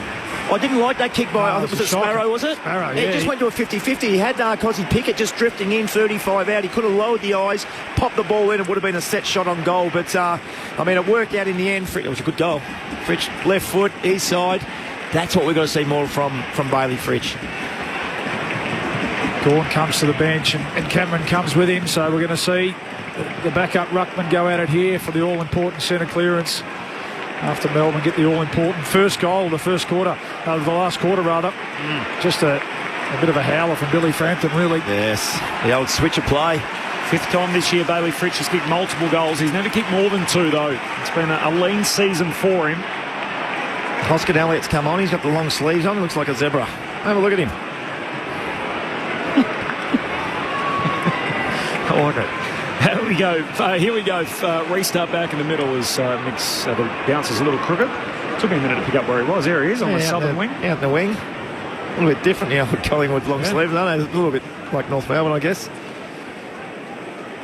Stripes continue all the way down the sleeves. Van Rooyen and McStay, the two backup rucks, go at it. Ball spills out to Bowie, comes charging in off the back of the square, and he's held up. So both subs made. Lindsay out for Windsor. Allen out for Hoskin Elliott, both tactical. 1 point game. Start of the final term. King's birthday footy at the G. It's Collingwood by 1. Ball Pickett fended off one, caught by another, caught holding the ball. It's a good sign. Nick Dacos, we know it hasn't been his day, but wow. Pickett drops the footy. Cosy. So Nick Dacos lays the tackle, and as they've untangled, Pickett's had the footy, just left it on the deck, and the ump says, come on, Cosy, 50 metres downfield. Just kills it on that. Oh, it's just not smart play. You know, you actually see that a lot. Like, that happens a lot in AFL football. I watch it and I think it's 50 all the time, but a lot of umpires don't pay it. He clearly had the ball then, put it on the ground. Yeah. The worst part about this is it's Nick Dacos. He kicks this, he gets his end up, and he has 15 in the last quarter. Yeah. It's usually what happens, isn't it? Well, we'll see. Here's his moment. It's a defensive act that earned him the free originally. Nick Dacos impacts the game. You can't keep him out of it. And Collingwood's chant puts the Pies 7 clear. 10-3 to 8-8. 6 gone in the final term. The Magpies by 7 points. King's birthday footy on ABC Sport. It's again, it's not the stand rule, but it's a big penalty for something so silly. And it's just the lapse of concentration, Bally. You can't do that. He's got the ball, middle of the ground. It takes him 25 out. There'll be one bloke absolutely filthy with Cosy Pickett, and that's Ed Langdon. Yeah. He's done a fantastic job all day, and now he looks up the scoreboard and he's kicked the goal. This shows, doesn't it? You can just impact the game. Yeah. And I like the fact that it came from a defensive act too. So it wasn't a burst into open space and, burst out of clearance, use your speed. Sometimes you just got to roll your sleeves up. Yeah. Get dirty.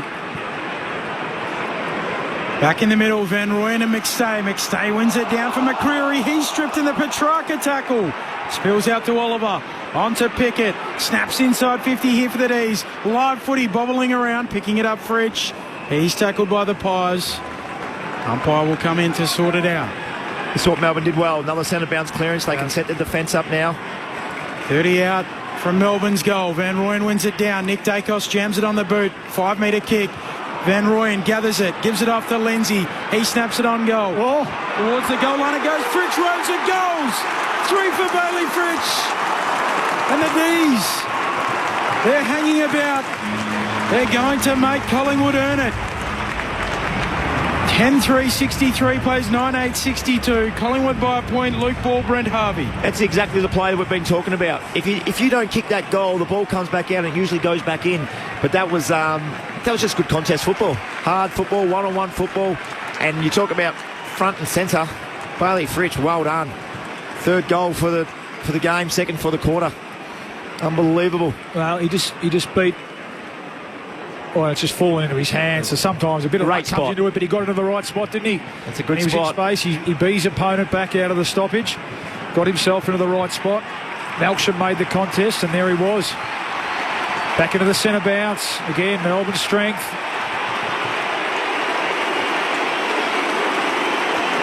And how good is the G on days like this? The place is absolutely humming. We got a 1 point game, 9 minutes into the final term. Collingwood by a point. Cameron wins it down towards Nick Dacos. He's kicked a goal and now he's got a centre break. Hand pass away to Pendlebury.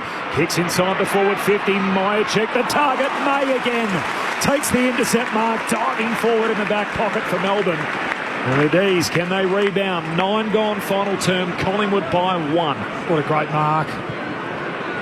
May with the long kick in the Gawn direction. Sparrow in front. Pickett roves the pack. He chips it short. The kick is just good enough. Rivers, a fingertipper. Backward of the logo. Runs through it now. Driving kick inside 50 for the D's. Moore and Melksham, both hands on it. Howe roves it. Gives it off to Josh Dacos. Floats a high lateral kick. Side bottom Brave. Stands underneath it and marks. Handball away to Quaynor. On to Pendlebury and the Pies away down the members' wing. Kicks to Hayes. And he takes the mark, the young man in his 2nd game. Oh, first goal earlier. Kicks a horrid ball down to half-forward Memory. Makes it look clean. Hand pass to Ned Long. Long can go all the way. He shanks it too. In the pocket, Bobby Hill almost marked it. Opportunities there. Too much time, didn't he, Ned Long? He's not used to having that much time and space, and that's not his absolute strength. We know that. He's kicking, he's finishing. In the end, he should have just pinned the ears back, shouldn't he? Run another 10. Yeah, he couldn't really have a bounce there. Did he shoot or did he pass? No, I reckon he had a shot.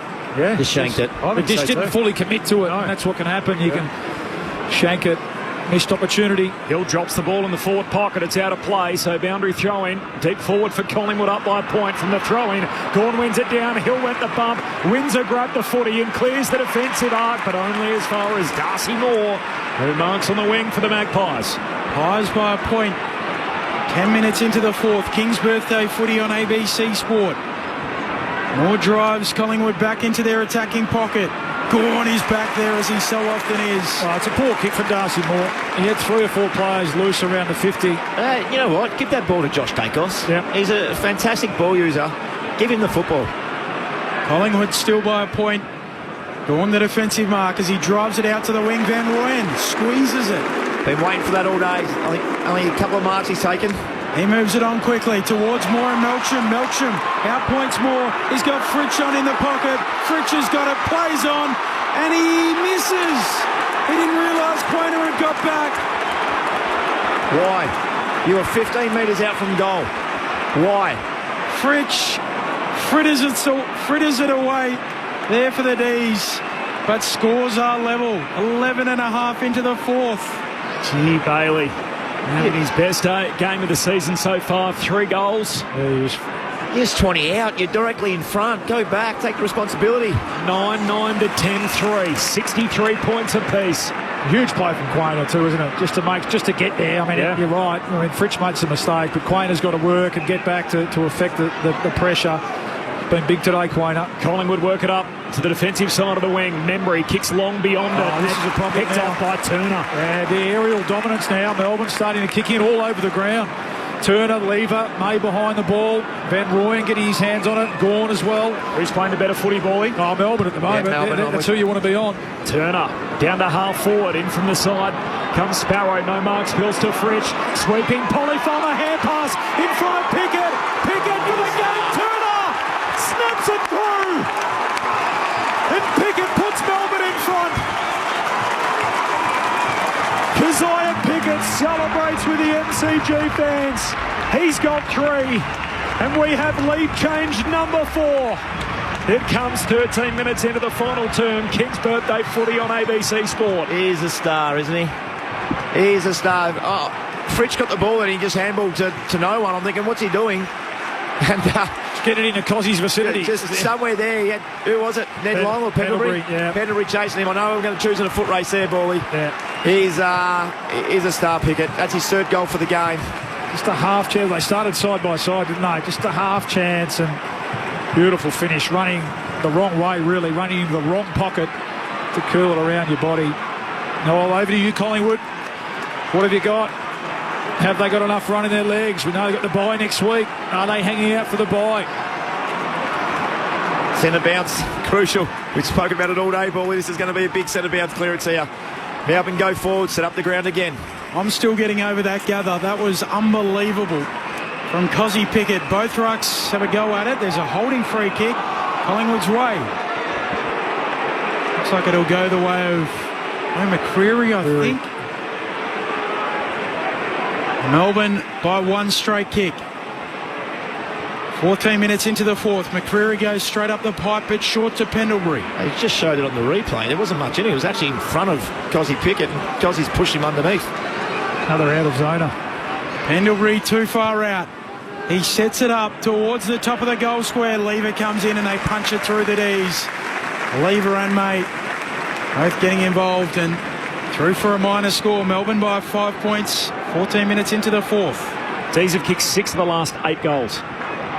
6 of the last 8. This is after falling 20 behind in the 3rd quarter. Melbourne by 5. And kick from Langford goes long to the wing, but it's punched away and coming back. Nick Dacos by hand to Crisp. Handball to Hayes. Oh, caught in the tackle by Sparrow. Ball comes out. Says keep rolling.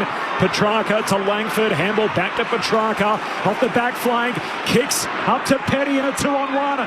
Petty had to get it to ground. Moore punches it to the boundary line, and in the end Collingwood get out of dodge. If that hit the deck, Fritsch was away ahead of the play, snuck out the back, and a boundary throw in high half forward for the D's. What was that dropping the ball on young Hayes? Pride, didn't he? Yeah. Melbourne by 5 points, 15 gone, final term. King's birthday footy on ABC Sport. Gawn brings it down to the front. Oliver scrapping after it, gets it out to Windsor, the sub. Into the game here for the D's. Kicks to centre half forward. And Will Hoskin-Elliott with the long sleeves on, as Boomer said, looking like a zebra. Great run, Membry. Takes the mark, moves it out to Hill. Southern wing, he spots up Membry. Yeah, worked hard, didn't he? Super hard there. It was about an 80-metre run across the ground. Look at Melbourne get back now, though. This is their Melbourne team defence at their best. Short kick, a good one for Long, who gets around Howes. Driving ball for Collingwood to full forward McStay. He's got it! 20 out directly in front. Sticky hands from Dan McStay. And he will go back directly in front. Boot to ball from 30. Just a roll on, wasn't it, from Ned Long? Really good bit of play. In the end, it was a contested mark.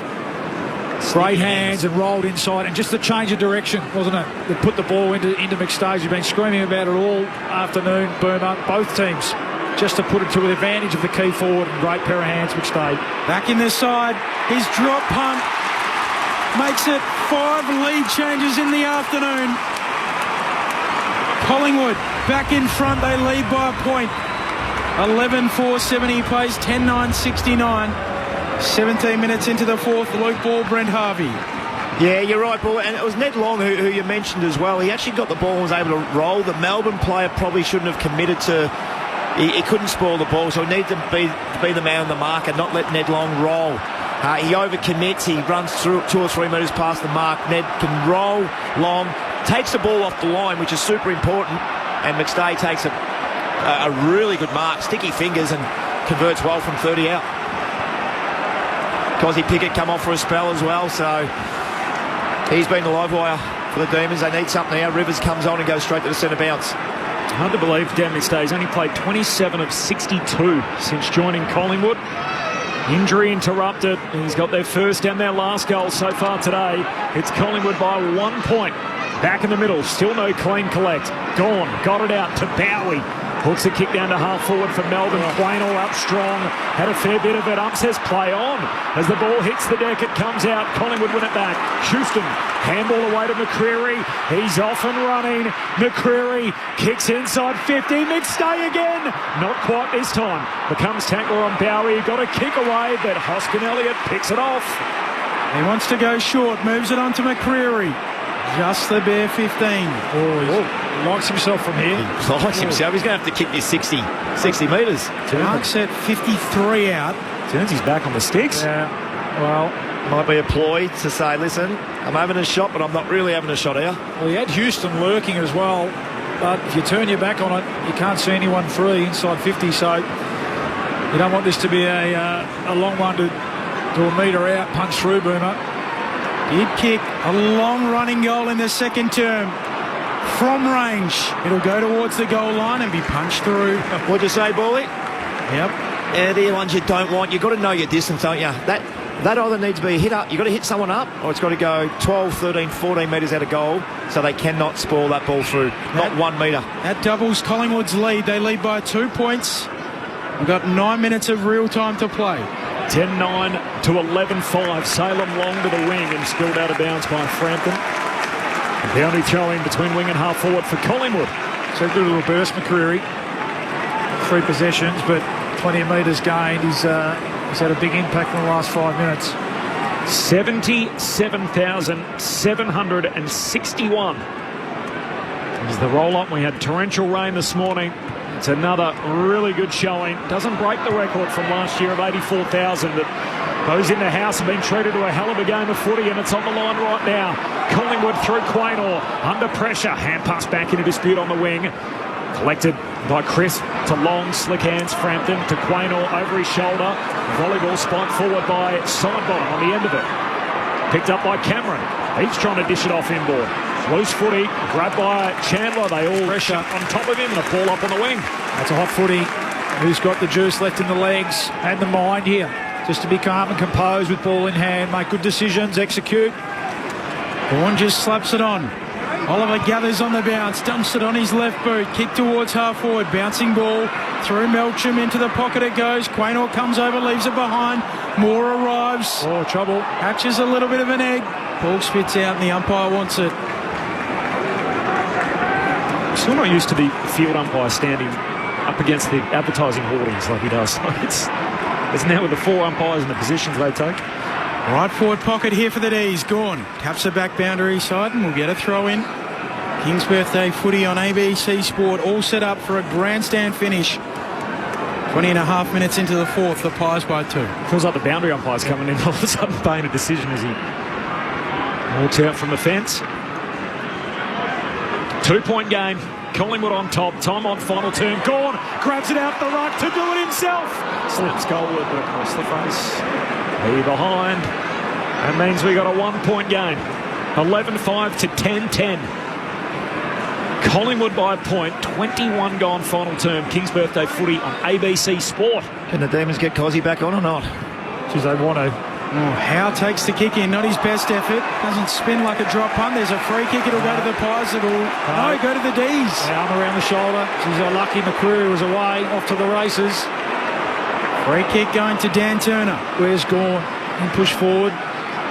It's just in the pocket. Turner sets it up to the hot spot. They'll all fly. Fist from Howe comes down in the pocket. Chandler paddles. Side bottom Sockers. Tries to run away with it. He does. Keeps his feet and his head.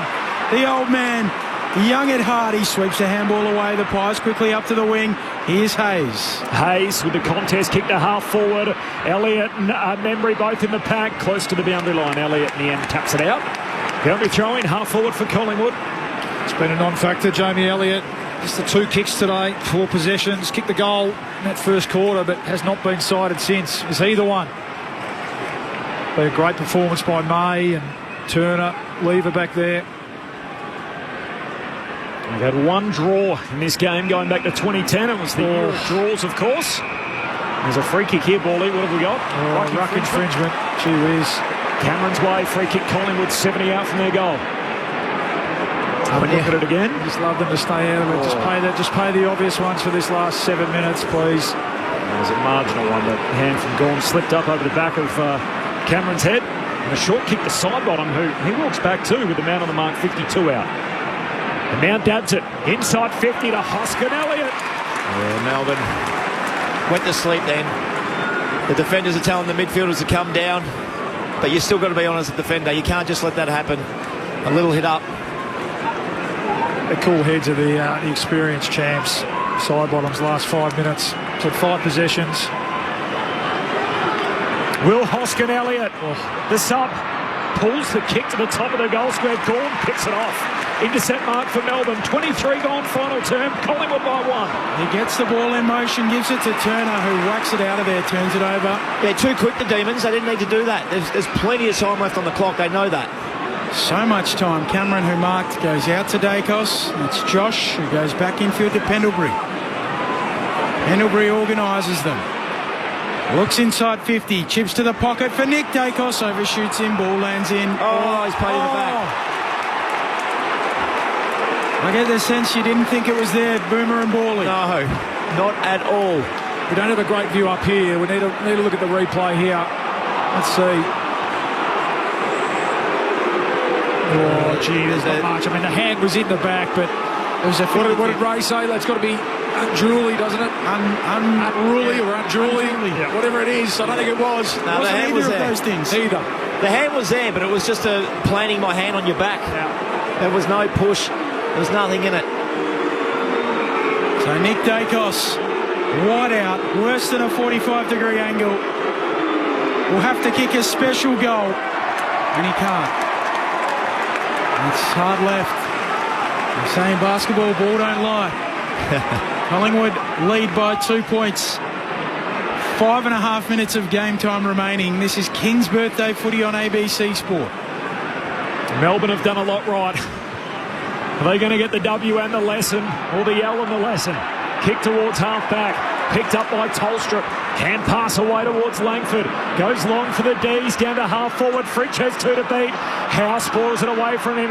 Melbourne still win it. Petrarca at the drop. Hand pass out wide. Missed his intended target. The flying Langford. He goes back, skids in, wins it again. Up to Quaynor, left it behind. And now Langford's penalised. Yeah, slid on the ball. But lucky there, Quaynor, didn't he? The fumble. In the end, you can't dive on it. And the correct decision's made, but a lot of mistakes been made out there. A lot of the tired players. Who has got the cool head to execute late? Collingwood to go. A couple of games clear on top. Quaynor kicks down the wing and Turner picks it off. We've been good. Another intercept mark. Your point here, Boom. They've got plenty of time. Geez, they're out here. Chandler's out. Hangs his kick in the air, but it gets to Windsor. Windsor moves it to Chandler on the wing. Members side of the ground. He accepts the mark. This is the one here, though, because he can't go in and land the ball 45 out. He's got to find another player. Well, he doesn't listen to you, Boomer. He goes inside 50. This time it works.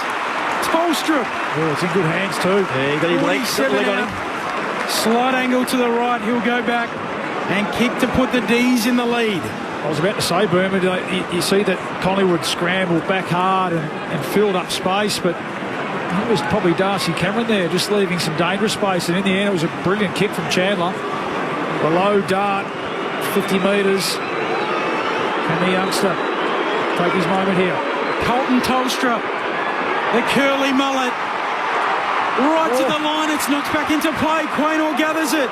He rushes it through. And the lead is halved. Collingwood by a point. The umpire was confident because he did not go to the score review. I hope he's right here, Bally. It's the fatigue in the legs, wasn't it? Here we go. They'll check it now. They'll check it now. Gee, we got a game. Howe brings it in, and Quaynor marks in the back pocket.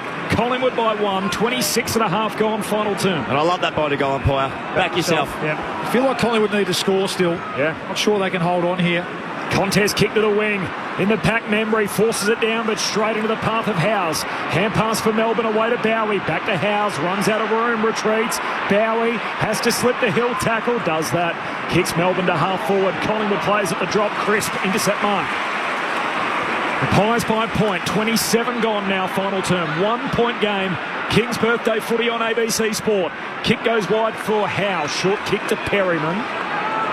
In front of over 77,000. Short to side bottom, who marks defensive side of the wing. We are inside the last 3 minutes on the game clock. Game on the line. Magpies by 1. 15. Queuing up in the middle. Can he get it there? Oh, Scott. Pendlebury bites off the kick into the middle. Mark taken by Cameron. Swings a handball out wide to Quaynor.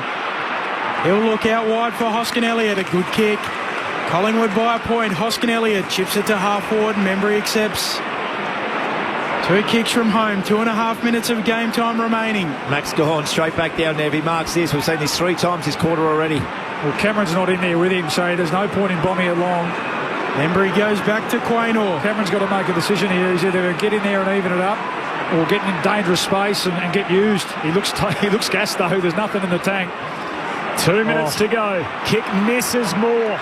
Frampton missed the target. It's out of play. You don't want it in those hands, unfortunately, for Billy. He does a lot of things right, does a lot of things well, but takes us to a neutral ball situation. Boundary throwing on the wing. 2 minutes to go. Collingwood by 1. And you like Melbourne in these stoppage situations. Oliver, Petrarca gone. Pickett's forward at the moment. Boundary throwing. Down it comes to Crisp. Tried to knock it out, but straight to Bowie. Hand pass out in front of Petrarca. Melbourne headed forward. Sweeping hand pass through the legs of Frampton. Picked up by the D's. Melcham to Oliver. Oliver missed, kicks it out on the full. Oliver puts it out on the full, heading inside 50. Collingwood get possession back. 1:48 to go. Collingwood by a point. I've said it a few times today about Clayton Oliver. He's just got more time than what he thinks. He rushes his disposal. Howe with a long kick up to a contest. Off the hands of the pack. Turner bounces back to him. Stands up in the tackle. All up on the southern wing. Melbourne won this game, by the way, in 2023 in a close finish. That was the year Collingwood were the masters of the close finish, and yet Melbourne beat them at their own game that day. Bowie spins in. wins it. Handball to Rivers. Demons with it on the wing. Rivers gets a handball out. Langford traps the footy. Looks deep with the kick to full forward for Melbourne. Who can mark it? They come from all angles. Chandler follows up at ground level. Moore beelines it. Wins it for the Pies. Perryman grubbers out a kick. And they might be away through McCreary. Runs away from Pickett. Runs a long way. Kicks a spiral down to Elliott. He lets it bounce. He's got Membry deep. He cuts back inboard to Pendlebury. The ageless one marks at left half forward. He just worked, mate. Just ran. He just ran. The champions, they just find a way, don't they? Just to be involved. Pendlebury feigns to go inside 50. Comes back and across to side bottom. Well, that's interesting. Have they done enough? Pendlebury could have looked up. He had players free inside 50. Chose to go backwards. 43 seconds to go. Tick, tick, tick. Collingwood inside 50. Gone. Here they go. Intercept mark at half-back for Melbourne. Got to go, Maxi. Collingwood by a point. Half a minute on the clock. Oh, no. He shanked it. He went for the top and hit the fat part of the footy, and it lands in the lap of Will Hoskin-Elliott. Oh, boy.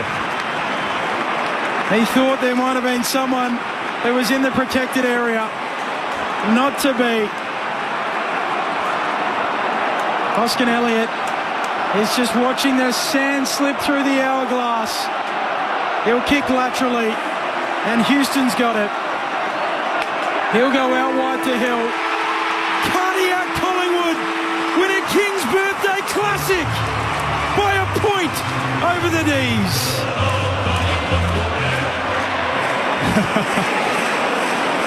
Come on, Bobby, where's your sense of theatre?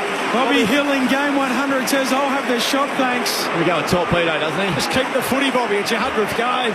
We nearly got the a cappella version again. Bobby Hill with the torp. It's high and long, but not long enough. And the brave D's. Boy, they were brave, but not quite good enough. Play the song again.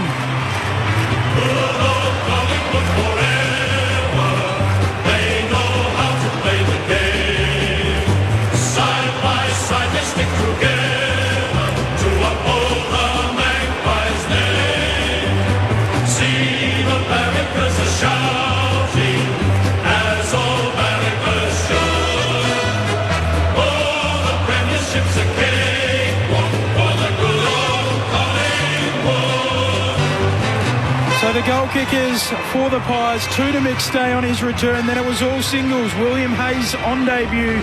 Ned Long, Myercheck, Nick Dacos, McCreary, Membry, Bobby Hill in game 100, side bottom, and also Elliott. Then for the D's, when they were coming, it was Bailey Fritsch who kicked 3, as well as Cozzy Pickett. And then just singles to Melksham, to Sparrow, to Petty, and to Tolstrup. Collingwood, once again, they win the close finish. They win it by a point. Collingwood forever, they know how to play the game. Side by side they stick together to uphold the Magpies' name. See the barricades are shouting as all barricades should. Oh, the premiership's a cakewalk for the good old Collingwood. What an afternoon at the footy. 77,761. The Magpies continue to run the table. They are a game and a half clear on top as they hit the bye. And they didn't have it all their own way today, and yet Collingwood found a way. In the end, it was a shank off the boot of Max Gawn in the waning moments, just as Melbourne looked like they were about to make a counter-attack to try and win the game. Max Gawn's kick squirted off the side of the boot and somehow ended up in the hands of Will Hoskin-Elliott, a true centre-half forward for the Pies. He was able to drain the last few seconds off the clock from that point on, and Collingwood get out of here with a 1-point win. It's the second 1-point result of the season after the game between Gold Coast and Adelaide, and obviously sits alongside the draw as well, but in front of a raucous crowd, a sensational game of footy, and the Magpies find a way again to remain on top. They win by 1 point. We'll have the presentation of the Neil Danaher Trophy coming up in just a moment, but first the thoughts of Luke Ball and Brent Harvey.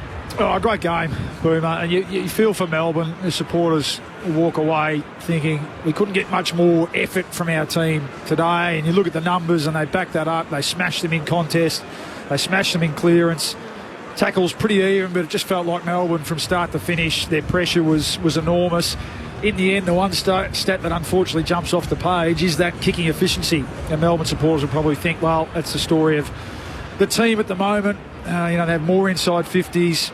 Well, they have 54 to 45. They kick 10 goals, 11 to 11 goals, 6, and they kick it at 58% across the day, the Demons, to Collingwood 73%. So really, if you're looking for where the game's won or lost, and that goes right through to the end there where they have those opportunities. You mentioned Oliver, even just blasting away, kicking it out on the full, not being able to lower their eyes and find targets and marks inside 50. Russell Robertson is the MC. Collingwood by a point. Here's the presentation. Trophy presented on behalf of Neil Danaher for his commitment and energy in the fight against MND. Presented to the player, Judge Best Afield. Here to present the award is Ben Danaher. The winner of the Neil Danaher Trophy is Josh Dacos. Well, he had a boatload of it, 34 disposals, 29 of them to three-quarter time. 6 contested, 6 ground balls, couple of clearances, 2 tackles, 11 marks and 7 score involvements. A game-high 34 disposals for Josh Dacos. Absolute day, honoured to be a part of it with Melbourne, Big Freeze 11. What a game, and well done to everyone for continuing to raise money for MND. All the best to Melbourne for the rest of the year, and well done to our boys. Congratulations, Josh. Congratulations, Collingwood. Well done, everybody. That now concludes the ceremony. A 1 point win for Collingwood. Josh Dacos named the Neil Danaher Trophy winner. The Magpies win the game by 1 point. 5 lead changes, a bit more from Bawley and Boomer. It was also under 81 points. So it's been the lowest scoring round, 2020 aside, with the highest score, so the highest score of the round since 1967. Sorry, just sure you've seen the replay there. Max Gawn, Stephen May having words after the game. Looked like May went and sort of confronted him a bit after probably that kick towards the end there. Max Gawn wasn't having any of it. So anyway, that's just 2 passionate players, frustrated about an opportunity missed. And I thought they were 2 of the best players on the ground for, certainly for their team today. The Pies, they're not making too much eye contact, are they? May and Gawn as they make their way off. We'll get another look at that, and we'll discuss that a little bit further, no doubt. Melbourne win 2 of the 4 quarters. Yeah. Pies win 1 and a draw for the first quarter, 14 apiece. They did a lot right, Bawley. The Demons. I mean, I'm looking at the centre bounce clearances, 7-16. They just did a lot right. Tackle 59. 50. Oh, that's looking at the replay there between Gawn. So that was after Max Gawn rushed the kickers in the dying stages when they had about 50 seconds or 40 seconds to try and win the game. And he dumped it on the boot and kicked it to Will Hoskin-Elliott. I think Stephen May came over and gave him some feedback, and Max Gawn was not happy. And what could you say in that? What could you say in that situation? Well, yeah, I mean, come on, Steve. Like, is that the time? As if that's the time to... we don't want to make too much of it, but... but Max Gawn wasn't happy. He scrunched up his face and then gave him his shove in the chest. It's not the time, is it? The siren goes, it's not the time. Your ruckman's played his heart out. It's not the time to go and give him, direct and honest feedback. Right there and then, not when you lose the game. That's how he plays. We know that, and I'm sure that... He does wear his heart on his sleeve. Yeah, they'll kiss and make up. But to your point, they were terrific. Their effort, when they bring that effort, and in fairness, last week aside, when their effort was pretty good again, it's the same old story. Unfortunately, they're kicking their way out of it. We know that they've got challenges forward of the ball. They're still trying to find their best mix in the front half. They haven't been able to do that. And at the end of the day, that's costing them games of footy to win. But you look at all the desire indicator stats, the effort stats, and you couldn't fault them today. I thought they were terrific. They need that one big forward. Van Rooyen's not him right now because he doesn't compete and get to enough contests. I don't think. He competes, but he just doesn't get to enough contests to do it consistently. You can't rely on Jake Melcham to do that. You're not kicking the ball in the air, and they did it today in the first half in particular, not to his advantage. So it's they've got to look at something there. They've got to go to, I'm not sure who they've got in the VFL coming through. I don't think so. I mean, I think play. it looks like Jefferson, I think, maybe he's played a couple of games. A couple of games. It looks like they've settled on Petty forward and Turner back, and I think Turner was superb today. It was good. I think that's the right call, and you can only work with who you've got on your list.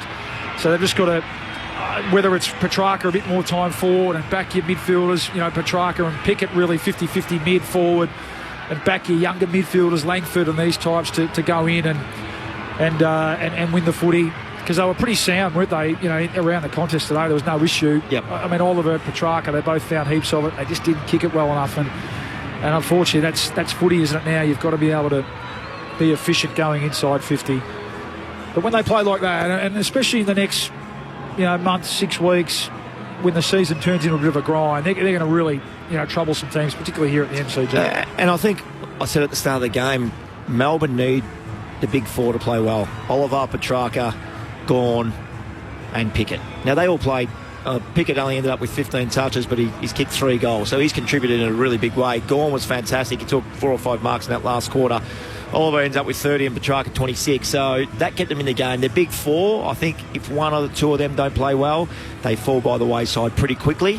But they all contributed today, and I thought they played well. They're going to be hard to score against if they keep playing like this. So you get a bit of continuity now with May, Lever and Turner as in the back half. The back half. I thought they looked against a side who's been electric, really, haven't they, over the last month in terms of their ability to transition footy, both from clearance and also from their back half to score. I thought they looked really strong behind the ball today, and they're going to be really hard to score against, going forward with that makeup, which is really, that was what led them to the premiership, wasn't it? Correct. Now it's, 4 years ago now, so there's plenty of positives to come out of it for the Demons. Only one multiple goal kicker. Yeah. They got McStay.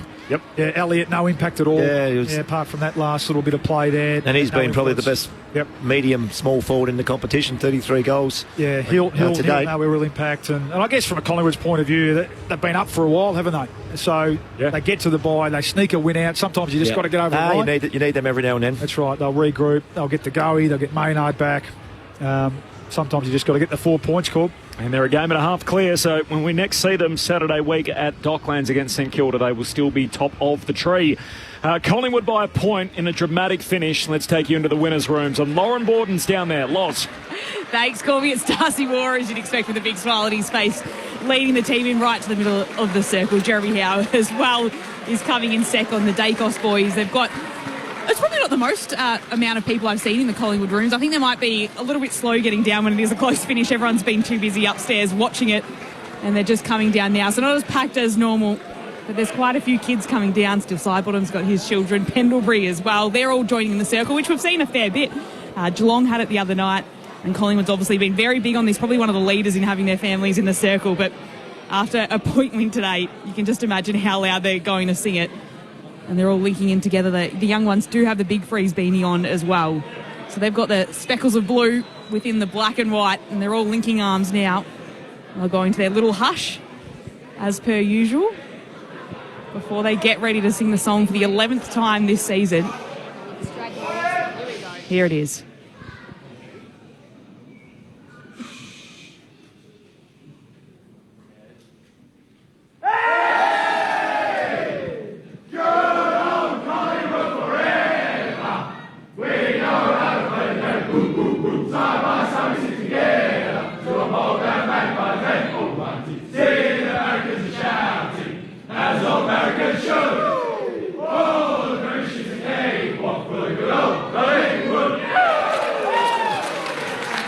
So there it is. We'll get Jeremy Howe in just a moment.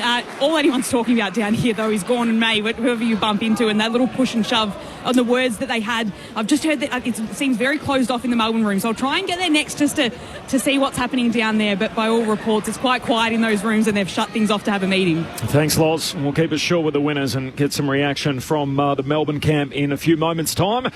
Jeremy Howe coming up here on ABC Sport. Collingwood by a point over Melbourne in what was a dramatic game of footy. There were 5 lead changes, including one of them in the final term. Or in fact, the lead swung twice in the final term as Cozzy Pickett put Melbourne in front. And then Dan McStay snatched the lead back at the 16-minute mark. There wasn't another goal from that point on. And the game ended when Max Gawn in the back pocket tried to hurriedly kick the ball downfield with about half a minute left on the clock. And his kick skewed off the side of his boot and ended up in the lap of Will Hoskin-Elliott at centre-half forward. And as a result, the Pies were able to drain the remaining seconds off the clock and get out of here with a 1-point win. 11-6 to 10-9. Collingwood by a point in front of over 77,000 at the MCG. King's birthday footy on ABC Sport off the SMS. James says if the MCG had a roof, there would be less mud. I think James might be Taswegian. As that maybe is sort of a little bit tongue-in-cheek, that text message coming through. More on that in just a moment. Let's go back and celebrate with the winners. Lauren Borden. Thanks, Corby. I've got Jeremy Howe standing next to me. Jeremy, what an epic, I guess, last quarter it was there. You're made to earn it. What was it like in the last term being out there? Yeah, it was an arm wrestle. Felt like it was one of those ones all day. I think, we managed to get up by 20 at one stage and then they knocked over 2 goals back-to-back and brought it back to 8. But, the conditions felt like probably encouraged the contest. We got a contest all day and really proud to be on the right side of this. You don't often see the conditions that we had today. A little bit of mud out there on the G after all the rain we've had at the weekend. Did you enjoy playing probably something you don't get to play as much as an AFL footballer on that sort of turf? Not really.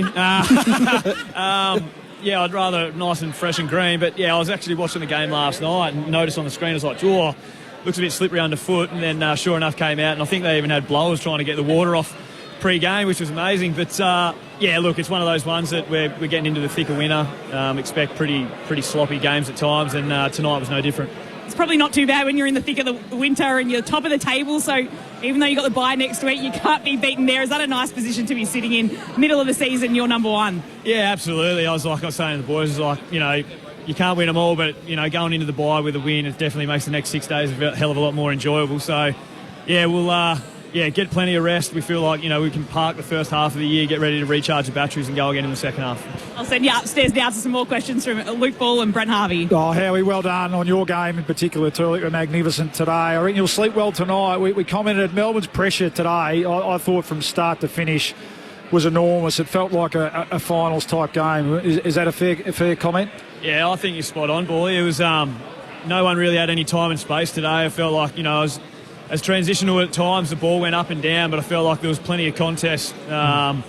Whoever had the more desire to get a job done in those contests scored more often than not, and I felt like our forwards competed their backsides off. They have some amazing interceptors.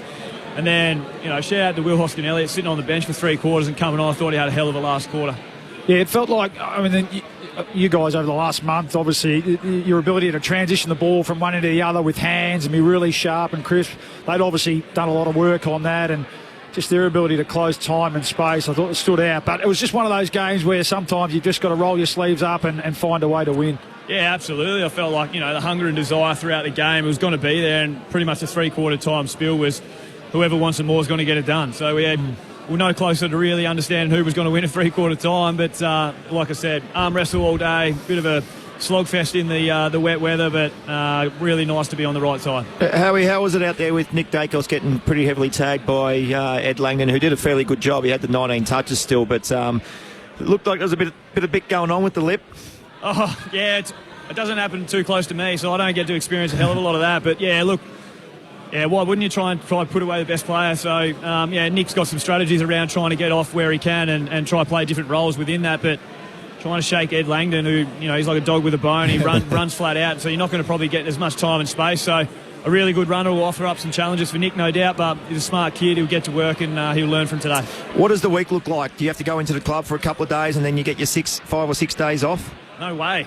No, done? I'm done. So we're going to take the family on a plane tomorrow, just go up to Gold Coast for a few nights and chill out. So I think there's a couple of WA boys trying to sneak off pretty much straight after the team meeting. They're that keen to get out of here. But it'd be nice to put the feet up, to be honest. Halfway through the year, 11-2, sitting pretty good, but we'll reset and go again. So when are you back at the football club? Is that just all the way off until next Monday? Start again? Correct. Beautiful. Good break. Yeah. Enjoy. Absolutely. Enjoy it, Jeremy. Appreciate your time. Thanks, guys. Cheers. Jeremy Howe in the winners' rooms. Collingwood by 1 point in a dramatic finish over Melbourne. We'll get some reaction from the D's coming up in just a moment. The crowd, 77,761. We talked a lot about the average score this weekend. It was the lowest average team score in a home and away round in the AFL era. So that's pretty dramatic. That makes it 62.88 was the average team score this weekend. So what was it, 80? 62.88. 62 average score. 10 goals. There was a lot of wet weather games. There was a lot of tight, high tackle, contested games. How many games at Marvel where the conditions are absolutely There was only that one, I think, on Thursday night. Yeah. Thursday night. What was the average tackle count? Yeah, versus that's score? an interesting question. There's some correlation there, I think, Ben. You're a numbers man. Not causation, correlation or causation? Correlation. Yep. Pies now 21. Pies now 21 wins, 5 losses, 2 draws. 21-5-2 in games decided by under a goal under Craig McRae, who Luke Ball single-handedly appointed as the coach of Collingwood. So that's a pretty good decision, Bally. So that's 80% of the games. The close ones, they win. How did you know he'd win the close games? Well, that's what I did know. That's what I knew. That's what I thought. There might be better coaches in terms of blowouts and all that, but I know this bloke will get them over the line for the close games. There's going to be lots of them because the competition's getting even and more even, Ben. The scores are coming down. A coach who's going to win close games. Do you know what I do find bizarre is that maybe you have and you just haven't revealed it to us. Well, I'm surprised more people haven't asked you to be part of their panel. No, I'm serious. If for nothing else, you guys went through an entire process and the 2 guys you identified that was well reported at the end, multiple second, third, fourth interviews with, was Adam Kingsley and Craig McRae. And surely it's like universally appreciated that they're 2 pretty good coaches. And at the time, no one was sitting there saying, these guys are the next best or whatever and stuff, and yet they're the last 2 that you guys got to. They probably were, though, weren't they? But there were guys like Michael Voss that was available. Yeah, no, he was in there too, yeah. And high-profile people, and yet right at the end, you ended up with those 2. Like, surely someone would ring and say, hey, what process did you go through? How did you do it? And who did you consult? Like, at least when they're trying to put together a search for their senior coach. Well, Graham Wright, actually, yeah, in all seriousness, Graham Wright and Paul LeCurie ran the process at the time, and it was very thorough. And I think they were the standout candidates, and no surprise that they all got jobs. And it's interesting now, isn't it? I mean, there's no jobs available at the moment, is there? Yeah. With Port Adelaide changing hands, isn't there? But now the talk almost seems to be on coaches on second time around. Yeah. Is it a Simpson or a Longmire or Hinkley himself? LeCurie is still on the board, isn't he? He is, yeah. So he's on the board. Graham Wright's obviously the CEO at Carlton, whereas our man Luke Ball has all that IP. You could then pinch and try and set up a different team. Grab him. Your phone will start ringing. No, I save it for here, though. Tasmania. That'll be the answer. Benny Gale. Yes. Benny Gale listens to us. He's probably listening down in the Apple Isle thinking, Luke Ball from my panel. 12 till 1 on a Saturday afternoon. That's when. Yes, correct. That's great. We've got him trained beautifully, Ball. He's all about it. Interestingly, Tasmania have a few other things to worry about before they get to appointing a senior coach, and obviously it's been well documented this week. We'll get some reaction from the Melbourne camp coming up shortly. Brendan from Hobart, who at Melbourne thought it was a good idea to let Jeremy Howe leave the Demons. He's become a player, hasn't he? What year was that? Was it? He played his first a while ago now. Yeah. It was for Lumumba, I think, wasn't it? There was a trade. Or no, mate. Is that right? It was probably was that long ago. I think it was. Yeah, it took 20 or 15. He played in the 2018 losing grand final. So he played exactly 100 games for Melbourne. He took a ripper mark out here today, and it wasn't one of his stand on someone's shoulders with both feet, but it was just a contested mark and sticky fingers. Yeah. It was took it all the way to the ground. It was fantastic. I would have been happy with him winning the medal today, Boom. Yeah, I thought he was great. Yep. Yeah. I'm sure he'll feature in your votes. He's now played 164 for Collingwood. There you go. 100 for Melbourne, 164 for the Pies, and doesn't look like he's slowing down. Collingwood by 1 point, defeating Melbourne here at the MCG in what was an excellent day all round. No injuries to speak of, no obvious MRO concerns, so we like that. 77,761. Should we do the votes? Leave ourselves a bit of time on the back end. If we do get some reaction from the Melbourne rooms, we'll do at the very least a scene setter with Lauren Borden from down there. Am I too early? No, we'll get through them. Yeah, and there was a lot that had moments, didn't they, today? Yeah, they did. I think maybe we'll start from the bottom. I'm going to land on Gawn just for one vote. I thought it was a really good battle, actually, and Cameron was certainly far from disgrace, or not even that. He had moments in that third quarter where he was terrific, and he was a really strong contributor. But just as the game goes on, Max just gets bigger and bigger, doesn't he? And okay, it didn't come off, but his ability to get behind the ball there and in that last quarter and took 3 marks from big marks in the last quarter from Collingwood inside fit from Collingwood forward thrust. He's a marvel, isn't he? He's a all-time great. We know that, so I'm going to sneak him in for a vote. The others just from Melbourne just didn't quite do enough. Oliver, plenty of the footy, just that that disposal. We went at 38%, Paulie. Effectiveness, yeah. I mean, he did what he does really well. 9 clearances, 14 contested possessions, 7 tackles. So that's a really good game for an inside midfielder. And probably not far off sneaking into the votes. But and Petrarca had moments as well. 16 contested possessions of his 26. I'm going to go with Dacos too. I know he wins the medal, and you could probably flip a coin with these two, but no, I like where you're going with it. I thought he was terrific, and I thought in that second quarter when Collingwood really, that was the moment where they established the gap, wasn't it? Yep. And then after that, it was probably Melbourne more on top. So Dacos set it up in that second quarter with 12 possessions, finished with 34. I'm going to give 3 to Jeremy Howe across the 4 quarters. Thought he was just terrific. I like it. 3 for Howe, 2 for Josh Dacos, 1 for Max Gawn. The votes in the ABC Footballer of the Year. Collingwood got Jeremy Howe. They gave up Paul Seedsman and Ben Kennedy. So Seedsman must have gone to Adelaide. Yeah, must have been picked. And obviously Ben Kennedy went to Melbourne. Kennedy was a top 20 pick at the time. Just didn't sort of work out for him at the D's. But there you go. Interesting. I like the votes. 5 lead changes. Yeah, interesting afternoon of footy, and obviously there was one subplot to it all where I'm sure it'll get highlighted by all the shows and be much talked about, the little spat between Stephen May and Max Gawn in the waning moments, where Max Gawn shanked a kick. Instead of kicking it out of the defensive 50, he ended up putting it straight into the lap of Will Hoskin-Elliott at centre half forward. There was 46 seconds ago, I think, on the clock when he did it. He had no choice. Yeah, he tried to kick a torpedo. Yeah, and he had to go. He tried to go through. You know what? If it comes off, and things are completely different, sliding doors moment, obviously, but it went straight down Zebra's chest, and he goes back and wastes another 20 seconds. It's like when you're less than a goal down late in the game and there's seconds remaining and someone tries to take the game on and gets caught holding the ball. Yeah. You got to try and win it to lose it, don't you? Bailey Fritsch down here, it was that third quarter or in the last quarter, whenever it was. Played on. There's moments in every game, and yes, that gets highlighted because there's 46 seconds to go. But so he doesn't know how long there is to go, which brings us to this next question. Well, they have a sign on the bench. There would be a minute sign up, a big one, so he knows there's less than 1 minute to go for me. So he feels the urgency there. But the difference between 46 seconds and 16 seconds is enormous. Yeah. Huge. So everybody in the ground knows, except for the guys that are running out there playing. We've got these juvenile signs and emojis that we hold up on the bench. Is it time that on the LED boards, just like basketball, we just click it down? Because if Max Gawn gets the ball and there's 46 seconds to go, it's completely different. And then a little bit more composure, hasn't he? 46 versus 20, like you said. Would it actually lead to a better spectacle that if the players knew in the way that they were able to manage that? Then, because at the moment it feels like we don't do it because A, culture, we've never done it. Yeah, I think that's the main reason. And B, it's great theatre. No one knows how long there is to go, and it creates chaos. Well, you could argue it actually creates even more drama the other way if they go, right, we've got 46 seconds to get the ball from here down to there. Let's see how we do it. Yeah, yes or no? It does mean there's 5 minutes. When do you start the countdown clock from?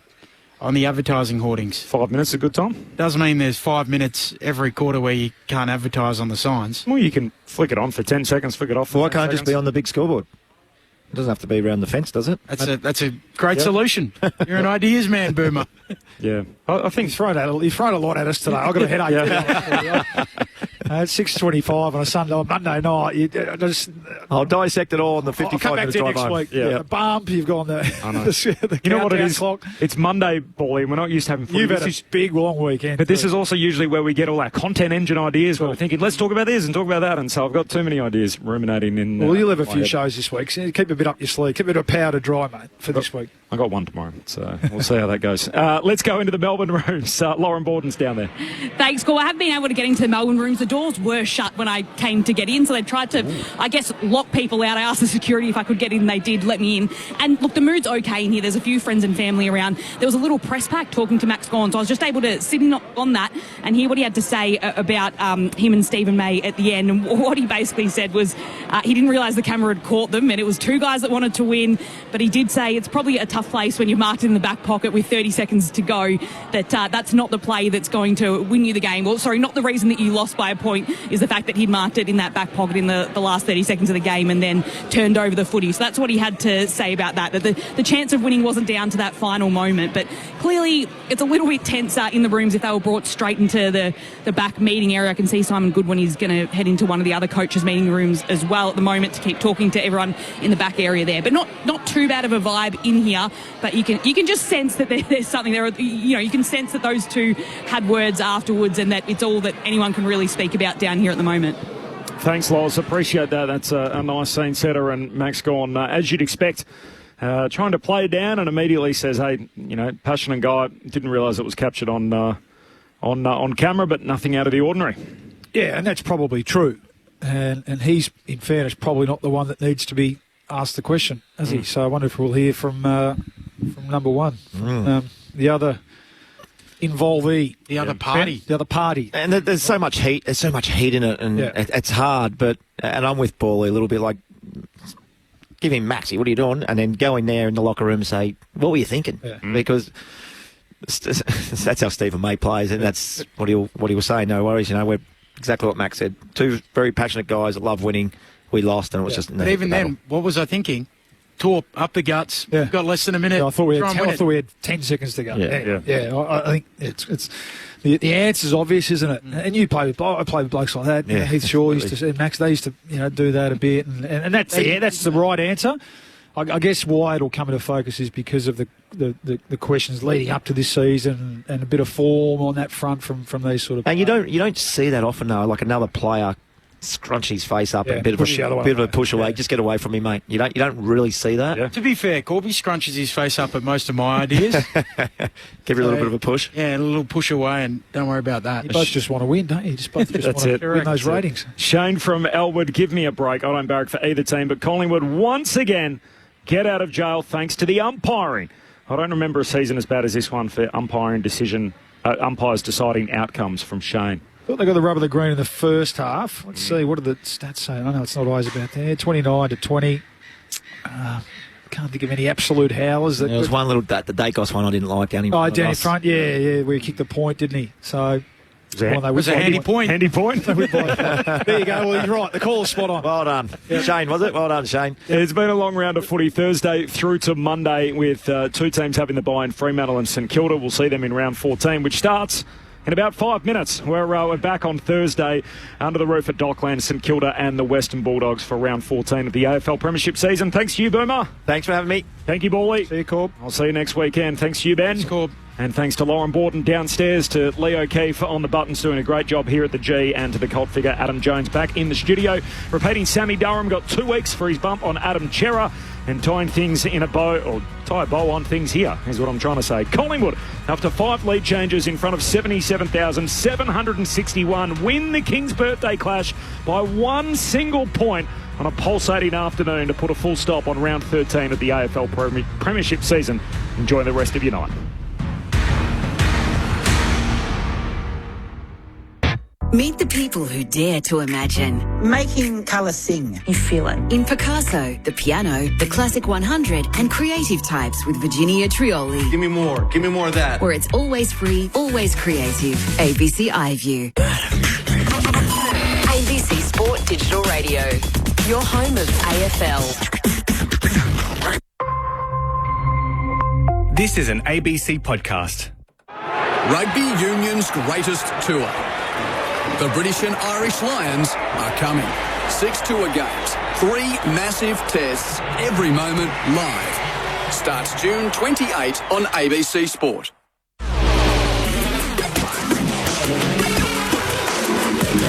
This is Insane Rugby League on ABC Sport Digital, a show where we look at the lighter side of league, the insane moments and the people who play it. You'll get so close to the action, you might even taste the turf. Here's Zane rumbling up the field now. Let's go. Yes, hello. This is episode 16 of Insane Rugby League for season 2025. Talking about the insane moments. What a season we're having. It's been unbelievable. Zane Bojack in the Brisbane studios. And I tell you what, I haven't seen many things better than the Canberra Raiders and Josh Papali'i and what they did on Sunday. Wasn't that amazing? Big Papa providing one of the most stunning moments in his club record-breaking 319th match. He scored 2 tries. He kicked a conversion. They came back from 12-0 down. It was awesome. The Broncos finally broke out of their funk. They destroyed the Titans, looking and playing like the New Zealand All Blacks in their special jerseys for the Black Dog Institute. Newcastle, they came from 16-0 down to defeat Manly 26-22 in Golden Point. Callum Ponga breaking his try drought in brilliant fashion. And we're going to talk about Adam O'Brien's mea culpa a little later on. The Warriors decimated the Sharks. Questions are being asked whether Cronulla made a major blunder, letting Luke Metcalf go. The Storm, they got the better of the Cowboys, although neither side reached great heights. And a little later on, we're going to chat to the Storm's football operations manager, Frank Panisi, about the pathway system the club is implementing in New South Wales and Queensland, plus the battle he has on his hands to keep his stars away from Mel Meninga and the Perth Bears. Benji Marshall's a disappointed coach after some controversial decisions didn't go the way of his Tigers for a second straight week. The Panthers winning 2 in a row, sitting just 1 point out of the 8. While the Dolphins, didn't they roll on a huge win over the Dragons as the profile of Isaiah Katoa grows bigger and bigger and bigger. We're going to chat about all of that. But of course, it's State of Origin time, and the biggest news story of the week is Queensland's sacking of Captain Daly Cherry-Evans ahead of Game 2. Here's Billy Slater on that monumental call. Don't take any decision lightly, whether it's a player keeping their spot or another player coming in. All Queenslanders are considered, and we just feel, Tom's the right person for the number 7 jersey right now. What was it about Tom that made you feel this way? Yeah, firstly, you won't hear a negative word from me about Daly Cherry-Evans. What he's given this jersey and what he's done for this footy team and this group, that'll be with all Queenslanders and with Daly for the rest of his life, and no one can take that away from him. So, but yeah, we just feel that you earn every opportunity to play in this jersey, and we just feel that Tom Dearden has earned the opportunity to play in the number 7 jersey, and we feel it's the right thing for the footy team. Billy, on the DCE decision, there'll be a sense that he's been made the scapegoat for the Game 1 loss, given it's the only major change. Why is that not the case? Well, it's not the case. It's just a case of, the best person for the position. So, I'm sure people have their opinion. I'm sure you'll have your opinion on it.